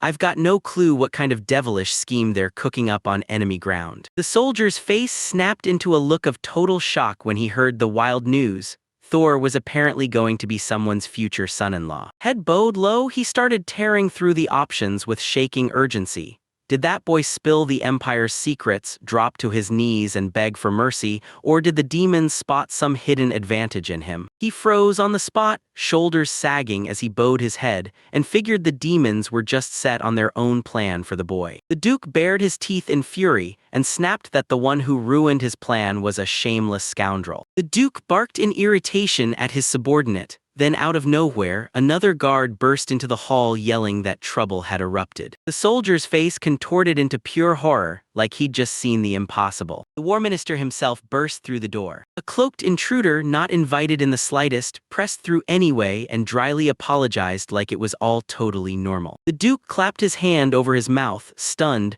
because he never saw what dragged the minister in here coming. The Duke froze in shock, like his world just shattered. The gray man with the monocle snapped that he'd come in personally to confirm the plan had failed himself. With a thunderous shout, the guards crumpled to their knees. Rihas jerked back, eyes wide and frozen in pure shock. A man with power far beyond any duke just sat there, cool as ice, and said, "I only came to talk." The mentor of the third princess and one of the Empire's top 3 officials stood there in silent dominance, looming over everyone in the room. His command hit like ice and left no room to breathe. The whole operation is cancelled. Sweat poured down the Duke's face as he stammered in panic, whining that it was all just a few tiny miscalculations and some temporary trouble. Vucen's eyes snapped open, and pure confusion hit him like a sudden punch. Sweat drenched his face, and through a trembling voice he demanded to know where the general learned everything. The monocled man didn't even glance back. He coldly silenced the insult directed at a soldier on his own turf, because that kind of disrespect on his ground simply won't fly. But the real line of no return was when he tried to wipe out his own son. For a split second, the general's face contorted in pure rage, and he snapped that there was no point in playing hide-and-seek anymore. In the blink of an eye, he calmly told them,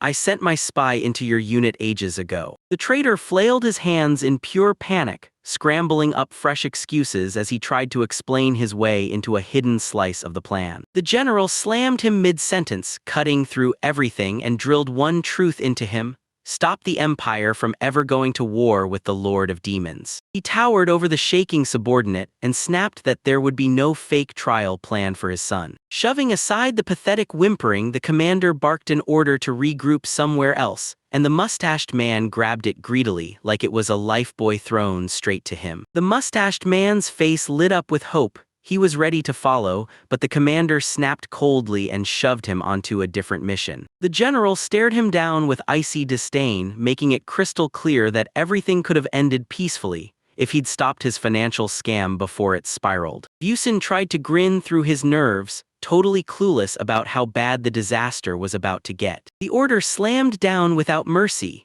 He was being shipped to the south of the empire to clash alongside regular soldiers right at the heart of a brand-new, brutal war. His eyes bulged with terror, and a helpless, pitiful babble spilled out of his mouth. He crumpled to his knees, begging the hard-eyed leader to let him explain himself to the council, but all he got was a bitter, cold permission to speak there. The old man lifted a finger mid-sentence and snapped, "Thor is forbidden now, so bragging about how you'd send someone like him straight to the demons is just ridiculous." He shot a look over his shoulder and added one last twist. He wouldn't say a single word about his own son either. In just 10 days, the boy won over an elite demon general and even brought up marriage, so fast his father would have been knocked speechless in sheer shock. The old man kept hammering the truth. He'd already clocked their plan to toss him aside as a scapegoat, so the Empire had no choice but to ditch him. His face twisted in horror, drool spilled from his mouth as he groaned, helpless and broken, like despair had stolen his voice. The leader just scoffed. This kid had the kind of connections that could have made the perfect pawn, but his father's blunders torched the whole chance. Narrowed eyes locked on him, the old man decided the man could have reaped a massive advantage.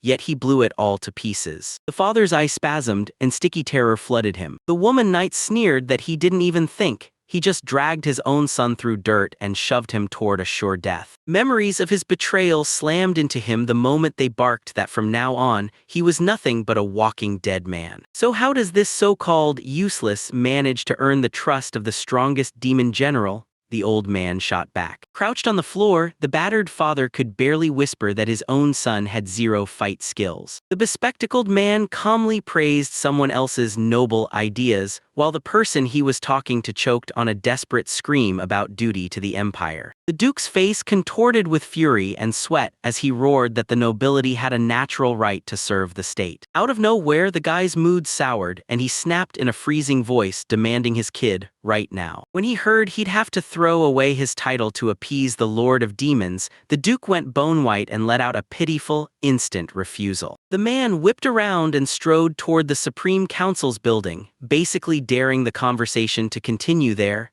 and the Duke snapped into raw, animal terror. That polite "please keep me company" hit like a death sentence the moment he heard it. The Duke's eyes nearly burst out of their sockets, and a non-stop, hysterical scream tore out of his open mouth. The mustached commander sat in the carriage with a grim glare, resigned to an inglorious end, and a legend that was about to die. The whole crew cruised down the forest road, gliding along like nothing could stop them. Suddenly the man jerked hard, like something had snapped inside him. In your mind, plant that tormented winged knight on a half-alive horse again, stranded in a dead, crumbling wasteland. Not everything yet. His eye twitched and wild hope erupted in his stare. He couldn't forget that newborn foal, wobbling helplessly on its skinny little legs like it could barely stand. The foal crumpled to the ground, and the mare calmly nudged it back up with her muzzle. Another memory ripped through his mind. He was beating his own son, spitting out excuses like it was just normal family fighting. The commander's panic drove him to swear no, to believe that the boy was bowing to the generals just to humble himself for the commander's benefit alone. He clenched his fist until the bones turned white and pure self-loathing crashed over him. One single letter sent in time could have stopped all of it. He kept pushing, insisting it was just a tiny misunderstanding, claiming his son was out there, waiting for him to show up and make things right. Across from him, the gray man with the monocle snapped his eyes wide and froze in pure shock. The commander frantically unloaded shots, praying Thor would turn around and come back to them. The young man suddenly erupted into hysterical screams, demanding the Torah be written, and swearing he'd expose the man as a spy and the Empire's loyal dog. The sweaty man smirked with pure malice, jabbed at himself, and bragged that even the demon lord still saddled the dead with some pathetic D-rank. The gray commander in glasses fought to swallow his disgust at the conversation, but then, like a spark, a ruthless plan took shape in his mind. As he strode down the forest path, he made up his mind.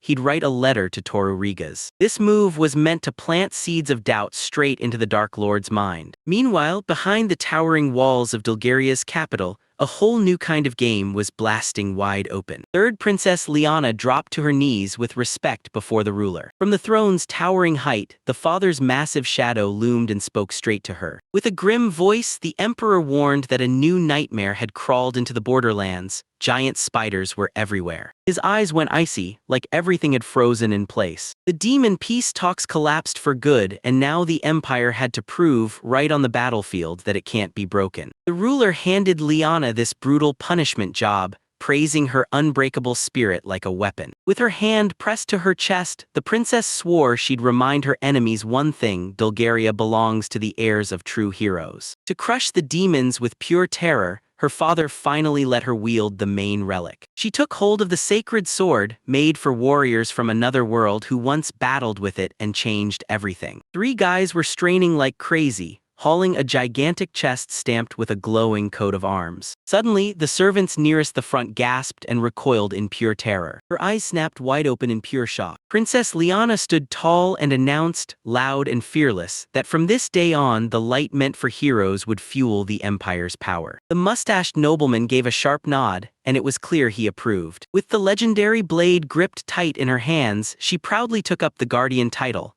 and swore the world would finally see heroes return once more. Then, out of nowhere, he demanded a meeting with her twin sister, Sophia. He reminded her of that brutal trip to the demon realms and pressed, "So is this your final wish before we set out?" Liana promised she'd be back in a flash, then strode off with total confidence. Nearby, the priest clutched the sword wrapped in cloth to his chest like it was his last lifeline. "All right, I'll allow it," the nobleman said, voice like steel right after her. The princess whipped her head around with a tiny, sly grin and discreetly thanked his highness. Beaming with pure joy, she flung her arms wide and sprinted straight to her sister, Sophia. Liana froze at the garden pavilion entrance, and the moment she heard her name whispered, she couldn't move. At the table sat the princess, and with a soft, radiant smile, she admitted she'd been counting down the days for this meeting. The moment she respectfully called the guest Princess of the Holy Sword, the warrior's cheeks flared red with embarrassment. She fumbled to cover her mouth with her hand, begging him to stop those jokes, please, no more. The princess shot Liana a shocking reminder. The palace ceremony was happening right now, and she was supposed to be there. The warrior woman snapped a frown and cut the ceremony short, because the moment was over and her only thought was her sister's health. That sudden visit left the real reason hanging there, unanswered, like it was staring us all in the face. But the princess just smiled softly, repeated those words about health, and poured them some tea. "Sis, let me handle it for the maids," Liana blurted, charging in to stop her. But the girl ignored her completely and calmly grabbed the kettle. A steaming hot drink gushed in slow, careful streams into the porcelain. "Sister," Liana choked on the words, helpless and trembling. The princess beamed and insisted she'd handle everything herself, because an awesome guest like you deserved the royal treatment. In the dark sheen of the poured tea, the warrior woman's reflection stared back, hiding a jittery fear that wouldn't stay quiet. With a trembling breath, the princess dropped her gaze and swallowed the truth. This high title never should have landed on her in the first place. It all came down to one thing: an ordinary lack of strength that sealed their fate. She gave a soft smile, and in that moment, her sister couldn't ignore how brutally strong she really was. Even the princess wouldn't stand a chance with the sacred sword. One wrong move and that legendary blade would get ruined, turning priceless treasure into worthless junk. In the end, the perfect place for her was right there, made for her like it knew her all along. She snapped her eyes to the massive blade and realized her light magic didn't even come close to her sister's. She spoke in a steady voice, but the truth hit like a hammer. Born as a noble, she'd wrought as a political hostage. But if she'd been common, they would have tossed her to the battlefield as cannon fodder. As she sipped her tea, she clocked how the Duke of Riga's son was handed straight over to the demons, just like that. "A hostage in a foreign country," the younger one blurted, pure shock ripping through his voice. The princess's brows knotted the moment they mentioned that mystery wanderer, because he didn't bring back the sword fully, he only restored half of it. A dusty old memory slammed into my mind as the maid glided through the room, balancing the blade's shattered shards on a tray. Cautious fingers inched toward the mangled steel, like they were afraid of what might be hiding in it. Then failing to repair the magical weapon didn't just sting, it turned into a brutal punishment. Right when the gloomy air felt suffocating, her sister burst in beaming, pelting him with sweet compliments, then smirking and asking if he'd finally cracked everything. When the call rang out for her to come closer, Liana just smirked, mysterious as ever. She dropped into her chair, flicked a magical flame above her finger like it was nothing, and her sister finally gathered herself. Liana cupped the flame in her hands and blew, soft at first, like a secret wish trying to ignite. She couldn't take her eyes off her for even a second.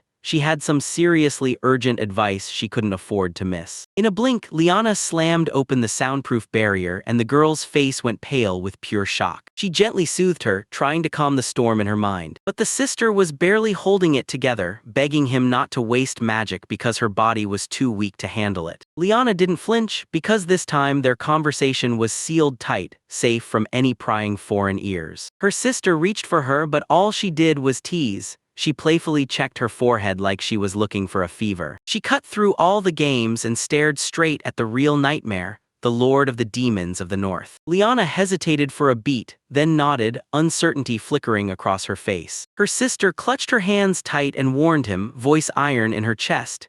Even if you're strong enough to shake the world, unbeatable enemies will still be out there waiting. Liana's bright, naive idea to just smash them with brute force got shot down by her sister on the spot. Her stare sharpened into something cold and ruthless. Demons don't need fear, they need to be understood. Liana beamed, her smile warm as sunlight, and swore she'd never forget those words. A tense beat, like the whole world just held its breath. She dropped her head with guilt, because she couldn't even wrap her mind around how badly she'd made her sister worry. She leaned in and swore that a kid's raw sincerity and wild spontaneity could one day be the very thing that saves Liana's life. In the dead silence, a bitter warning sliced the air. Those ill-wishers are going to strike the moment they smell their chance. Worry flashed in her eyes as she begged her to be painfully, brutally careful. Liana nodded, wordless, like she was holding a storm back in her chest. She pressed her point again, making it crystal clear that this talk mattered. Then the girl giggled, tapped her own lips, and admitted that her relative always says exactly what's on their mind. No sugarcoating. That comment instantly wrecked her balance. She went rigid with confusion, stunned by how sharp the insight was. Liana flashed a wide grin and said her teacher wasn't just any guy, it was Zagrand himself. Out of the shadows, a woman burst into the scene and snapped for a report, all while frantic footsteps thundered past and the conversation got cut off mid-breath. The princess's peaceful tea party got instantly shattered when the grim minister of war, Zarand, crashed in. The maid barely squeezed out a warning. His arrival hit before she could even finish the sentence. The old man didn't blink. When the emperor gave the order, he demanded Liana lead the troops at once straight to the demon lord's lands. Immediately, Sophia blurted, fear punching through her voice. She shot the minister a desperate, pleading look, begging him to save Liana. Zaranda's profile stayed stone cold, unmoving and unreadable. Then the girl, choking on tears, begged her sister to be careful. But the old soldier snapped at Sophia with cold fury. This war isn't her fight. Trying to be the perfect princess, he snapped, voice sharp as ice. Liana snapped at Zarand for how he treated her sister, and while sweat dripped down his face, he only muttered that he couldn't afford to waste a second. Liana swallowed her pride, pressed her hand to her chest, and accepted the order. Sophia went deadly quiet. A ruthless steel army launched into a no-turning-back campaign, ready to crush everything in its path. The princess got stranded all by herself, gripping her hands so tightly her nerves screamed. The armored girl stared into the horizon like she was hunting for something only she could see. Meanwhile, a rattling line of wagons rolled through the demon lord's lands, an entire detachment pushing south, ready to smash a monster that was far too dangerous to ignore. The caravan inched along a twisting mountain trail, snaking deeper with every shaky step. The squad's real punch came from burly, heavily armed minotaurs. They got backed up by a crack squad of elven mages. Even with everything on the line, the horned demoness was still seething. Kelv outright refused to stash the cargo inside her magical spatial chamber. So they had to haul weapons, armor, and food the old-school way, on plain support carts, no fancy shortcuts. Kelvin was right, those empty carts and that single strange box instead of the usual supply bags would send the soldiers into full-blown panic. Locked inside, the young man clutched his fists hard, silently begging fate to go his way. He forced himself to breathe, because the hard part was already done and now it was time to finally ease up. Kelv softly called out to Mabel and she sat there, jaw clenched, eyes squeezed shut like she was bracing for something. He quietly begged her to calm down, but the elven maid sprang to her feet and swore, at full volume, that she'd shield him even if it meant dying herself. The young man snapped still, utterly stunned and lost. But Mabel couldn't be stopped now. She clenched her fists so tight her knuckles burned, practically exploding with unstoppable excitement. Mabel said it straight from the heart. Thor had become a huge deal for her, and for the whole region. The boy brushed it off like it was nothing, but the elf girl snapped her fists tight and swore she'd shield him, even if it meant sacrificing her own life. Thor just froze, blinking in pure, stunned confusion. The maid radiated pure combat fury, like she was ready to strike the moment trouble showed up. Then she gazed back at him again, eyes blazing with soft, absolute devotion. She pumped her fists like she was about to rip apart at least a dozen spider monsters for him, and Thor just grinned, trusting her completely. A wild gust slammed into him, whipping his hair all over the place. The boy spun on his heel and shouted for Mabel. He said he'd hunt down a comfy spot so Ms. Ruki could test her magical sword in battle without a single risk. They both stared forward and instantly froze in place. A wild spectacle on the horizon slammed into their attention like a punch. In the valley, a massive tent city sprawled out. Wagon caravans lined the ground like a moving ocean, and the Imperial troops had finally rolled into position too. In just a few days, the Demon Lord's army barreled into the mountain pass, ready to clash with the Imperial forces. The Minotaurs smashed the giant tent to rubble, because they needed the crew to rest up before the negotiations. The long-haired elf shut his eyes, smooth and deadly calm. His summer comrade wore worry all over his face. The one-eyed Minotaur sat in dead silence, brooding like a storm trapped behind its teeth. Soon, the Empire sent its envoys, up first, a young man, and beside him an elf dressed in a maid's outfit. The Demon Lord strode forward in a roaring mask, then thanked his subordinates for their service like the whole world was listening. Meanwhile, an Imperial general charged out with a squad of lizardmen, hunting for the lair of the monster Gargaros. He snapped into a tense stare and clutched the telescope tight, ready for the monster to burst in and strike without warning. But the scouts didn't find a brutal fight at all, just a smashed forest and a towering skeleton looming through the choking clouds of smoke. When word spread through the camp that the dead monster was finally out for good, the Demon Lord quietly clocked it. This whole battle had ended way too fast. The long-haired elf swallowed his pride and nodded to his majesty with humble agreement. The Minotaur gave a quiet, chilling confirmation, no words at all. The old elf let out a heavy sigh, because none of them had a clue this twist was coming. The demons sprawled in the tent's shade, soaking up that surprise coolness like it was a gift. The elf girl grinned and told them those new magical underwear wipe away sweat in seconds, turning brutal heat into something you barely even notice. Suddenly, a shadowy figure popped up at the entrance and demanded, "Come in." The young man grinned and bragged that the enchanted fabric keeps a cool, refreshing breeze blowing nonstop. The masked leader flashed a quick nod, like he was stamping his words as truth. A cat girl slipped in from outside, grabbed everyone's attention with a wild beckon, and pointed at something so interesting that no one could resist following her. She dropped to one knee with a huge grin, joyfully calling out that the army supplies had been delivered. With a snap of her hand, she ripped away the camouflage veil like it was nothing, proud, fearless, and totally in control. The boy calmly pointed out that even this so-called useless, transparent light fabric had found its perfect place right here. Inside, heavy barrels towered in tight rows, stacked high with days and days of food meant to keep the entire army fed. Everyone in the crowd went totally silent, stunned speechless by what they witnessed. The scout wiped the sweat off her face, grinned smugly, and bragged, these new hideouts were unbelievably comfortable. The horned chancellor's brutal voice hit her like a punch, and she jerked back, stammering with pure fear. But instead of getting scolded, he blurted out an ecstatic shout, stunned by the tense beauty, while the girl only nodded, finally breathing easier. The cat-eared girl lit up and clapped her hands together, practically squealing about how insanely convenient everything was. A trembling hand clenched a swollen bag so hard it looked like it might burst, while the cat-eared girl leaned in, eyes blazing with curiosity, practically begging to get a peek at what was inside. "Hold on just a minute," they demanded, but she grinned and only nodded, her hypnotized gaze locked on the cargo. The tent flap ripped open and there, right before the horned lord, sat a tight wall of transparent bags, packed to the brim with the finest provisions. The masked advisor shoved the sweating king forward, barking that he had to show the food to the panicked soldiers right now.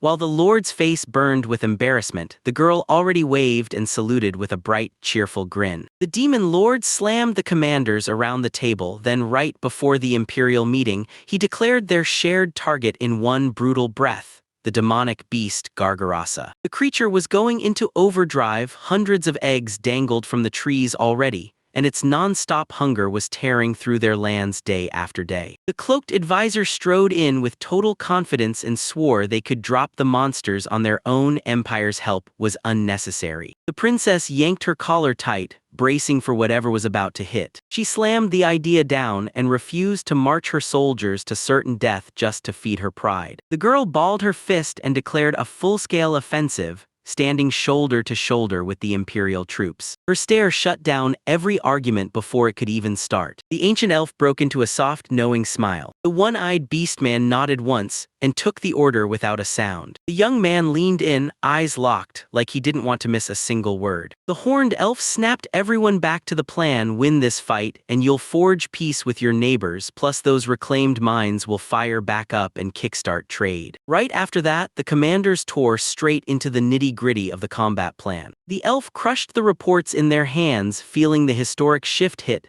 This was it. Their two countries were finally going to march side by side for the very first time. Intelligence revealed the monsters had blanketed the whole mountainside in webs, so they ditched the doomed front charge and decided to bait the spiders into open ground. The assault kicked off with a blast. The general's troops lit Lord Thor's magical fire capsules and burned the web to the ground. They didn't charge headfirst into certain doom next to the monsters. Wizards got laser pointers to aim safely from a distance. The horned strategists slammed the truth down. Those elf magics would unleash their devastating barrage first. The masked wizard grinned with satisfaction and swore that this power would slice straight through the cobwebs and clear the way. Once the artillery hammers the battlefield into submission, the heavy infantry finally surges forward to smash into close-quarters combat. With that boosted range, the elves rained arrows on their enemies from a totally safe zone, without a shred of fear. To make sure the minotaurs survived the coming meat grinder, they got health-boosting pendants shoved into their hands. Lizard-like units were sent to blast the perimeter clean of tiny spiders, and those little creatures scattered the moment the flames roared. After laying out the whole plan in full detail, the horned one leaned back and calmly demanded, "Any questions from anyone?" To stop any friendly fire chaos, the minotaurs got wrapped in a crushing water mist that shrugged off the general's hellfire heat like it was nothing. Suddenly, all four commanders went dead silent and locked eyes on their master, and you could practically see nervous sweat breaking out across him under that unblinking stare. The minotaur and the old elf shot forward at once, grabbing him down and swearing that your majesty would be kept safe, right there in the distance behind them. The minotaur swaggered in and declared that their squads were perfectly balanced for this battle. Suddenly, the old elf froze up with raw terror and blurted, "Tell me, do we really have a way to protect ourselves from Gargarasa and her deadly threads?" The whole team got completely buried under the non-stop flood of news. Before the noise could even settle, a masked man snapped the air with a chilling command.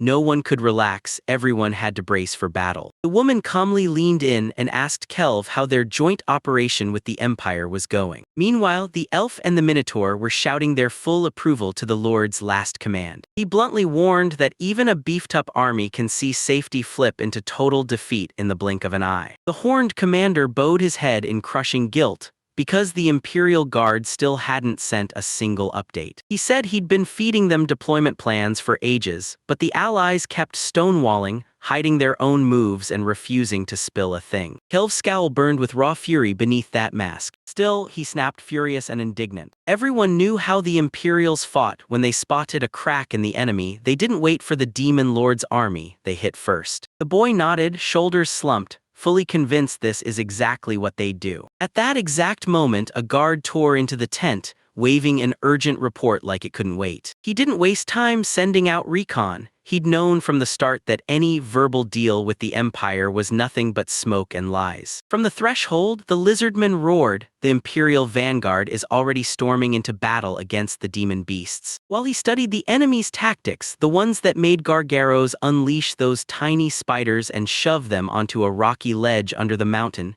his subordinate hurried up to his master for orders. The one-eyed commander barked a brutal order. Bring him the Empire's real power, show the Lord of Demons what we're made of. It all kicked off a little earlier than you think. 1,000 soldiers stood shoulder to shoulder in a razor-sharp wedge, snapping to the commander's order to kill the monsters, roaring like thunder as they charged. He stepped back and waved Princess Liana forward, daring her to speak. Liana stepped up with a soft smile, feeling for every soldier as the road crushed them and the heat turned the world into hell. The commander sat up straight and listened with full respect. The grim guards blinked in shock, their stern faces cracking as they gasped at the sheer care. But the truth was brutal. Liana was fighting for every breath, sweat hammering down like a storm, that armor crushing her with every pulse, and all she could think about was making it back home to her sister as fast as humanly possible. "We've got all the strength in the world," the soldiers screamed with rabid devotion, then they shattered her last flicker of hope for a break. Suddenly, a terrifying report hit. Intelligence pinpointed the demonic beast Gargaros closing in. Liana let out a defeated sigh and shut her eyes tight. The commander jolted at the news, too busy reacting to notice the princess behind him making this hilariously frustrated grimace. Right then, she shot upright and shouted for the army to step forward and carry out their sacred duty. 300 elite fighters burst forward screaming, ready to erase a weak, pitiful pack of demons from the face of the earth. The princess thrust her sword high in triumph, roaring for the army to tear the monsters apart until they turned to dust, so everyone could see the demon lord's empire was unstoppable. Someone softly reminded her to stick to the agreed action plan. She barely moved, but her nod said everything. Those infantry close in on the little spiders while she charges the main beast and slashes it with the sacred blade. The monocled advisor smirked and declared that with a threefold troop advantage, they'd stomp the enemy hard. No outside help needed. He then snapped a brutal warning. This holy weapon drinks mana in a flash, so you've got only a few minutes to kill the leader. The old man barked at her to guard her mana, because the instant the giant drops, the soldiers would stamp out the rest of the spiders with zero trouble. And the girl, tired as she was, muttered back that she already knew. At first the girl nodded along and played the perfect heiress, but the moment those lectures kept coming, she snapped back with sharp, fearless words. She snapped that she'd never stain her name in front of the demons. She was honestly fed up. These same tired repetitions kept coming, and it drove her absolutely wild. The advisor and the burly warrior flashed smug grins, convinced their fearless heroine couldn't be stopped. And at that exact moment, a predatory, openly psychopathic grin snapped onto the princess's face. The earth shook and the advisor burst in with joyful news about the enemy's arrival, then froze the moment he laid eyes on a colossal horde that was way bigger than they'd ever predicted. His eyes snapped wide with pure shaky shock. From the thick cloud of dust, horrifying silhouettes burst into view, and they weren't just more enemies than anyone expected. They were way bigger than anyone could have imagined. The soldiers snapped into formation right as the gigantic hexenbeast barreled toward them, backed by a whole swarm of crawling spiders. The many-eyed monsters tore into the fight, snapping forward with hungry mouths spread wide,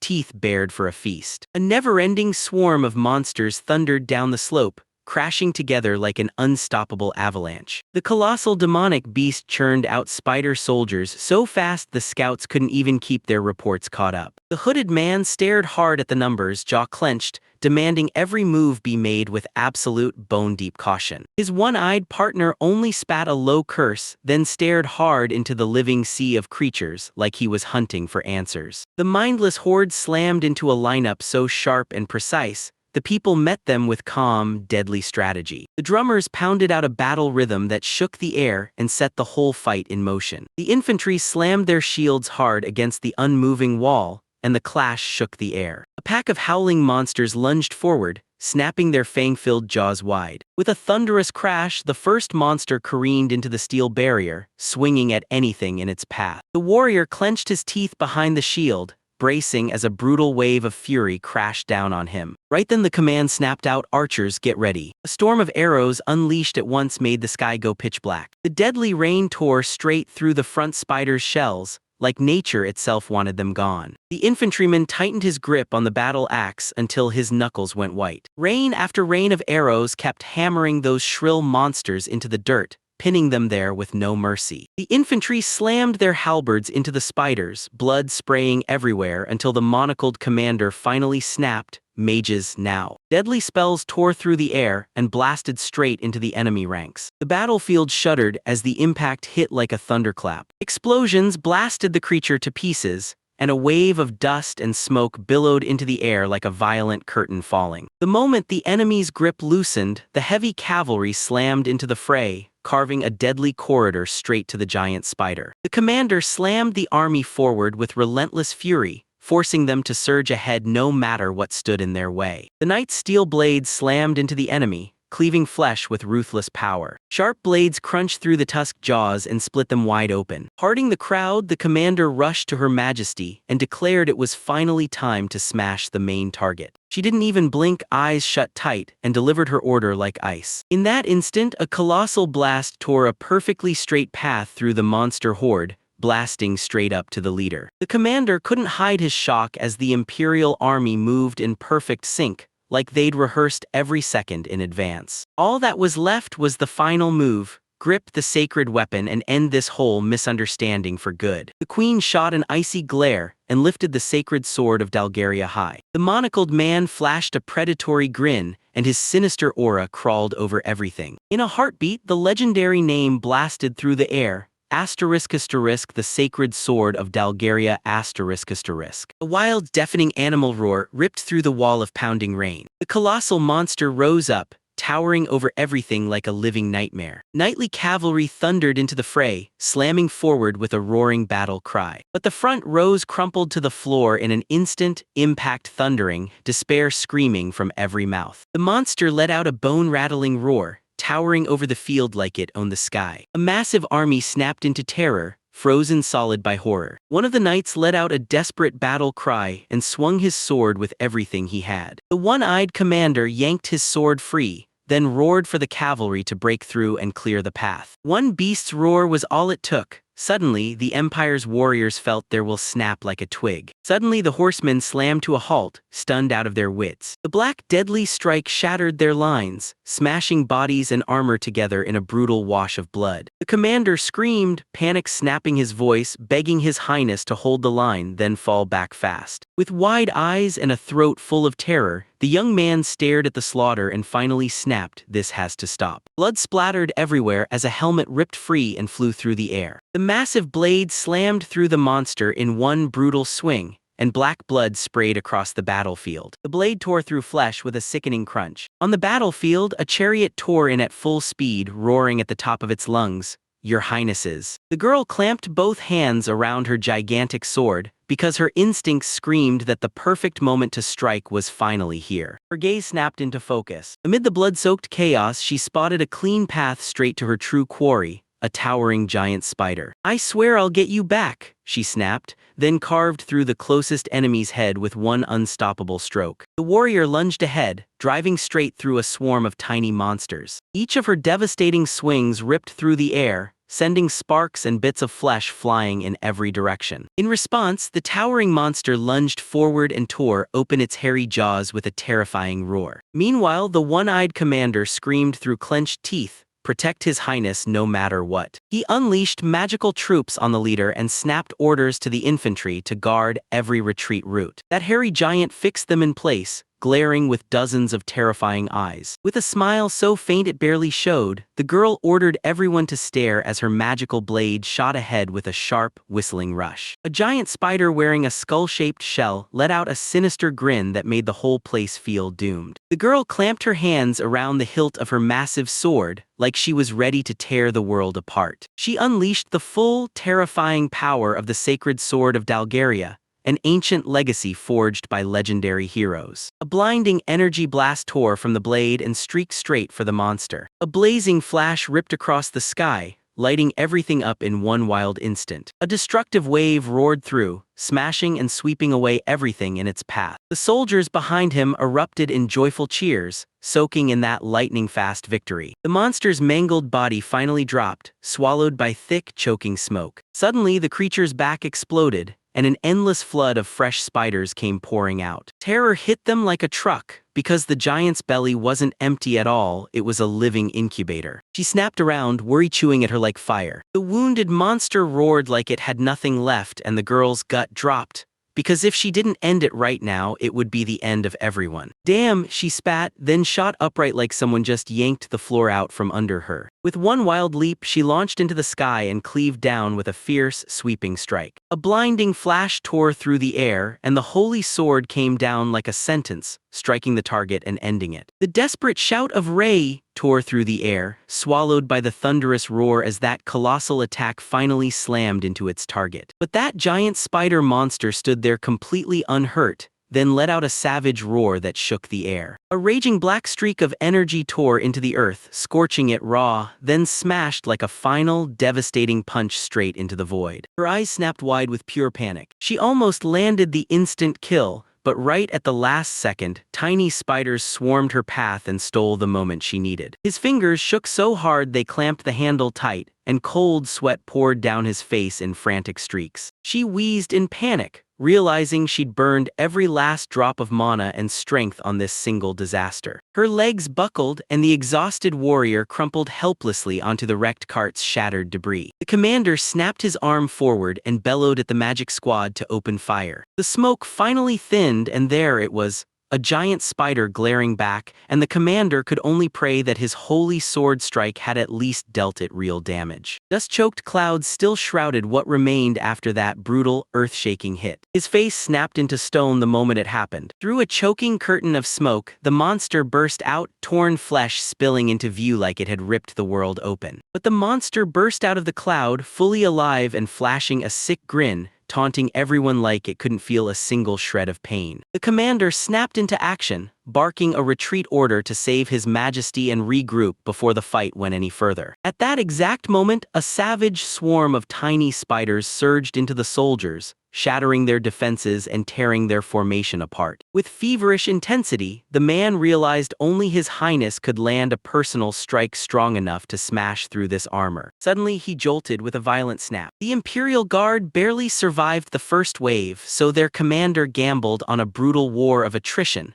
hoping to grind the numerically superior enemy down to nothing. Boom! Powerful magic detonations ripped through the spider swarms, tearing apart their assault and halting their advance. Armored infantry braced themselves and slammed their shields together, fighting tooth and nail as a savage wave crashed against the wall. The earth suddenly shook with a brutal roar, and the commander went stone still, because he felt a fresh, deadly threat closing in. The one-eyed minister narrowed their gaze like a hunter, already sure they were about to win. The commander's stare stayed ice-cold and locked on target. Out of nowhere, the earth under my feet jolted, and a heavy rumble rolled through everything. "This can't be real," he blurted, glaring out of the cart like he'd just seen the impossible. Panic instantly erupted as subordinates screamed that enemy reinforcements had just slammed into the battlefield. The guard's voice suddenly snapped into a full-blown hysterical scream. The minister snapped down hard on the idea of some routine ambush, because he could feel something far worse crawling closer. The horizon vanished under a monstrous wall of dust,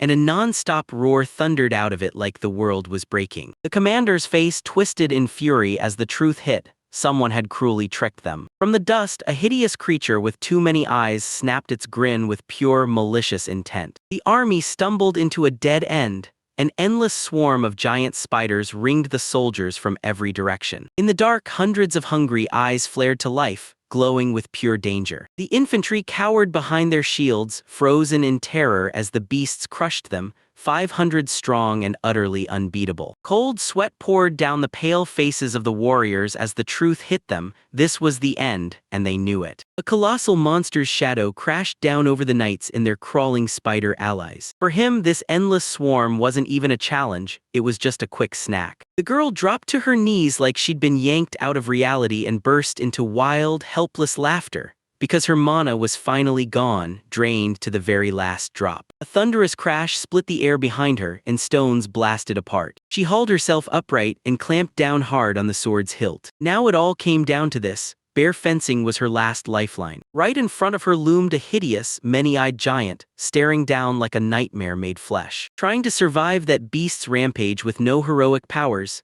Yeah, impossible. She jolted, bracing herself as the terrifying roar tore through the air. It's impossible, her voice shook as her lips quivered, and helpless tears spilled over like they couldn't hold back anymore. With a brutal clatter, the blade slipped from her grip, and she crashed to the ground. Her legs quivered, and a cold sheen of sweat soaked her skin. Right as the giant cracked his drooling mouth wide to swallow him, the girl suddenly spotted a weird red spot on the very top of his head. The eyes bulged wide with pure sudden shock. The girl went stone still under the monster's many staring eyes, her breath catching as she fixated on that eerie red spot on its head. For a split second, the world vanished into darkness before my eyes. The monster yanked its mouth wide, saliva dripping off that massive tongue, and she gasped, because in that moment she knew her life was about to end. A blinding bolt of energy tore through the air with a sharp, chilling whistle. A thunderous punch slammed into the earth, blasting chunks of rock outward in every direction. The brutal attack slammed the giant beast so hard into the ground that it crumpled beneath the impact. The many-eyed monster screamed in agony, thrashing as it shot out its long tongue. The girl warrior froze in shock, stunned to her core. While the monster still hissed and smoldered on the ground, a thunderous call blasted out to the Empire's soldiers. That one-eyed veteran with the scar strode up like thunder and announced, "I'm Rookie Everguard, the Lord of the Demon Lands." Somewhere close by, the wounded beast kept snarling through raspy breaths. The horned masked stranger shot out his hand, and just like that, his army would march to fight beside them. He shouted for action, even as the girls were still reeling from the monster's recent attack. "Let's unite," the voice blared again and again, like it wouldn't take no for an answer. That little sorceress flat-out refused to believe it, because the exact blow landed from a spot where magic has absolutely no business reaching. And her partner finally snapped to the truth, horror crashing over him, because this terrifying cover had been forged right from the Lord of Demons' own territory. In the very next heartbeat, the battlefield got slammed by another brutal surge of energy. A brutal burst of magic beam rang through the battlefield, and the blonde girl let out a terrified, wild scream. Panic twisted her face like it was going to snap. The explosion swallowed the giant monster whole, and it screamed a brutal, bone-rattling roar from deep in its jaws. 30 wizards in one strike, did that sting or what?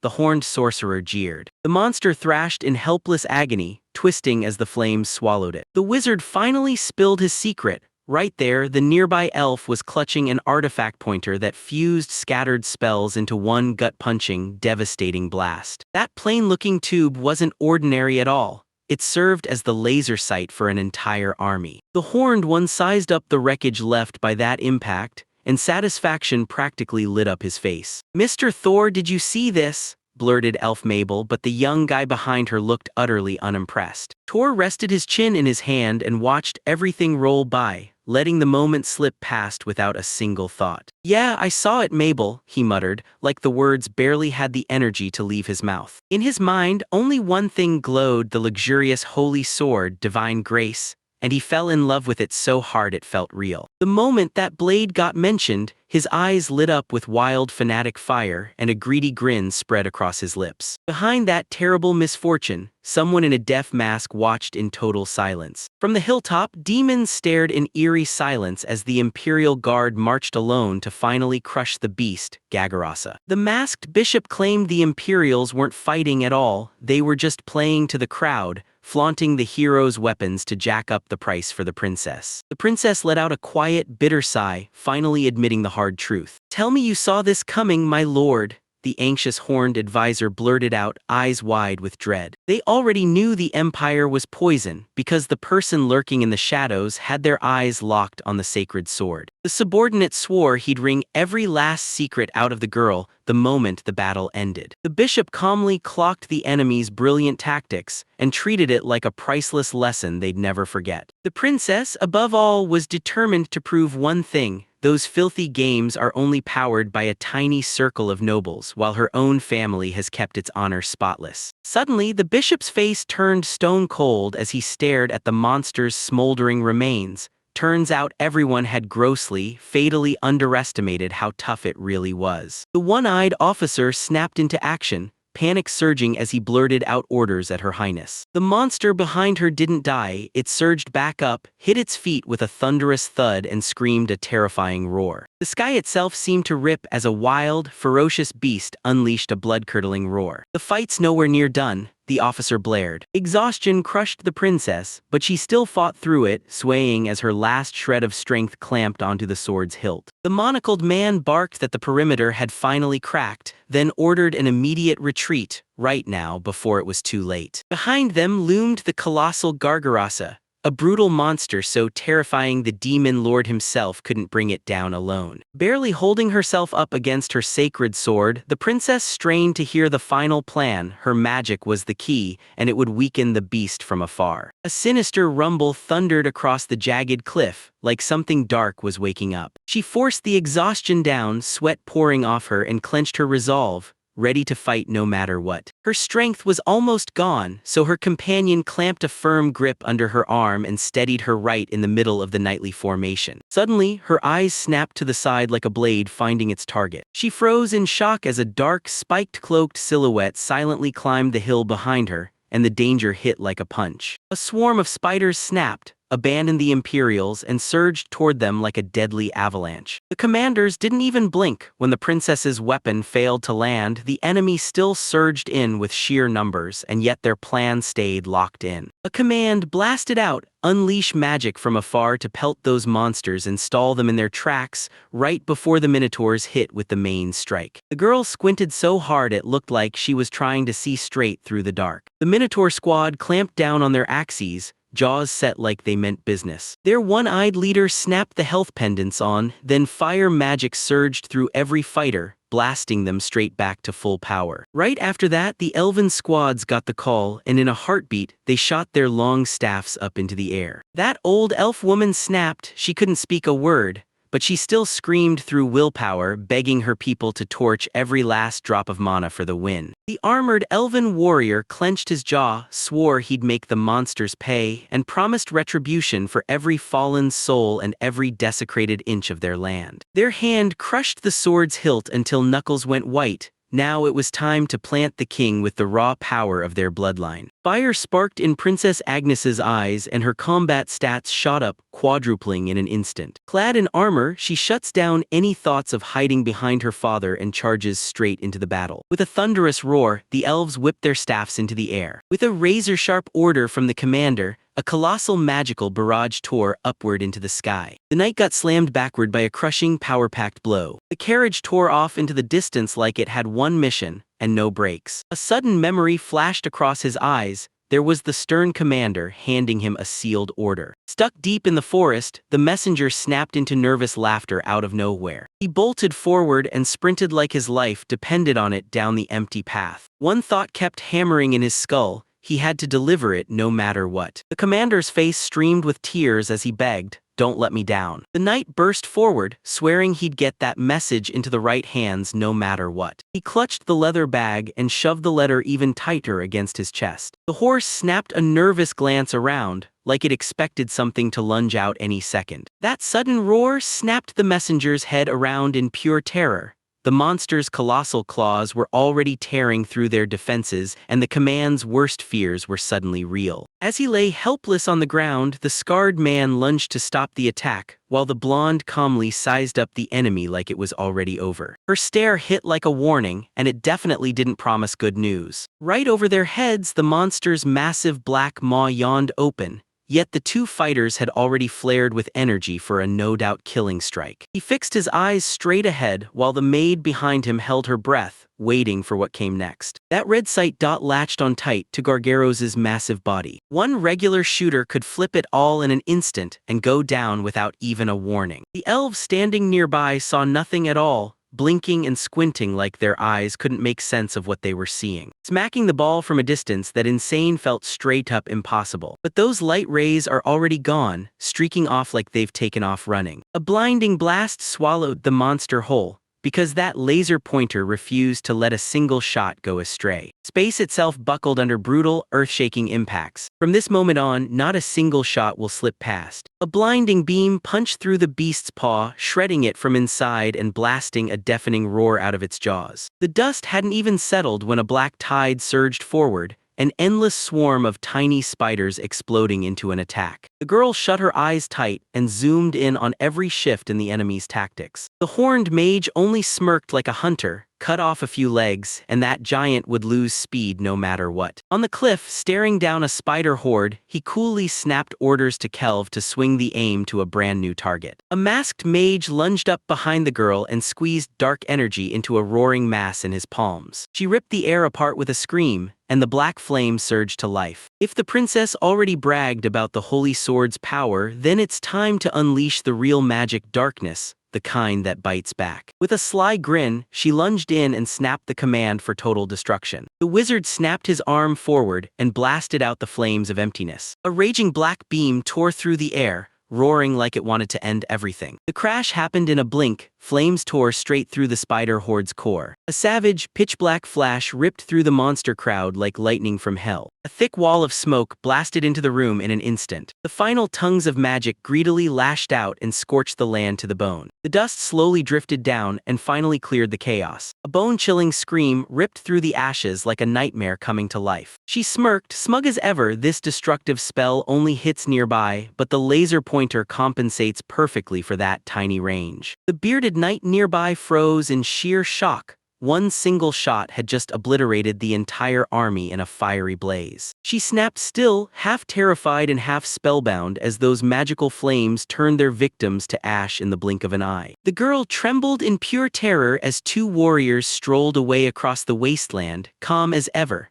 while behind them a ravenous black inferno roared, devouring an entire mountain of skulls. Minister Zarand and Princess Liana strode in tense silence toward the huge tent perched on the hill. The minister's expression froze solid, like stone hardening in an instant. He fumed in his head at his own disgrace. The Empire's master plan blew up in their faces. Those 1,000 bandits never showed up, because a horde 10 times bigger came crashing in and crushed them. Terrified of a demon invasion, they played it safe, then handed the whole fight over, surrendering to the coordinated monsters. All that insight about the sovereign's threat was just a flimsy bluff that collapsed instantly. Now the only shield Zagrand had left was a terrified princess, the perfect pawn he'd raised, hoping she'd protect him. He had already blown it once, so making another mistake in these negotiations would have been unforgivable. The minister's voice turned ice cold as he ordered the girl to prove her strength and crush anyone weaker than her. He smirked and narrowed his eyes like he already knew what was coming. Zarand barely gave Liana a shove, pushing her to stand tall and face the demon queen like she owned the throne. When those orders hit, the princess almost yelped, snatching her head like she couldn't believe what she was being told. So who's weaker here? Her pupil shook as she finally saw the terrifying gap between the Empire and the demons. She knew the truth cold. While 300 of their soldiers were shamelessly slaughtering the enemy, 100 demons were having fun tearing thousands of spiders to pieces. "Sister," she choked out, bitter as poison, her body drenched in cold sweat. A sharp voice yanked Liana back from her thoughts and barked at her to listen. No distractions, just focus. The girl couldn't wrap her head around it. Why would they rip something from the Empire by force? Terrified, the princess pleaded to parley with the enemy instead of trying to scare him off with brute force. Liana flinched in terror as the grim Zagrand towered over her, snarling that if she didn't give in, Sophia would be dragged straight to the front lines. His steel-cold gaze pinned the girl in place. The advisor clicked his tongue in pure irritation, instantly realizing it was that someone's influence that had turned the princess so soft. He ordered Liana to act like a real heiress and never let the demon lord come out on top of these negotiations. Yet in his head he admitted Sophia's magic was way stronger, he just knew her body couldn't handle open combat. "What's an ideal princess supposed to be like?" he demanded, voice sinking into gloom. While Zagrand sneered at the thought of brainwashing Liana, the tears streaming down her face begged him, "Don't drag her sister into this." Suddenly she stopped dead, eyes wide open, frozen in stunned silence. "Just follow the plan, Your Highness," the advisor snapped coldly, brushing off her condition like it didn't matter. With heavy resignation, she shut her eyes, crumpled into defeat, and finally nodded, agreeing to blindly carry out the king's every demand. Right in the blink of an eye, bloodied Liana with a dead stare is ringed by guards, and right before her hangs the severed head of a horned monster, blood pouring down in thick streams to the ground. Blood soaked her, eyes covered, and she stood frozen in the middle as two armored escorts held her on either side. The girl edged toward the guard, then let out a soft, steady breath. All right. The monocled man curled his mouth into a razor-sharp, predatory grin. A bare, hidden foot shot forward with total certainty. They hauled the captive into a massive tent out in the wasteland, ringed tight by soldiers and horned demons. Deep within those heights, the demon lord had been watching. Now the bandage was gone, and that girl beamed softly as she thanked him for saving her people. With her hand pressed to that stained dress, Liana Dorgalia stood tall and announced,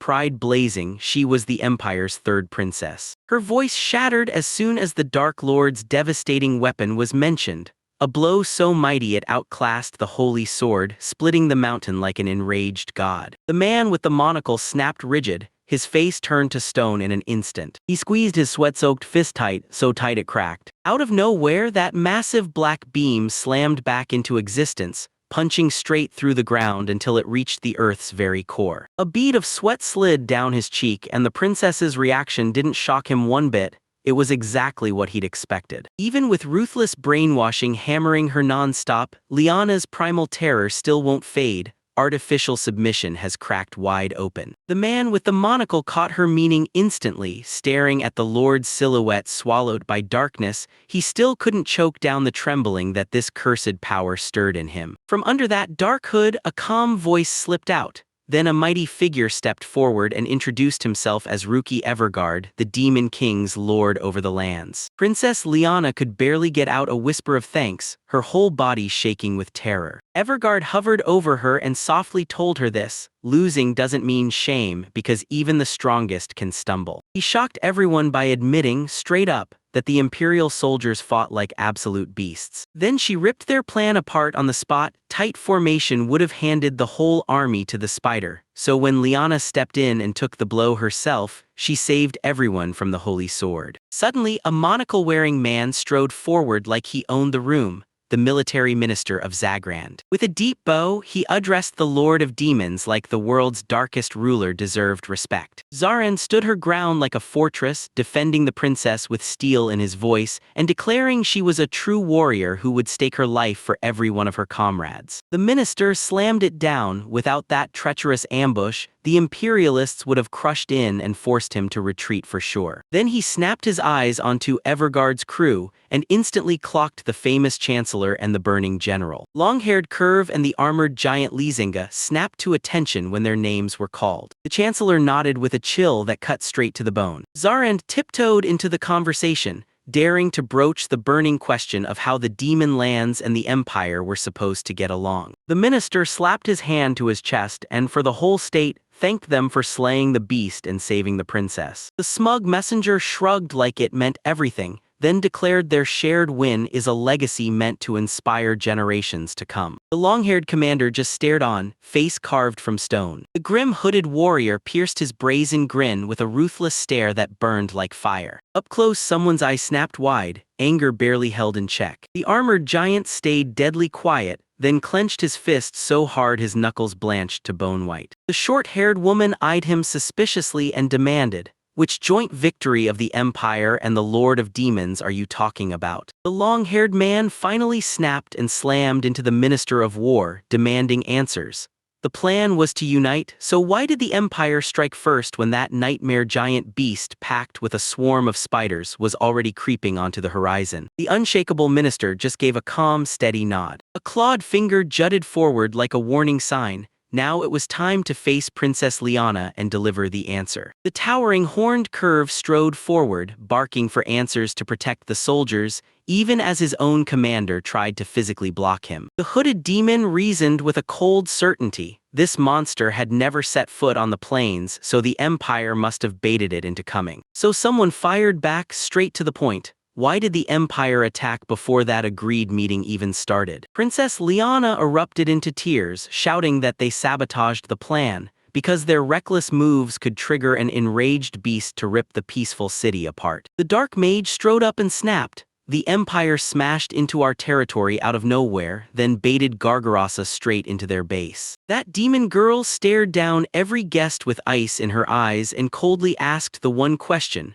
whether the people of the demonic lands could ever trust the Empire at all. The gigantic demon lord loomed over the guests and declared, loud and clear, that he wasn't trying to blame Princess Liana. Liana was drenched in cold sweat, and with shaking hands, she barely managed to blurt out a terrified address to His Majesty. She was frantic, scrambling for the right words, desperate to explain herself and make it make sense. Wobbling on her feet, the princess steadied herself and spoke his real name with respect: Lord Ruki Evergard. Suddenly, a scarred man with glasses shoved his way in and cut her off, pinning the whole incident on the rookie soldiers instead. Ignoring Liana's stunned silence, he shot back coldly, reminding her exactly how a real ideal princess is supposed to carry herself. The girl froze at the sheer audacity, barely able to whisper the name Zagrand. The Minister of Defense stayed stone calm and said, "In this empire, criminals get tossed straight into the front lines, and that penal battalion charged into the beast's lair like fools." At that exact moment, Evergard detonated in a blazing, devastating roar and ordered Zagrand to shut up, right now. The Lord slammed the door on that conversation. Only Liana was allowed to stay, and he shoved the insolent one back with force. The suffocating silence snapped as the minister's dry, formal apology finally cut through it. Enraged, Evergard pinned him down with a fiery glare, and Zagrand dropped his eyes in obedient submission. A smug, sinister grin already tugged at his tilted face, like he'd been silently savoring the chaos. Bloodied yet unnervingly calm, Liana snapped out that Gargaros only tore into the plains because a few lone soldiers marched into its nest on their own. The horned demon in a mask stopped mid-step, then leaned in and demanded the princess spill her real thoughts. Her gaze vanished into the dark, and a chilling, predatory grin crawled across her lips like she was about to hunt. She threw her hands up and shouted that they didn't keep the demon lord's possession hidden out of shame, so they wouldn't be forced to face their disgrace. And that's exactly how they pulled off intercepting the beast. 3 demon negotiators went stone still. The armored giant and the masked leader just locked their eyes on her and never blinked, like silence itself was watching. The horned one let out a heavy, rattling sigh. His quiet look of judgment made Liana snap her gaze up at him, clearly unimpressed. She snapped her voice to humble, bowed her head, and apologized for the chaos her people had unleashed. One of the advisors stepped in, voice shaking with conviction as he declared that the noble princess risked her life just to fix the blunder her own people made. With one sharp gesture, he handed the word to the gloomy, eye-patched man, the Minister of Foreign Affairs. The advisor solemnly thrust a finger at Liana, because to save their people, Her Highness went straight to the beast's blood and bathed in it herself. The long-haired demon asked, voice razor-cold, whether the guilty soldiers could still be interrogated, even with their wounds screaming for mercy. The border guard slammed the door shut. Those smug violators were already caught, bound tight, and ready for questioning. The report came out like dust. Those prisoners were already grabbed and their hands were yanked behind their backs, tightly bound. Their bodies were butchered beyond reason, so there was no way they were getting interrogated right now. Liana narrowed her eyes, seething. She could see the tail of the missing soldiers getting twisted right in front of her. Zarand snapped it down hard. If it saves them, people will spin lies about anything. The princess snapped in a chilling voice, asking what would happen if the guilty finally pointed straight at his orders during the interrogation. Right in the middle of the talk, the knight burst in, snatched a document into Liona's hands, and blurted that the Empire was ready to arm the demons, with supplies and official proof that the non-aggression pact was real. In front of the crowd, Zagrand bowed deeply to the demon lord, handed over the letter, and swore the emperor's huge reward would be waiting. That peace treaty wasn't just sitting there on paper anymore, because a huge joint ceremony was about to blow everything wide open for them. That foreigner didn't hold back. When the Lord's power lit up, it blew past every single expectation the entire empire had. From that moment on, the ruler and his terrifying blade commanded nothing but absolute, unquestioned respect from everyone. The delegation dropped into a deep bow, right to the bishop's very back. With a cool nod, he told the ambassadors to step out so he could hash out the details in private. The moment the guests slipped out and the door shut, the Lord let out a sharp, tense breath to Tora, because the Imperials had totally screwed up the real power hiding in his sword. He smirked like he had a secret and pitched the idea. Just collect every gift and leave this unbelievably useful illusion untouched. Curve strode up to the ruler with unshakable confidence and declared, "The Empire will never admit its errors out loud, so you have to approve our proposal." Her eyes narrowed with steel. Once this hits, the enemy won't be able to shatter the pact. She barely dipped her head to the Lord, and in that instant their nation won official recognition as true equals, sealed with a refreshed non-aggression pact and the king's own presence at the ceremony, turning their power up to full blast. The plan was pure genius, and the payoff hit you in the face immediately. The demon in captivity said the royal family's recognition would crown their lands as legitimate, and that if talks kept going, it could even crack open a pipeline to human trafficking. General Zagrand stormed in, snapping that he'd never buy that they could just shrug off the Empire's treacherous sabotage of their joint operation. The masked lord pressed his fingers to his chin, eyes narrowing as he admitted, "Yeah, this situation felt all too likely." Curve calmly laid out for the general the real logic behind the Imperial elite. Those soldiers he named were always meant to be the scapegoats from the very start. The uniformed girl officer snapped back, saying that if the Empire demanded these fighters lay down their arms, it would just blame them for executing prisoners, and somehow twist it to light an even bigger fire of hatred. Curve spun around, took the general's fury head-on, and then shut him down. No way were they getting dragged into that trap. Zagrand ground his teeth hard, furious at how filthy the enemy had been. High above the camp, swallowed by the wasteland's dead quiet, the Lord finally broke his silence and admitted that this battle wasn't about winning, it was about testing what the Empire was truly worth. He made his choice, he backed Curve without hesitation. Gargaros, the monster, is finally gone, every fighter came out unhurt. So now it's time to loot up and finish this nightmare for good. The chat turned awkward fast when the demon in the horned mask finally admitted the truth. His subjects are still tightly bound to the hostile empire. It was infuriating as hell, but reality was locked in no escape. At the borders, a secret trade has been simmering for years. People and demons slip in and out under the radar, trading scarce goods in whispers. The girl grimaced and snapped her eyes away. So the demon leader flipped this connection into his trump card, squeezed out a massive tribute, and then sealed the peace treaty all over again. The generals shot a quick nod, like they were sealing a deadly decision in silence. She made a hard promise to herself. She wouldn't snip those threads because their win over that monster had to help the common folks. Meanwhile, the stern advisor barked orders at Princess Liana, "Be stone cold, never bend your head, and never bow to the enemy." His voice boomed through the lonely tent, bouncing off every wall like a warning. But the girl cut through those lectures coldly, like she owned the room. "I'm Princess Liana," she hissed, eyes burning with warning. With her arms crossed, she snapped that she'd been hearing his instructions since she was a kid,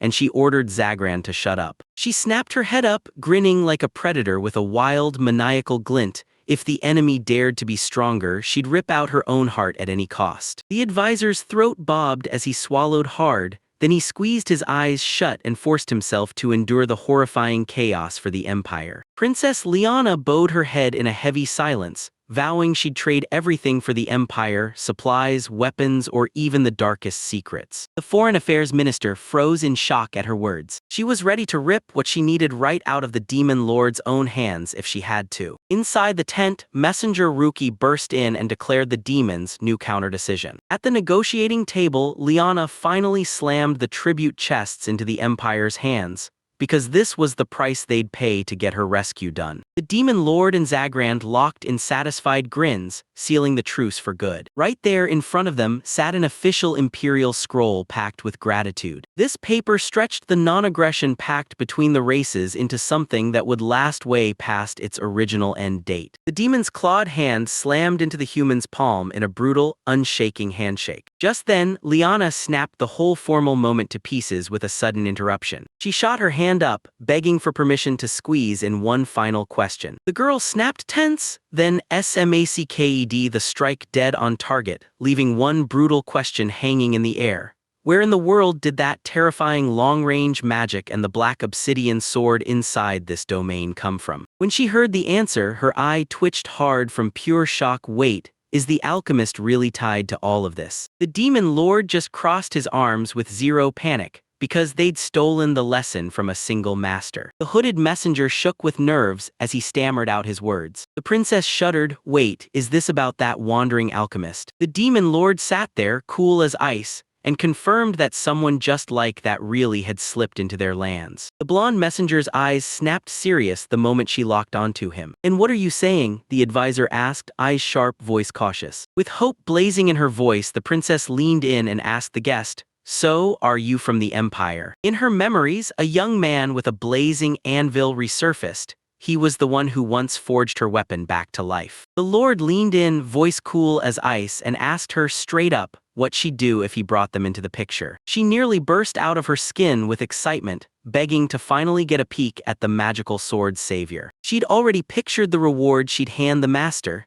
then vowed she'd bind him to her side forever. Those words about total devotion hit the envoy like a thunderclap, rattling straight through his ears. Her lips slowly curled into a dangerous, predatory grin. As the princess keeled over from her own wild fantasies, the old aristocrat leaned in and snapped her back to reality, reminding her that alchemists owed everything to the state. The envoy and the accomplice locked eyes, thinking the same thing. If the emperor wants anyone, he'll snatch this priceless guy himself. The bespectacled old man faded into a glowing, satisfied grin. Tears spilled down her face as she blurted, "Even an alchemist who can't fight can still serve this empire." She puffed her chest out like she owned the world. The horned demoness froze, utterly stunned by what she saw. Meanwhile, those scorched craters still smoldered at the exact spot where the beast finally got crushed. Lady Agnes' armed squad stormed out to wipe out any last surviving spiders from her former lair. Thor strolled through the forest with nerves of steel, like nothing in the woods could touch him. Agnes begged him to run for safety, but the young man snapped back and refused to abandon his team. Tiny monsters hid behind the trees, trembling and whispering about the legendary weapon creator serving the Lord of Demons. Thor's face flared red with a sudden, overwhelming awe. He yanked out a tiny cube, muttered one word, and watched it drink up the last of the flame's remnants. Agnes shrieked in terror and bolted away from the raging flames. While the locals screamed in awe at how Thor absorbed Ifrit's flames, Thor's smile died fast, because these savages had never laid eyes on a pocket dimension before. Mabel sprang up laughing with joy, praising her master's wonders across the forest, while poor Thor burned with shame. Thor strode through the forest in perfect calm, while the elf girl kept snapping her eyes around, terrified she might bump into Imperial soldiers any second. His gaze turned heavy like it had weight. Then, out of nowhere, a carefree smile lit his face, because that new cloak covered them perfectly, and the patrol routes gave him the perfect chance to snatch fresh alchemical ingredients. The girl fidgeted and blurted out whether it would be rough for him to face someone from the Empire. Thor let it slide and rubbed his chin in deep thought, because right now he was hunting powerful spider legs to forge a weapon stronger than the holy sword. With 50 spiders on his side, he'd figure out the exact power his new blade needed. He remembered it clear as day. The princess swung that light blade, slicing the ambushing monsters apart, but once the blow ran out of power, it only barely nicked the real monster, Gargaros. When Thor heard they were trying to outdo the holy sword, the elf and her armored partner went ashen with terror, and Thor froze in shock. The boy kept moving, calm as steel, fully convinced that he'd need every scrap of intel to pull off a forge this complicated. The girls stared as he vanished, panic snapping in their chests, because there was no way they believed he was really about to unleash something even more devastating. Meanwhile, Thor replayed the last fight in his head. Yeah, that blade scorched Gargaros, but up close it turned out to be nothing more than a modified laser pointer. Suddenly he locked eyes with their stunned stares. With cheeks burning, the boy smiled like he was lost in a dream,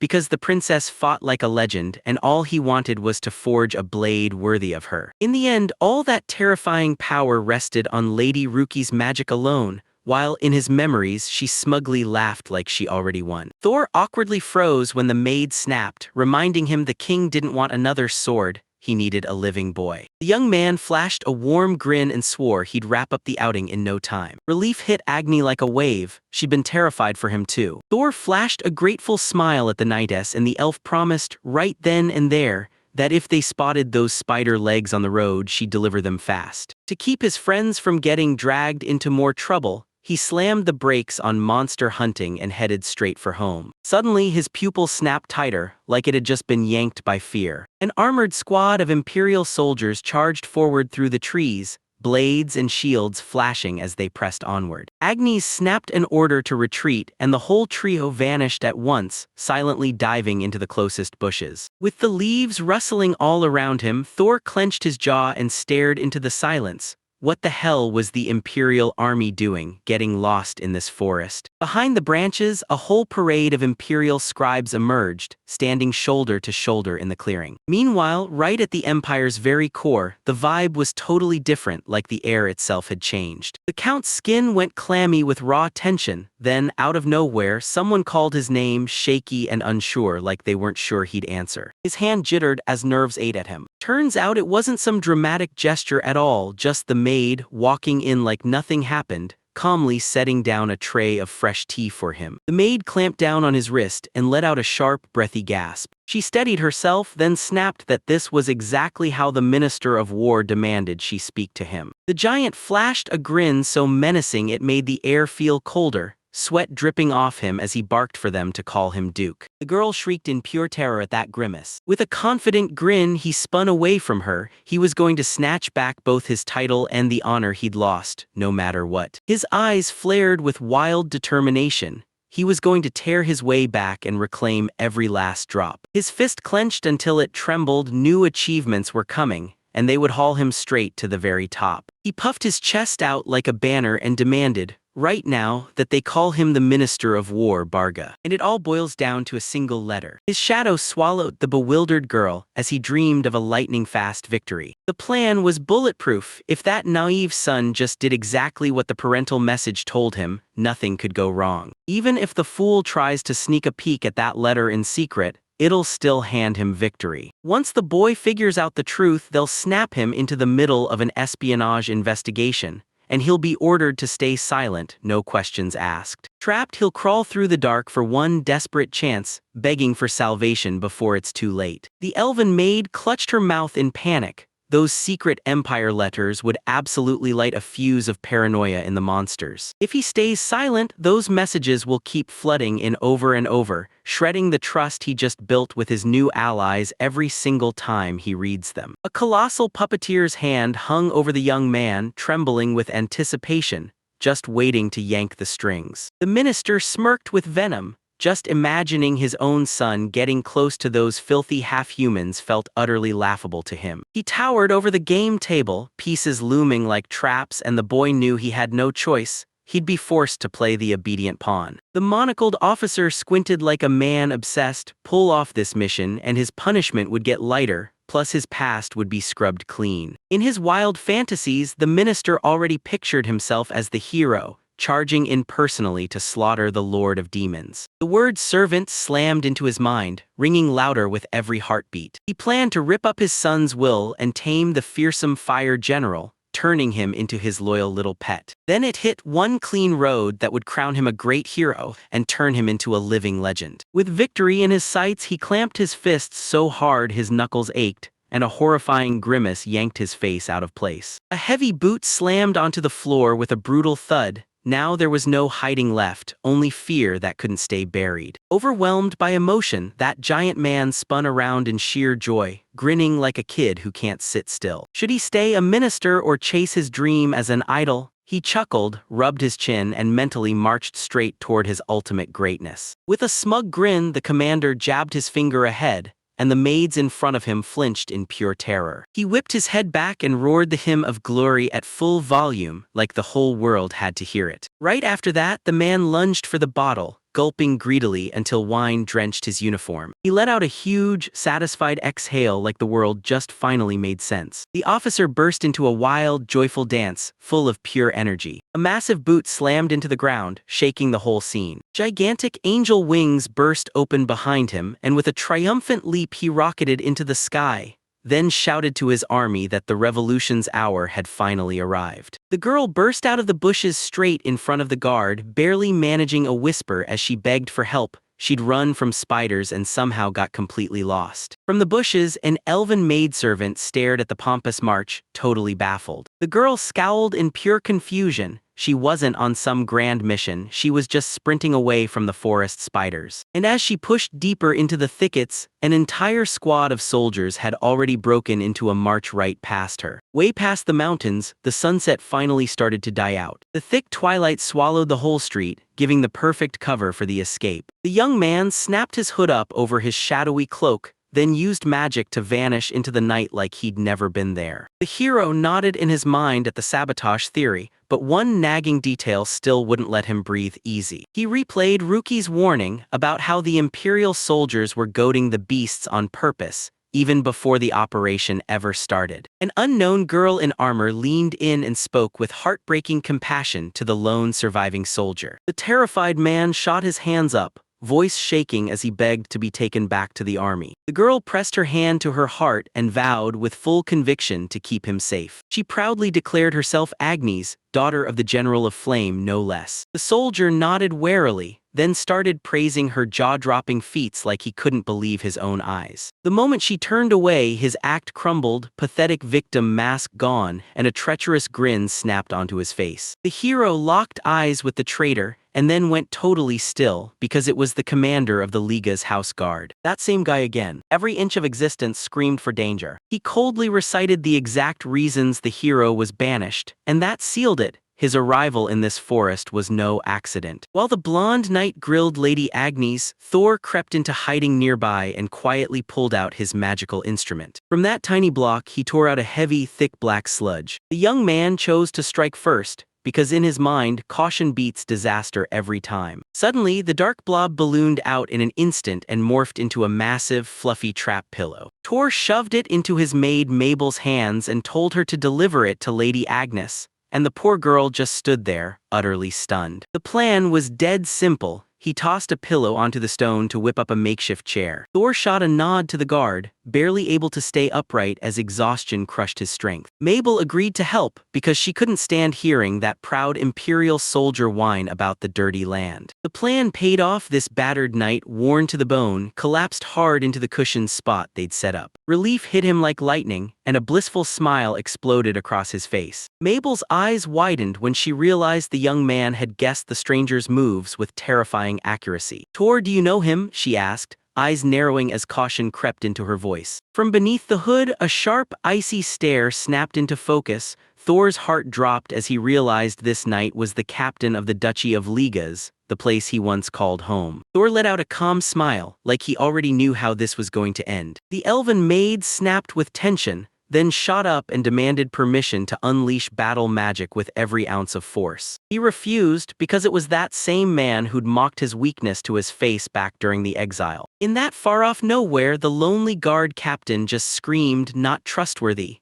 and Tora's curiosity went into overdrive. What was he really planning? In that empire, fighters don't scatter their formation on a whim. There's always some secret order behind every move. The elf girl nodded, and everyone knew that pathetic story about running from spiders didn't belong anywhere near their brutal training. Suddenly Thor snapped to attention. The girl beside her snapped to stillness, frozen like the world just stopped. Agnes snapped around in pure confusion the second someone called her name. An Imperial messenger burst out from behind the trees, grinning like he'd just delivered the best news of his life. Thor froze in shock when the enemy soldier suddenly called him "my lord" with full respect. The guest dropped to his knees without a word and reached out, offering the sealed scroll like it was sacred. Agnes shuddered as the past slammed into her mind. Then the knight erupted in terror, screaming at the monstrous black shadow creeping over him. With panic clawing at him, he flashed a crooked grin and fumbled out an apology letter from Lord Bargy,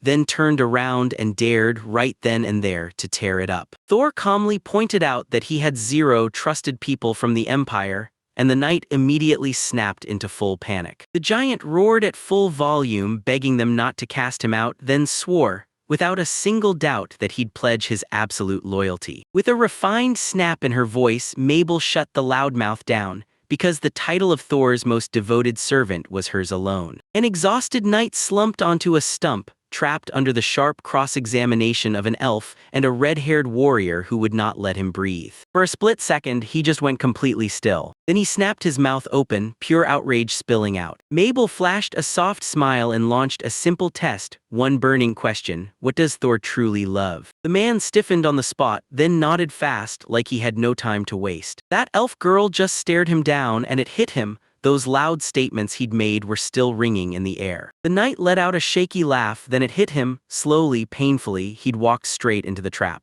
Mabel snapped into a tough, interrogating mode, firing rapid questions at them about their hobbies, their favorite color, and even what their master loved to eat. The knight froze in stunned silence, drowning in a storm of questions he couldn't even keep up with. All that came back was a pathetic little babble. The girl stared him down, cutting straight through his excuses, and said, cold as steel, that a real friend would have answered without even a second of hesitation. The huge guy was drenched in sweat and couldn't stop stammering, like he was falling apart mid-sentence. Thor smirked to himself. Because the captain never cared what he did, it didn't come as a shock when he suddenly had no clue what to say. The elf girl grinned and asked for Lord Thor's permission to spill her secrets, and when she got a calm yes, the warrior just stared, totally thrown off. The knight slammed his fist to his chest and swore, by blood and bone, that he'd never spill a single secret about his lord. And right in that instant, his face contorted with silent shock. And then it hit him. Lord Torliegas had been right there in front of him the whole time. The young man stepped forward with nerves of steel, letting the captain of the guard blurt out whatever he wanted to say about him. With a grin full of mockery, he demanded this loyal servant spill his thoughts,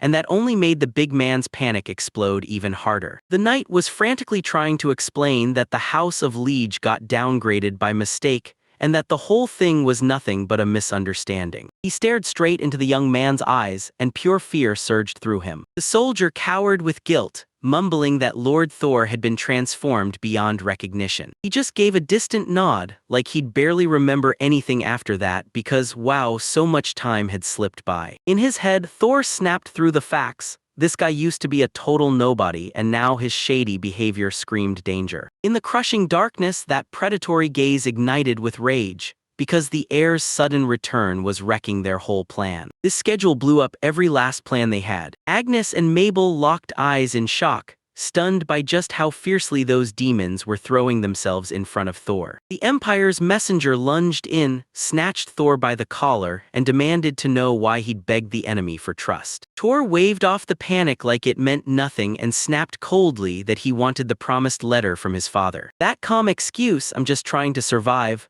only fueled the Imperial's rage even higher. With a sinister grin, he delivered the Count's command, read it alone, and keep it locked away in private. A sealed scroll came rolling straight into Thor's hands. The messenger ground his teeth hard, like he was forcing every word to stay in. Still, Thor never even considered stepping aside. He just clocked that he had nothing to hide. He slammed the plan down, and decided this letter would be read right here. Thor snapped his eyes to Agnes and Mabel. With a sly, light smile, he personally shattered the seal. He stood his ground and swore there are no secrets, then promised everyone in the room would hear the message. The envoy's eyes bulged with pure disbelief at the sheer, shameless audacity staring right back at him. The Fox Knight exploded into hysterical screams, begging, please, not to read that letter in public. But the young man stayed icy and coldly snapped at the maid to read the words out loud. The servant's panic finally hit its breaking point. The elf snapped open the paper as the boy poured out his story, saying this was the only shot he had to prove he was innocent of the conspiracy. Lissy swallowed hard, squeezed out a shaky smile, and tried to mask it all as if it were just the honest parental love of Count Barg. Sweat thundered down his temples like hailstones. Yeah, I got every single word loud and clear, the young man snapped back. He understood this fast.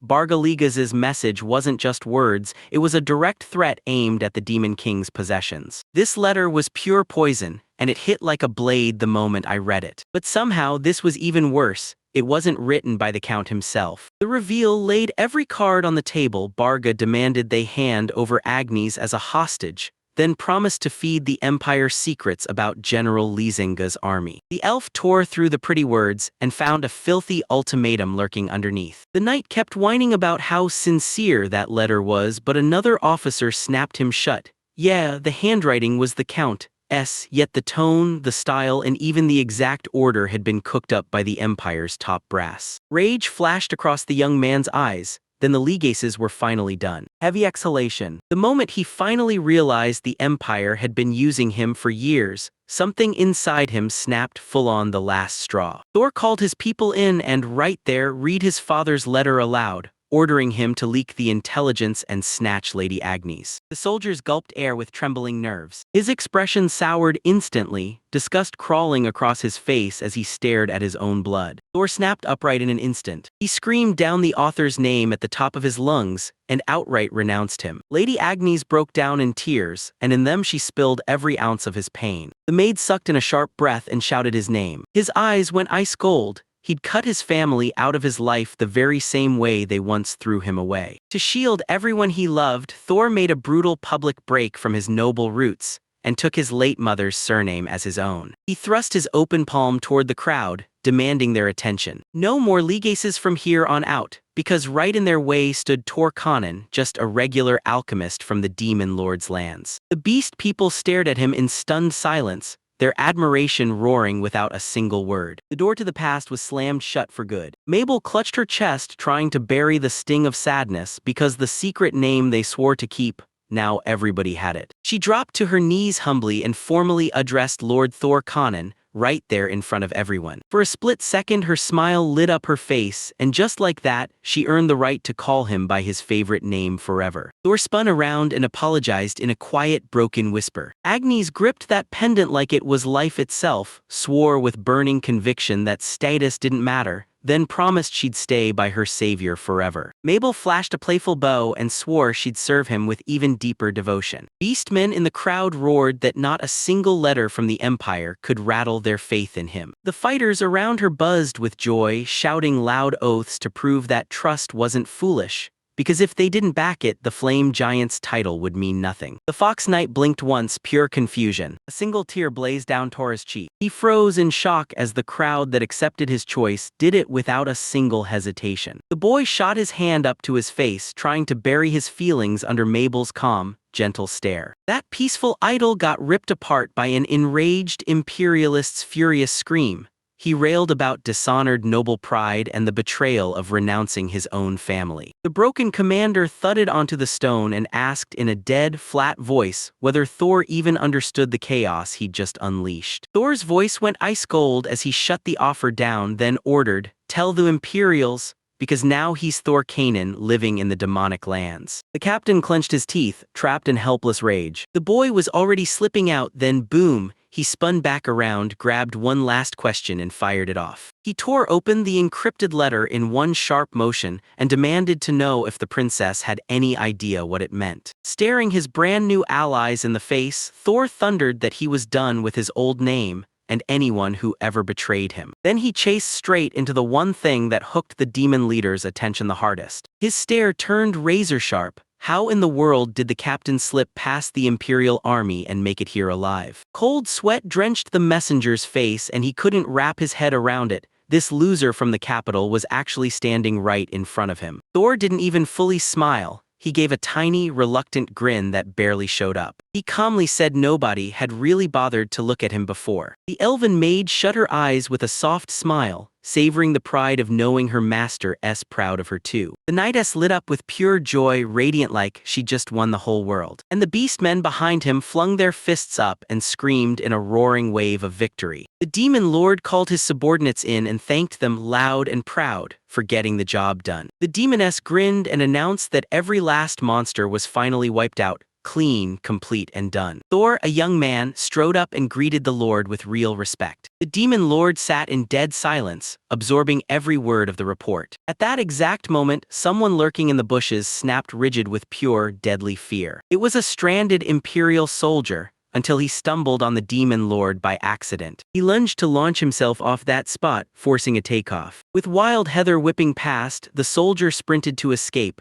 terrified he'd get eaten alive. But it was all for nothing. His body was locked tight to the enchanted trap pillow. As the soldier struggled helplessly, the demon lord locked his gaze on Thor and instantly knew exactly who laid the trap. The demoness snapped at Tora, Your job is to find the Imperials, not to mess with them." All three gawked in total confusion at the soldier stuck to that rock, while Thor stumbled through his awkward explanations. "Thor," they breathed out, faces hard with open disapproval. And the soldier kept shrieking in total hysteria, absurdly twitching on his pillow like something inside him was breaking loose. The Imperial soldier flashed a polite grin, pressed his hand to his chest, and feigned he'd just wandered off. Suddenly, he froze in place. His eyes snapped wide with shock as he blurted out Lord Ruki's name. The masked horned wizard snapped his head around, stunned to the core. Rage seethed in the king's grip as he clamped his subordinate in a dead-handed hold, barking that he had to snatch and interrogate the imperialist right now. The third imperial princess shot an icy look and promised she'd pull him into a serious talk later. The masked master threw his arms wide and cheered that the monster cleanup was finally done. The horned beastman's crowd erupted in a wild, victorious roar that shook the ground. The lord barked an order: drop onto the plain, throw up camp, and toast the victory with a feast fit for legends. The night valley shimmered under hundreds of blazing lights spilling out from one massive camp. A brutal feast erupts. Warriors slam themselves at the tables, stuffing food down with hungry grins and chugging ale straight from wooden mugs like it's war fuel. The horned lord strode up to the stunned young man and slammed the truth down. Starting now, Thor is his new suzerain. The boy held his breath and stared into the swallowing dark, chasing the towering shadow of his master as it vanished. The mugs slammed together with a thunderous bang in the middle of the festive toast, and the frothy drink exploded over the rim. The princess locked her gaze on the distant horizon and relived the alchemist's mysterious memory over and over in her head. Thor flashed a joyful grin, pledging his loyalty to the hand without a second thought. The demoness stood with her back to him and, in a low voice, spilled the truth. She ached to become the ruler he'd never have to feel ashamed of. Because she trusted him completely, she finally broke and told the boy everything that happened that day. Turns out the imperial princess herself showed up, sweet smile blazing, then demanded they hand back their wandering alchemist right now. With zero doubt, she announced that Thor would serve them, until the day he drew his last breath for the emperor. Her hands slashed through the moment. She refused to let him be turned into some obedient tool. Then the demoness snapped. Rage surged through her as she slammed into the princess, ripping apart their bold demand to get the boy back, because they never even tried to spot his talent and just shipped him off into captivity in silence. A brutal wave of rage hit the Imperials, and the proud princess crumpled into heartbreaking tears, pleading for her life with shaking words. "You only bring him up when you spot his wins here." The accusation cracked through the room. Advisor Ruki stared down the execution from the shadows, eyes narrowed to slits as he watched in brutal silence. It stared down at its own palm and realized the truth. These people had zero idea who Tor was, not the torment he carried after exile, not the care he showed for the locals, and not even his simple dream to make useful things. They turned away the one whose power could have rewritten the world itself. Ruki's expression melted with warm thoughts of the alchemist, and she snapped a solid promise to the princess. This empire would never lay hands on him again. The air snapped with General Lizinga's fury, and Princess Liana cringed in pure horror. The masked figure coolly ended the chaos in an instant, cutting the outburst off with a single, controlled gesture. "We're done talking about this," he snapped, pinning his gaze on the terrified girl. The princess begged, pleaded, and begged again, but Thor couldn't be budged now because he was finally under ironclad protection. Ruki cut in coldly, reminding him, "The Empire turned its back on you, so own the choice you made." Suddenly, the mistress herself burst into view. She swore with fire in her voice that she'd heal Thor's heart, and she'd never let the traitors lay a hand on it. Hunched against the wall, Liana swallowed her pride in silence and forced herself to accept peace. Outside, Thor finally exhaled, still stunned that those tense negotiations had actually thrown him a lifeline. His cheeks burned with a deep blush as her passionate words still echoed in his mind. Mabel flashed a gentle smile and thanked the lady for every bit of care. She burst into a bright laugh and shot back, "Of course, I'll make sure every single one of my subjects is taken care of." Lizinga bellowed to the alchemist in a voice that rumbled like thunder. But Thor awkwardly clutched his chest. Turns out it was just the ruler's simple duty, yet his heart still battered his ribs like it was terrified. Thor stared at the blade through the glass and memories hit him hard, his own work on a similar project back at the government warehouse. The masked, cloaked figure leaned in and demanded, did you really fix this magical sword back in the Empire? That boy sank into gloom as the aristocrats wiped his name clean from the records, then credited every last achievement to some wandering alchemist. The masked lord snapped to it. He was sure the wandering alchemist the princess mentioned was none other than Thor. The demon girl snapped, eyebrows knotted, and flat-out refused to use it. She snapped her arms across her chest and told the truth right away about the princess's plans, because she'd never, ever lie to a friend. Her hands flushed deep red and she quickly looked away, convinced Thor would want to head home. Instead, he flashed a predator's grin and told the one delivering the message, straight to the princess at their meeting, that she must stay out of it. No interfering. The alchemist slammed his fist into his chest and barked at the Imperials to keep the nobility under control, then ordered them to stop flooding him with letters. The moment it happened, the hands snapped shut in stunned disbelief. The nearby maid flashed a warm, knowing smile. Tor snapped his eyes up at the masked giant lord and told him straight, "Step into this empire and you'll be nothing but a helpless puppet for the ruler." Memories slammed into his mind.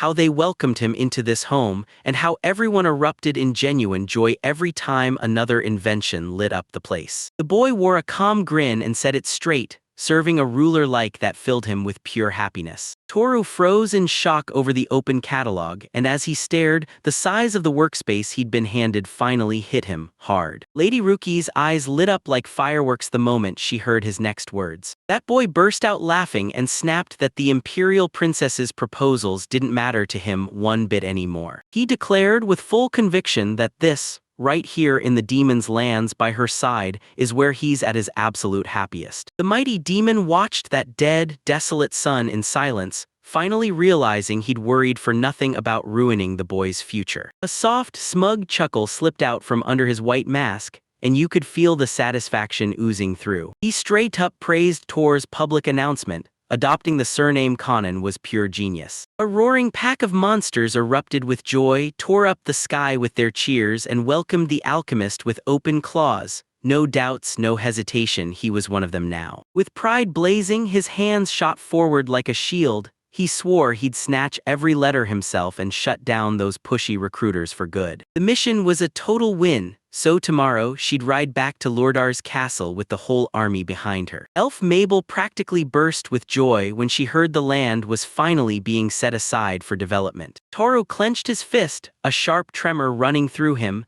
because soon this wasn't just some ruined hut anymore, it would be a real alchemist's base. Pure hope flared to life in his eyes, bright as a spark in the dark. The Lord slammed down an order. As the new house gets built, Tora and Mabel will move into General Razinga's luxurious estate. Tor's face lit up with pure joy. His own workshop was finally real, and that glowing sign reading Alchemy felt like a miracle. The Dark Lord lit up with pure excitement, then snapped the whole moment in half with a sharp, heavy butt. The boy shot his fists up in excitement, already picturing a huge, rich sign and the perfect spot stacked high with resources. The demon girl snapped her gaze onto him, like she'd seen right through him. A gentle smile flickered across the masked face of the Lord, like a calm light before the storm. The girl winked at him and swore she'd send a castle supervisor to Thor. Then Thor grinned and gave a cheerful salute. With one confident step, an endless mountain world unfurled in front of them, stretching forever. Far off in the distance,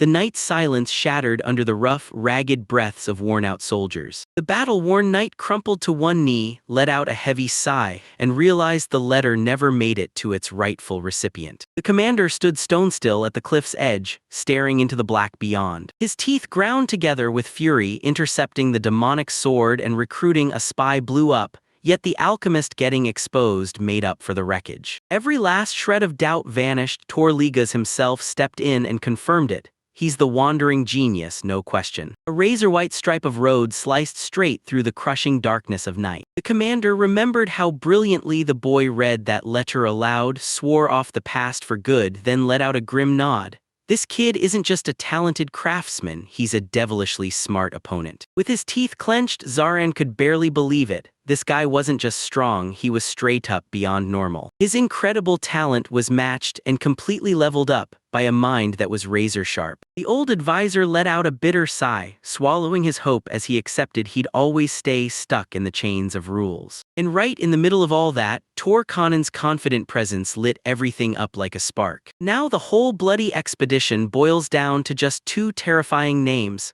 Gargaros, the monster beast, and Ruki Everguard, the demon king. Meanwhile, deep in the forest's darkness, a lone-eared shadow stared back, its eyes gleaming with pure menace. Behind the neighboring trunk, a battered face hid in the shadows, waiting like it was ready to strike. In the tall grass, a soft rustle snapped the air, while the broken remnants of the squad hauled in breaths on that hill. The advisor yanked himself out of his spiraling thoughts and told Princess Liana, "Gather your strength, because the morning return to the Empire is coming fast." The girl tried to swallow the blame for the failure whole, but Zaran snapped in like a hammer, cutting her off without mercy. He snapped that panic among the soldiers spreads in an instant, so the ruler had to stand perfectly composed, no matter what. Thick, stormy clouds slammed down over the battered camp, like the sky itself was ready to crush them. With a tremor threatening to break free, Liana nodded along, biting down on her unease as she admitted he was right. To save the Empire, it couldn't stay helpless one more second.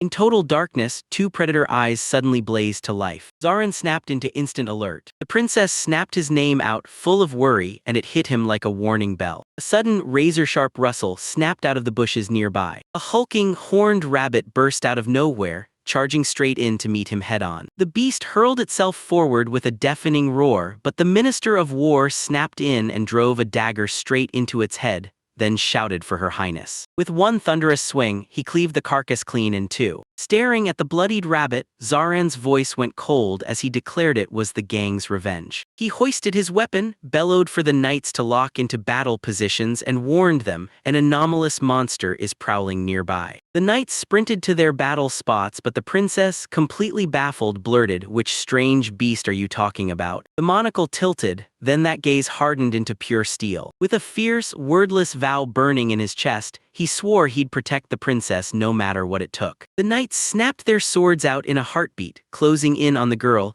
but she cut through the chaos with total calm, no monster aura at all, just the minister showing off after staging a wild battle with an ordinary animal. The Minister of War stood stone still with a sword riding his shoulder, while the knight kept insisting it was only some ordinary wild animal. The princess spun in confusion because the monster's presence vanished, and she quietly called out for Zagrand. He panted hard, then out of nowhere broke into a rough, choking laugh. A cold, predatory stare snapped from behind his glasses, and this trip into the Demon King's domain carved a brutal scar into his mind. Zaran shot a dry, "Don't worry about me," while the girl yanked the bandage tight around his bloodied arm. He yanked his hand back so fast that the princess jumped in shock. The old man snapped back and shoved the duty of giving that speech in Her Highness's face, ignoring the fact that she was screaming and barking orders at the knights to fetch a doctor. Zaran stared in disbelief. Lady Sophia had ordered her to stay clear, yet that stubborn girl kept calling him grandpa anyway. Caught in her dazzling smile, he sneered to himself that she'd make the perfect pawn. The man let out a heavy sigh, then dropped his gaze to the bandaged wound. The princess huffed in frustration, begging them to drop all the formal nonsense, for once, so she could speak exactly like she used to. Inside the palace, fresh tortures were waiting.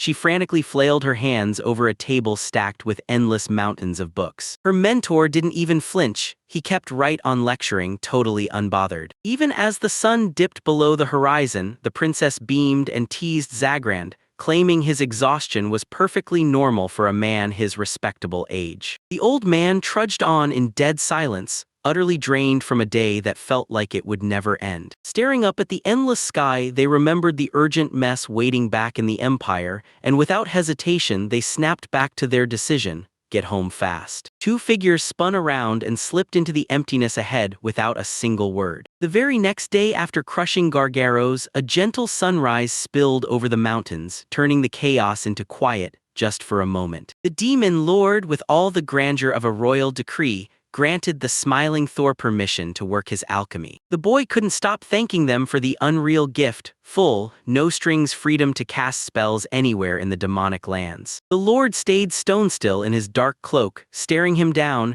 ready to snatch that document the moment he came. The grim, horned chancellor leaned in and warned that if word of his inventions spread far and wide, the world would never be the same. Handing someone an item is fine, but when money starts rolling in, large-scale sales demand tight, no-slip control. Thor bowed low with respect, fully ready to take these terms as they were. Then the cold-blooded curve suddenly cracked. She flailed her arms, panicked, and begged Thor to tell her even more often. The boy with that warm smile swore he'd keep in touch. He set his sights on traveling across the general's lands, hunting for battle experience, so he could power up the demonic state and make it hit even harder. The demon lord leaned in and calmly told them to chill. This trip is their hard-earned vacation after that brutal battle. The chancellor just let out a quiet, inward sigh as the boy threw himself into work way too hard. Thor and the maid burst out in joyful cheers, waving goodbye to the ruler and everyone riding with him. A massive caravan of wagons crept inch by inch over the endless plain. They froze in place, staring into the endless stretch of mountain ridges as far as the eye could reach. Under the blazing morning sun, the young man clenched his resolve and decided to act.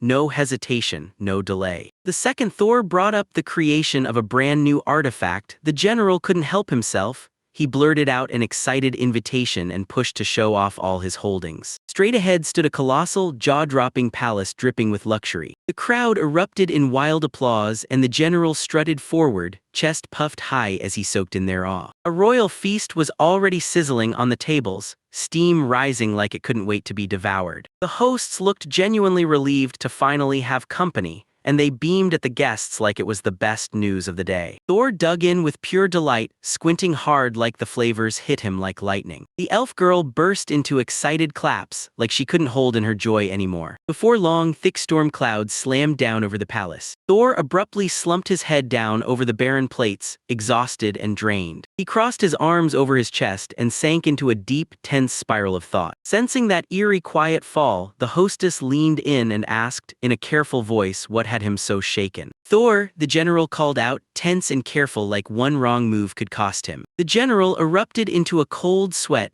terrified that the boy was already plotting his next batch of deadly new artifacts. After yesterday's brutal fight, the daughter scrambled to explain Tora's exhaustion, but the young man just sat there in silence with his eyes shut. A suffocating silence clung to the air like a weight. The only thing breaking the silence was a soft, bubbling whisper. The general and the elven maidservant stared straight at the boy, reading every twitch, bracing for the worst. The hot soup kept roaring in the pot, boiling like it couldn't wait to burst. Right then the elf girl snapped her eyes wide open and screamed. She'd been right all along. The father and daughter froze in shock when the surprise hit them out of nowhere. The girl rushed up to the general and blurted out, "Tell me, who among your acquaintances do we need to bring in?" Right then, Tora sprang up with pure joy and shouted, "Hey, who here can use combat light magic?" With burning eyes, he snapped that this is absolutely critical to kick off his brand new research. Everyone froze in stunned silence and the young man just blinked, totally baffled, like he couldn't fathom why they were reacting that way. The general snapped his hand into a fist and cleared his throat with total tact. He finally accepted the truth. This dude wasn't just messing around, he was already cooking up his next invention. The general snapped into a frown and rubbed his chin hard.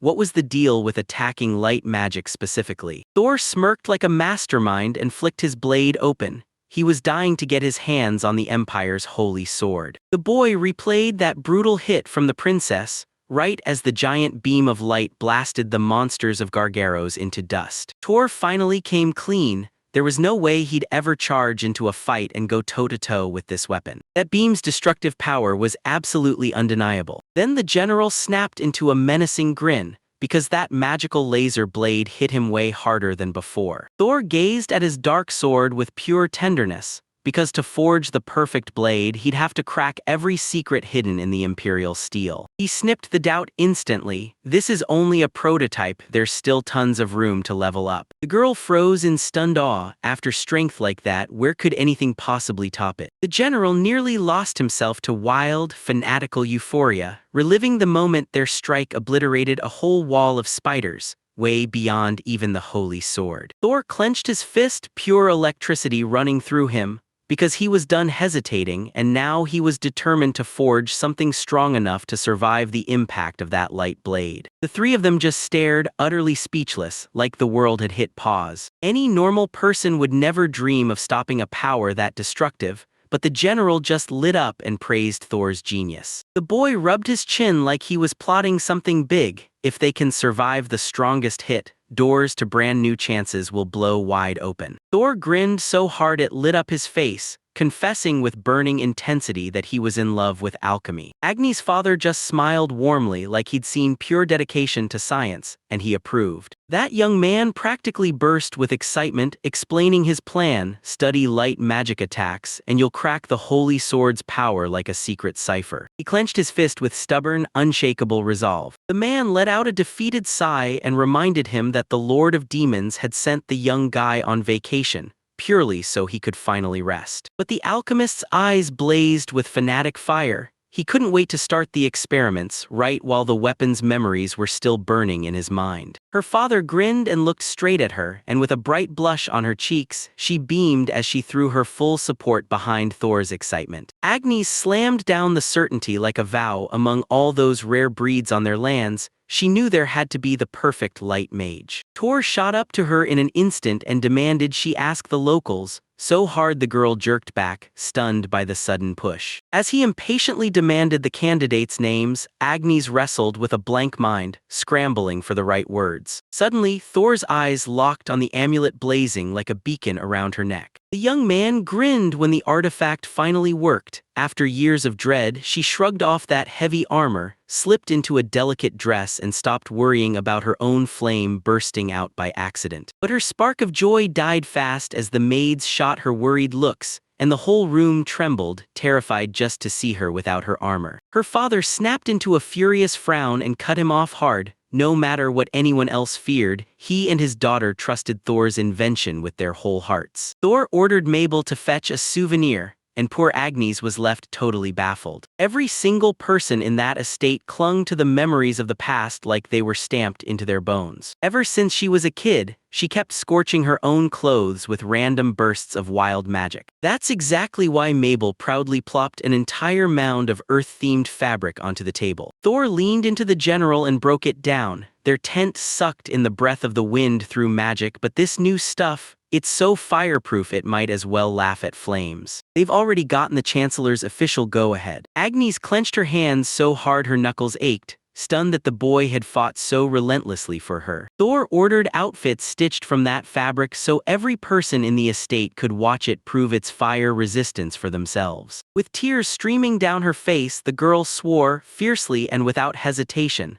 that she'd repay this mind-blowing kindness no one had ever seen before. He grinned as he gladly took the gift, then threw open the gates and told the guests they could kick back and relax on his land however they pleased. Thor brushed it off with a humble wave, because deep down he knew he'd needed the general's help to build his own workshop. The tall man crossed his arms tight over his chest, glaring like thunder. He wrestled with the words, fighting to admit he owed his own daughter an apology. Thor and Mabel waited for the perfect opening, then strolled down the corridor toward their room like they already knew the moment was theirs. That cozy dinner rolled on in perfect peace, like nothing could ever ruin the moment. Suddenly, the father slammed down his decision and said he couldn't keep backing his daughter's feelings for Thor anymore. He shot down the request with a grim refusal, without giving a single reason. The girl stood there, utterly frozen by shock. Agnes snapped the pieces together in an instant. What if the Lord of Demons had his eyes on that boy too? Heat flooded his face as the father cringed, then immediately tried to shut the conversation down. He couldn't bring himself to admit that he'd already pledged his allegiance to the master. And just like that, panic hit him hard. Those clumsy excuses spilled out and somehow proved everything was true. Right in front of me, the master's predatory grin burned into my eyes. She was dead set on claiming Thor. Agnes snapped herself into place, flashed a gentle smile, and wished for just one thing: to serve her hero with her whole heart. As soon as her father brought up those sweet glances she'd been throwing across the table, her cheeks flared with a deep, burning blush. "Tell me this is love, Agnes, right?" he pressed straight to the heart. She was completely baffled. After spending most of her life sealed inside deaf knightly armor, she had no idea how to even recognize her own feelings. While Thor lounged nearby, she swore fiercely and straight from the heart that she'd repay every ounce of his kindness, and she had no idea her friends would instantly turn it into a straight-up marriage proposal. Agnes panicked and hoisted a massive boulder over her head, shouting that her vow of service was absolutely nothing like a proposal of love. Her father flashed a knowing smile and the girl went beet red as she vowed,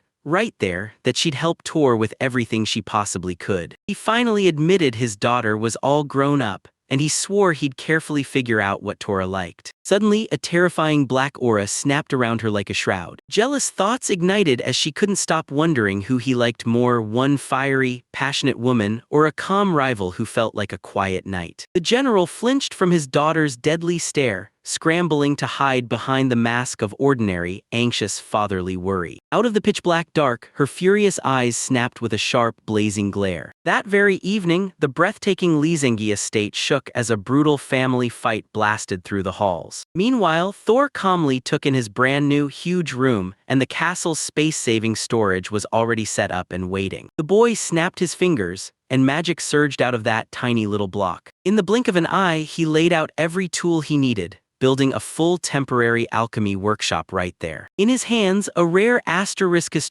catalog of wonders erupted, thick pages packed with the world of heroes. From behind the door, the maid murmured a gentle call. Thor didn't even hesitate. He let her in, then kept frantically digging through the book for something that could stop light attacks dead. Mabel slid over Thor's honey tea, loaded it with juicy fruits, then offered a soothing massage like she'd planned it just for him. Ruki's worry hit him like a thunderclap. He never expected her to care about him. But he wouldn't sit still. He had to hunt down real protection against light attacks right now. The maid puffed up with pride, swearing the queen herself had personally handed her the job of keeping his health in perfect shape. Thor burst out laughing and swore he'd stop the moment he tracked down that all-important item. Mabel's eyes went wide with pure stunned shock. The boy scratched the back of his head, all awkward and guilty, insisting he'd just been lost in daydreams about how happy his friends were. Suddenly, the girl's voice turned cold as ice. She snapped, her throat clearing like a warning, loud enough to make everyone look. Mabel stared him down with a suspicious squint,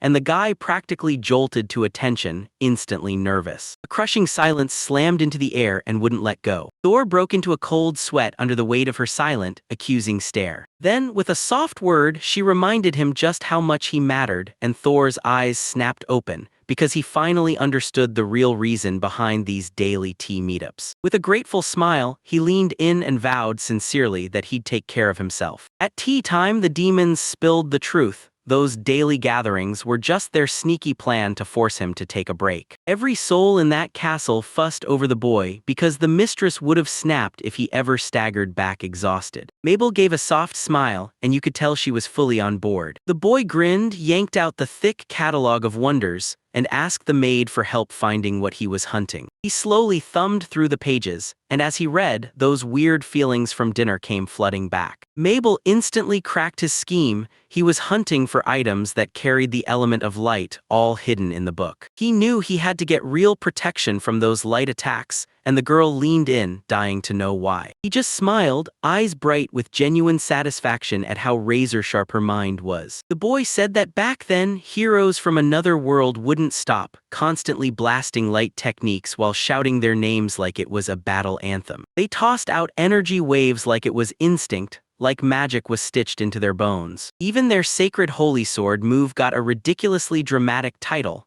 the Photon Blade. From all of this, one thing stood out like a flare in the dark. The foreigners kept using their light skills again and again. Back in their own world, it was as normal as saying hello on the sidewalk. Measuring their strength was something they did every single day. He lifted a finger and stitched the clues together. Back in the homeland of heroes, those light techniques weren't special at all. They were just part of everyday life. A blazing flash ripped through the air, and the hero slammed the light blade into the enemy, dropping them in a single, crushing strike. The young man leaned in and told the maid the truth. Those alien powers from another world are out of reach, and their rules are so strict they even scare demons. He leaned over the table and a brutal tremor hit him, like the power was already about to explode. His hand suddenly started to shake, like something inside him snapped. Is there any way to close the gap and reach their level? A totally ordinary rookie, nothing special at all. But his whole body shook uncontrollably, trembling like it couldn't stand the moment. Even splayed across the table, the catalog of wonders only showed a tiny slice of what they could truly unleash. The young man snapped around to Mabel and demanded to know, had the demons been keeping records of those hostile light techniques? The maid went stone, still when the gentleman suddenly called her by her name. His lips curled into a grin. Turns out it wasn't fear in him at all. It was pure, blazing excitement. The maid flashed a proud grin and swore they still remember the one strike that once shattered the first Demon King's barrier. A massive burst of compressed light detonated like the universe just screamed. The young man clenched his fist, grimaced hard.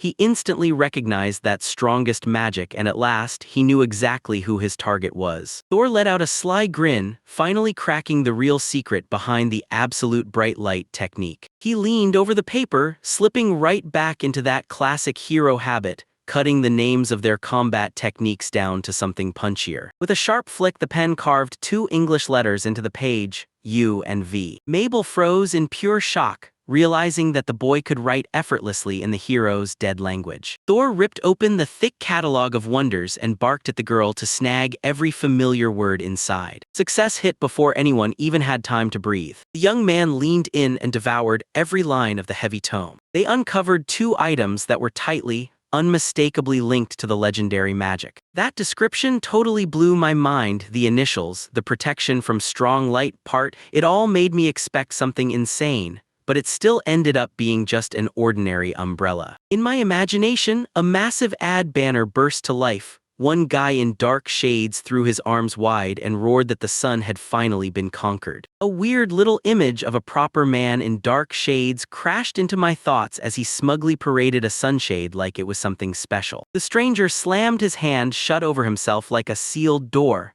and the crippling radiation he'd been carrying unleashed pure terror. Then he shot up his finger with a smug grin, hailing that everyday thing as the ultimate magic weapon against ultraviolet. A sun-kissed girl in a bikini finished the picture, then lounged in the blazing heat with a carefree grin thanks to that trusty artifact. Their brand new product ended up being nothing more than some plain sunscreen lotion. Thor and Mabel just froze, staring in stunned, silent disbelief. The silence clung to the air, refusing to let go. The boy stiffened with a jolt, finally getting it. The sun had been feeding the world's magic of light all along. A seller suddenly flashes back, one who claims they've got a way to conquer the sun itself. Mabel confirmed her hunch and swore that, since the dawn of time, the sun has been raining the world's most powerful magic down from the sky. She nodded slow, like she was weighing every word before letting it land. A cold sweat burst across Tora's skin when he realized those heroes from another world could stop his absolute power with nothing but their bare skin. That sun felt straight up magical, like it had secrets burning in its light. He pictured regular beachgoers somehow swatting away the same force that could shatter the demon lord's barrier,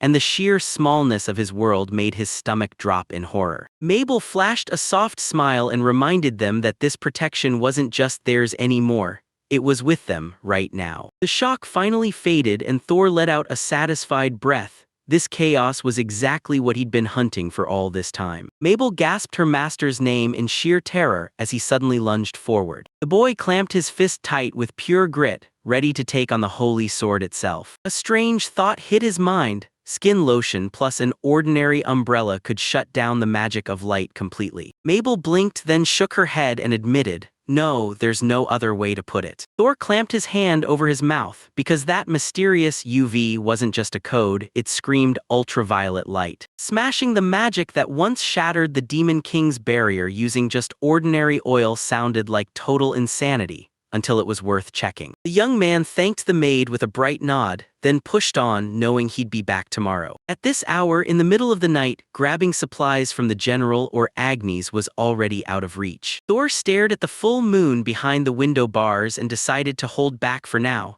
focusing only on getting ready. He spun around so fast it felt like a punch to the chest. Mabel carried in a basin of water and offered her help with a soft, bedtime-kind gentleness. The maid grinned and demanded he raise his hands, but Thor panicked, stumbled back, and swore he'd never let them get near him, because he was absolutely going to wash himself. As he rubbed his bare body dry with a towel, the young man started weighing every tactical advantage of both items like it was life or death. The castle loomed motionless, wrapped in dead night silence. That lotion gives you a brutal edge. The umbrella shuts down attacks across your whole arm, and the cream lets you charge straight into battle with a sword and shield. No waiting, just war. Thor pressed his palm to his chin, eyes sharpening as he braced for the very first tests. Thor weighed the dangers. This lotion fits the whole crew, but when you use it alone, you're way too likely to miss the vulnerable spots on the back. The boy scowled, clearly fed up with everything. He refused to risk that shady protection on his bare skin, so he grabbed an umbrella, the safer play. The moment the decision landed, Mabel's voice rang from outside the door. She'd come to grab water. Thor burst in with a bright smile, joyfully beckoning her inside. He fidgeted with the sunshade umbrella in his mind,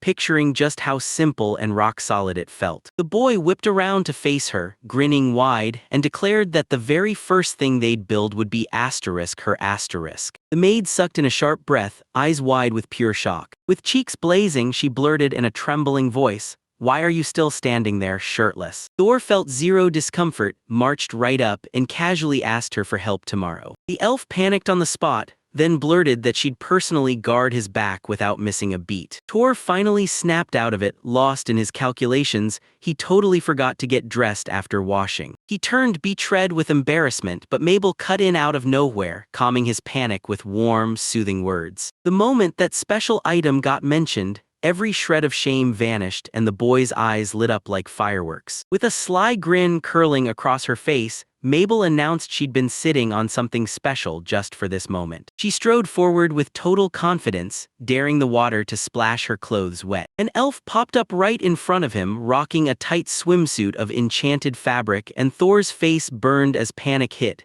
He scrambled to hide his eyes from her gorgeous curves. The boy had no choice but to swallow the truth and make peace with what was happening. With cheeks blazing, the girl blurted out, head high, that she had to, at the very least, wash his back herself. A soft splash rang out, and the maid's hands trembled as she dove into her work. Thor's nerves screamed at the edge of breaking. He lingered in a terrifying in-between state, neither fully alive nor truly dead. Mabel slid her hands up to his tense shoulders and worked the tightness out with gentle, tender care. With a soft, knowing squint, she promised she'd grant every single one of his requests. The thunder rumbled loud, but soon it was smothered as panic vomited vapor into the air. Her chest melted against his bare back. Panting, the boy barely managed to squeeze out a single thank you. A full moon glowed like a spotlight over the quiet night castle. Mabel's cheeks flared red as she finally confessed that nothing makes her feel more at ease than Thor resting nearby. She awkwardly blurted out "good night," then scooted back like she just let out a secret she couldn't take back. Thor stared at her with a real, stunned look, like he couldn't believe what he was seeing. With a bright, warm smile, he waved her off and thanked the girl like he'd just finished the sweetest goodbye. Only now did it hit him. While he scrubbed Mabel's back, she subtly dragged his attention away until the brutal alchemy slipped clean out of his mind. Thor halted mid-corridor, chewing himself out for how much he'd scared her. He shut his eyes and let out a small smile,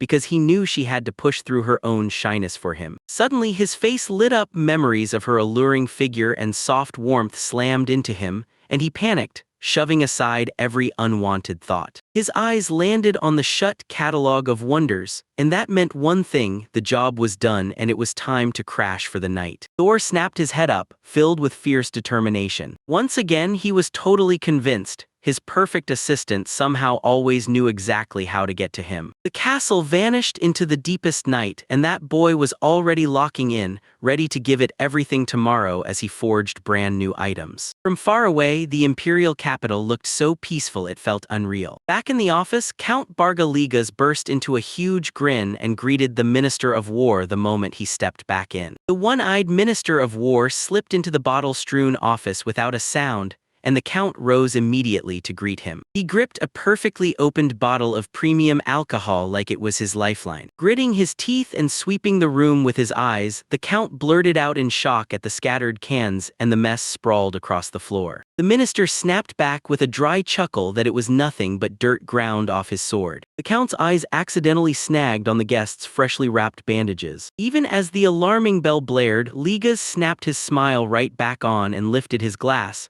calling for a toast to their secret conspiracy's success. The one-eyed minister cut him off with a cold, frozen voice. "The operation's failed. Your time's done, Count." Leah's face snapped long with pure shock. He just froze in the middle of the room, refusing to sip a single drop. The glass burst from his grip and shattered on the floor with a sharp, ringing clang. The Count, panicked out of his mind, clutched his face and stammered broken, pathetic excuses under his breath. Drenched in sweat and terror, he finally understood the truth. Thor had shut him down, rejecting his plea and sealing his fate with the final stroke of his signature. Lord Zagrand coldly snipped the letter away. Turns out it was totally useless, so the father wastes no time and immediately storms for the southern front. Staring that terrified man down, he demanded, "Do you really think that after all this torment, your son's still going to follow your orders?" He just stood there, utterly baffled, like he couldn't see the obvious right in front of him. The father suddenly broke down in hysterical tears, begging that a child should always reach out to their relatives, even if the discipline gets brutal. He honestly thought the disgraced exile would jump at the chance to crawl back into the noble family and carry out the order. "What nonsense, Lord Zagrand!" he roared again, teeth clenched, refusing to admit the plan had already crashed. Zagrand snatched up the sealed scroll with zero hesitation, then his illusions shattered, revealing the truth. That letter was just a dirty trick to unleash chaos inside the Demon King's realm. He spun around, gripping the reminder like a warning flare. From the start, he'd outlawed himself from ever getting his hopes up about this guy. That cold look over his shoulder cracked like a whip. Then the Lord demanded, which child could ever respect a father like this? For years, he beat his own son while hiding behind education, dragged him through public humiliation, spat worthless in his face, and then, like it was a celebration, handed him over to the demons. Cold sweat drenched him as he gagged on his own breath, sounding helpless. Zagran stroked his chin, replaying the fresh intel reports in his head. His father crumpled to his knees and clung to the last thread of hope. If that letter finally reached Torah, it would have planted doubts, and that's when he realized everything was working. "Yeah, you're right," the Lord muttered grimly, but the second those words left the boy's mouth, he could already feel their whole plan cracking apart. Bearded Count Ligas jerked back, eyes darting to the shattered bottle. Thor, his own son, had smashed their whole plan to pieces. The plan looked bulletproof. If Thor cracked that letter solo, the demon's suspicions would snap to attention immediately. But the kid didn't even reach for the envelope, so they made him read it out loud in front of the whole crowd. Even so, the Count spat it out under his breath. A cold sweat drenched him when he realized it. The son cracked their trick the second that message hit his hands. Leah's blinked hard, still refusing to believe his own ears. "Our plan collapsed the moment we relied on their blind trust," the one-eyed advisor said, dead calm. A nobleman exploded into hysterical screams, completely baffled that anyone in the Demon Lord's lands would dare trust a human that much. The advisor snapped coldly, and once Thor claimed he was a local resident,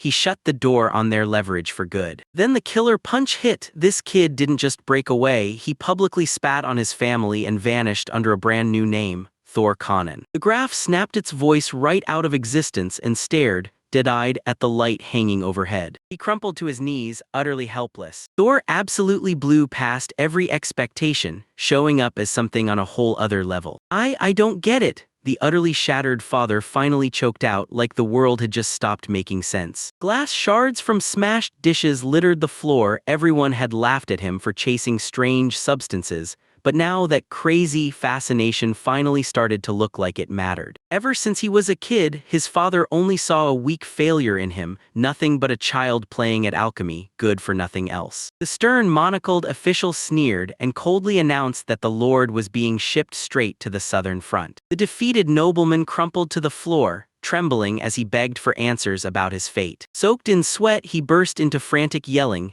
terrified about what would happen to his home next. The official narrowed his eyes and went dead silent. He shot them a dry reminder. Their whole plan collapsed, so the punishment mercy was off the table and exile was coming no matter what. The Lord exploded into non-stop hysterical screams, because he'd followed every single order to the letter. And then came the jaw-dropper. Tor's so dangerous that they're leaving the Liega's house completely untouched, while Tor has flipped sides and now works for the Lord of Demons. The father froze in total shock. He pitifully reminded everyone he was the head of the family, but the cynical truth hit hard.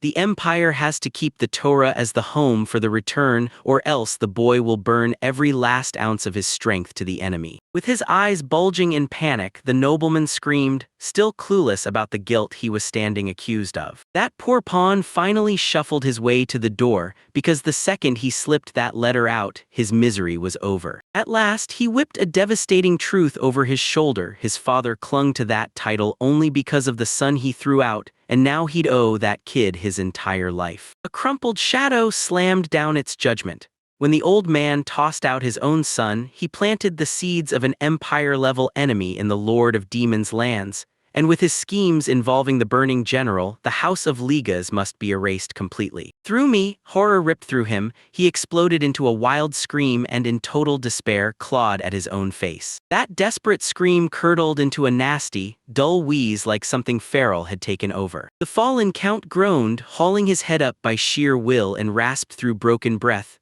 "I'm not done yet." The fallen enemy's face was soaked in sweat. He panted like his lungs were on fire, cursing that he'd get his revenge one day and crawl back from the dead. The monocled man just stared at the madness in icy, unblinking silence. He snapped around and barked at the guards to hurl the failure into the carriage, then send him straight to the southern front. Already in his office, the winner sagged in exhaustion, rubbing his aching temple after one brutal day of fighting through endless, slow-witted chaos. Heavy exhalation. He realized he couldn't slow down. First, he had to train a trustworthy replacement to take his place. Out of nowhere, a sharp knock slammed on the door. He waved them in without a second thought. Staring him down were the local fools who kept him stuck here. And after the recent incident, resignation was suddenly on the table like real consideration, not just thoughts. The moment the visitor delivered the news, he shot up at once and no questions asked, confirmed he'd start getting ready immediately. At the palace office door, the officer's deputy, Mariella, stood tense and pale,